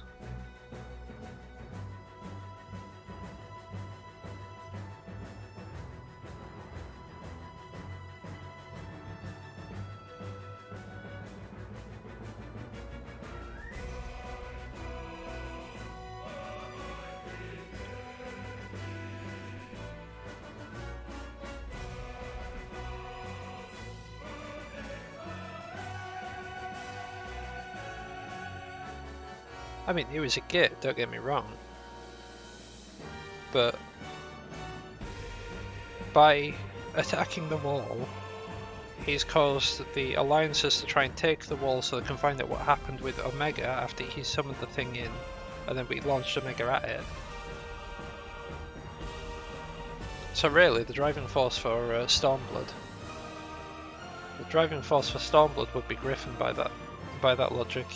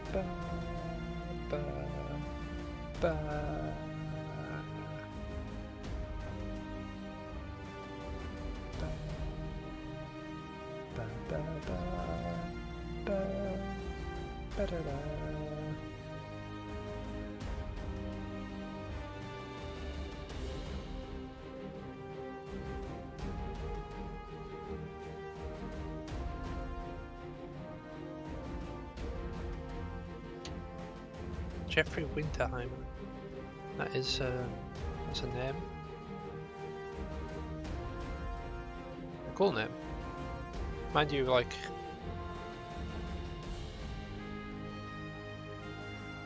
Huh.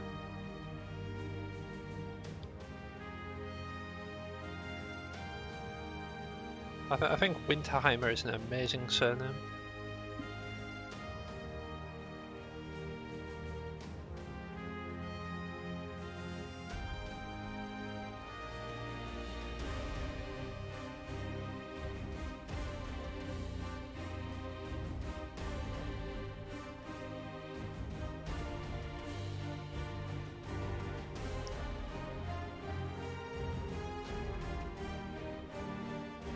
If we're talking in terms of bagel, Griffin is a bagel picture that I saw that I can't show you, Shira. It was cursed.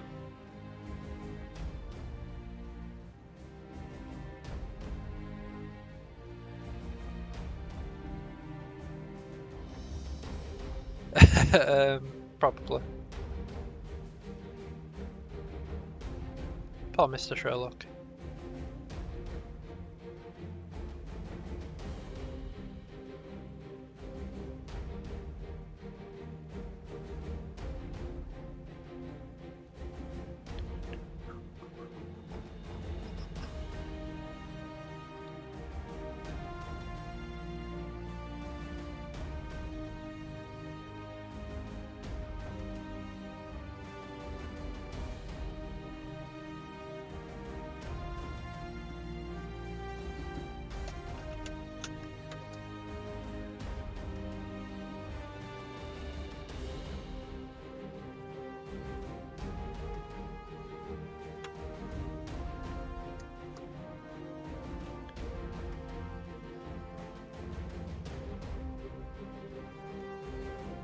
I'm kind of disappointed by that, Shira.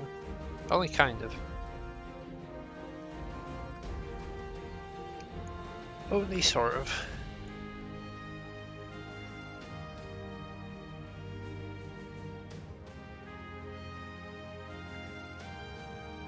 Just I can't really check because the sound comes through. How's Stan's raid going so far?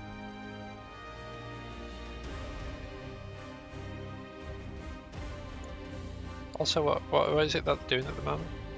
Are they on Bahamut? Are they going through trials again?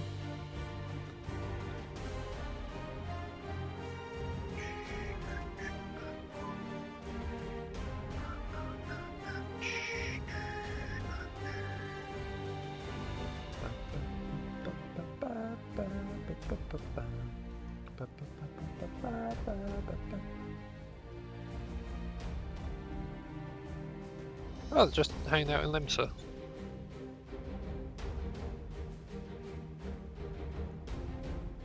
Yeah, probably. It's been like an hour since I started.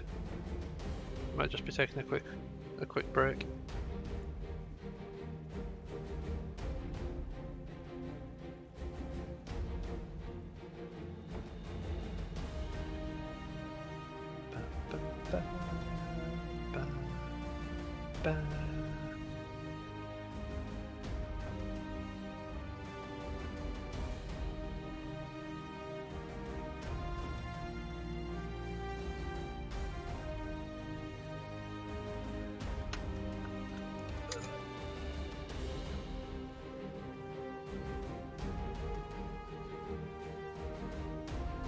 And so did the dawn break upon a realm reborn.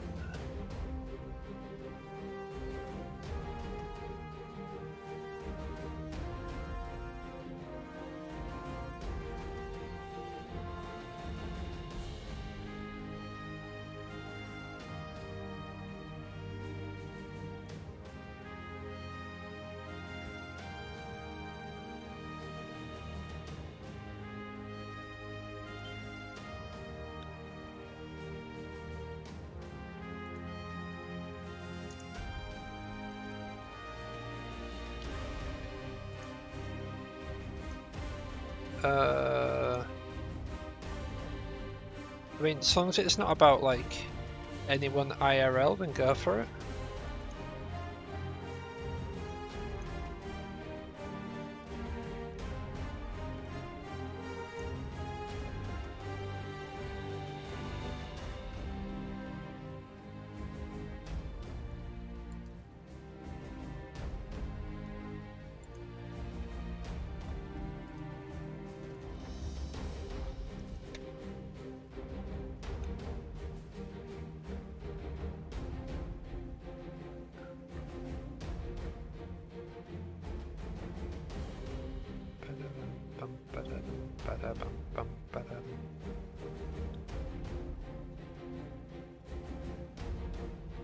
Oh, that's just tragic.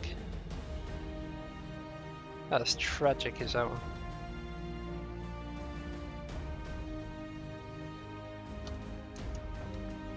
You see, when I go, I want my remains spread all across Disneyland. I don't want to be cremated. Just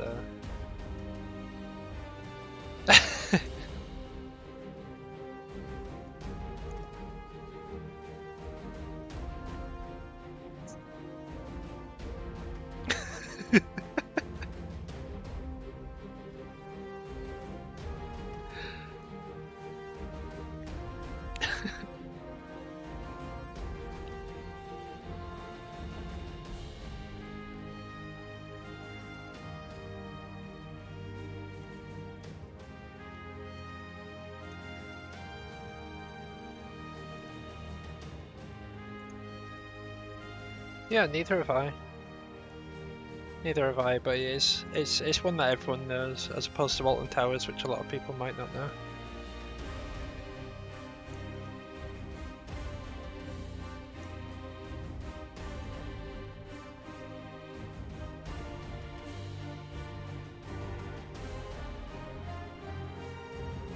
Took a wrong turn at Florida. Is that like because he went into Florida by chance?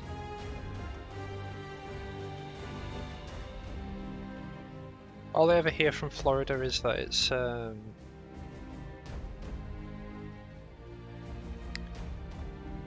unique. It's unique. We can say that.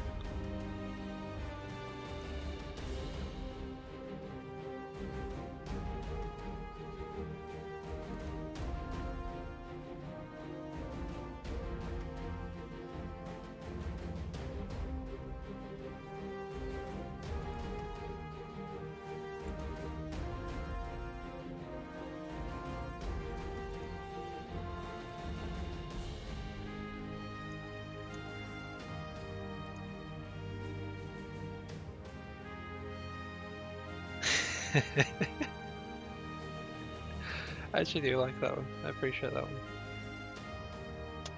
No, I'm not Shira, but I appreciate it too.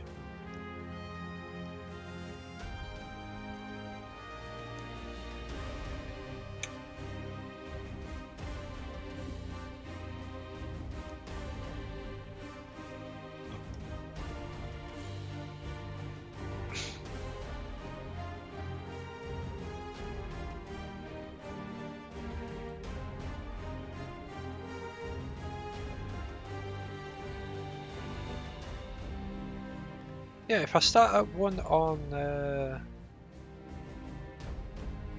Thursday, when we come back to Final Fantasy, I could potentially cover a lot of quests. Because this one was slowed down by credits.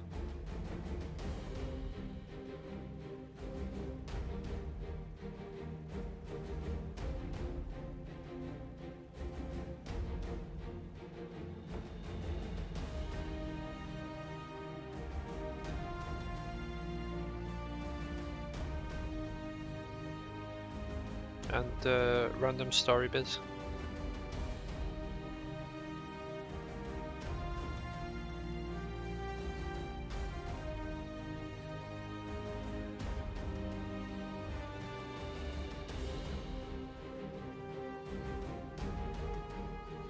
Oh god.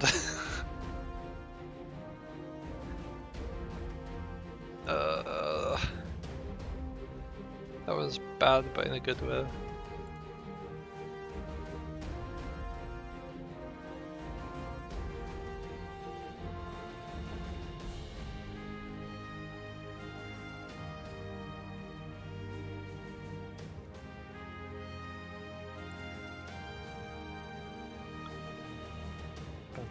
Bam, bam, bam, bam, bam,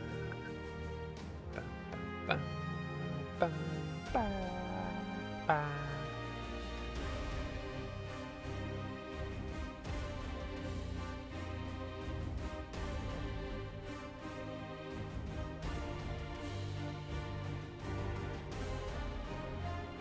Mr. Headshot.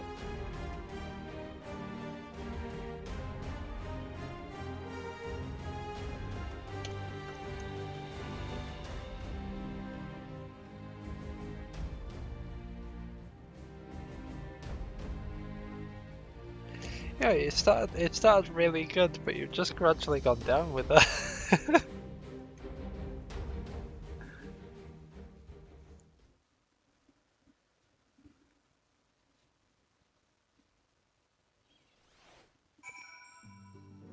Alright, the last quest.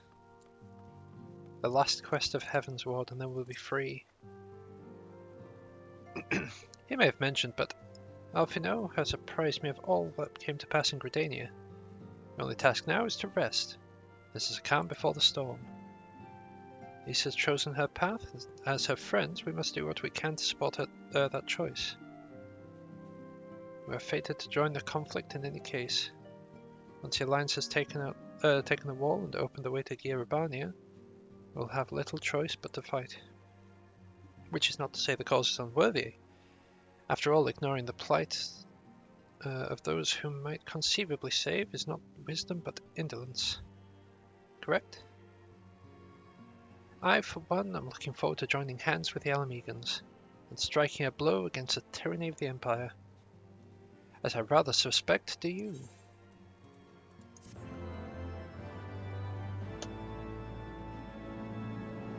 Yeah, right. We are literally just about to end. I'm afraid. We've got this cutscene and then we will be done for today. Quick march! The Imperials will soon come to their senses and we must be ready to face our retribution. It's quite unfortunate. But anyway, before we do go, how are you doing? How's things? It's almost time, Father. Aye, almost. Stand firm, Pippin. I learned to brace myself against the charge of the Bull of Alamigo. No foe would dislodge me.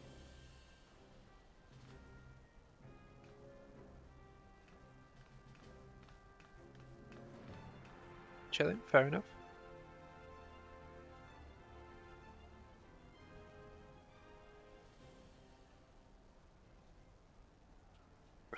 Shirana.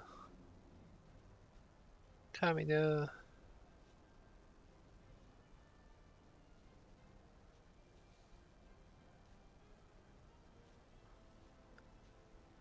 Very well, Ilbud. I will take our homeland back. For the both of us.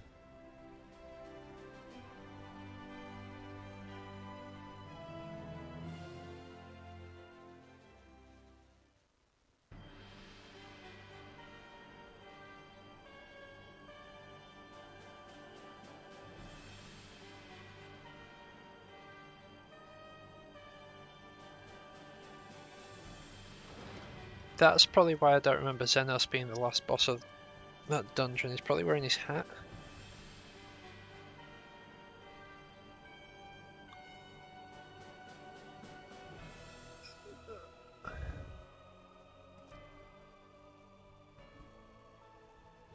My Lord Viceroy, our scouts have confirmed the preliminary reports. Belsar's war has fallen to the Eorzean Alliance.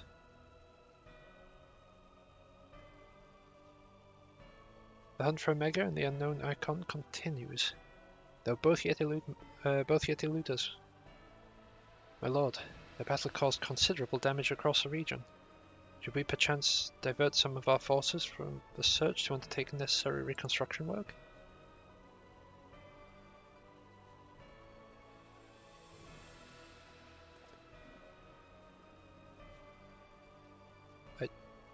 Forgive me, my lord. I did not intend. It will be done.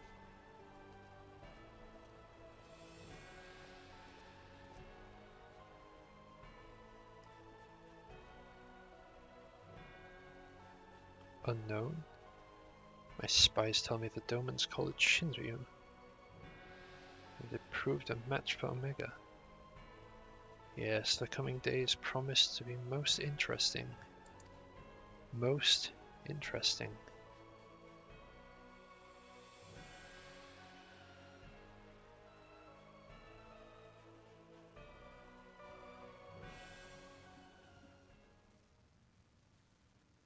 The far edge of fate. Oh, the road begins anew. The heroes look to eastern skies. And behold something. There's crimson.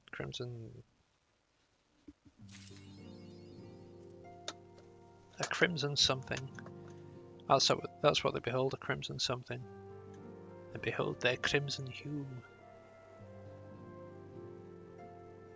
A dawn of liberation. A gathering storm of blood. But yeah, that is it for us today. Just like to thank everyone for stopping by. Thank you again, Kami, for the sub. And we'll catch you all tomorrow. Redding Stan is playing some more Final Fantasy XIV, so I hope you enjoyed that. And yeah. Bye now.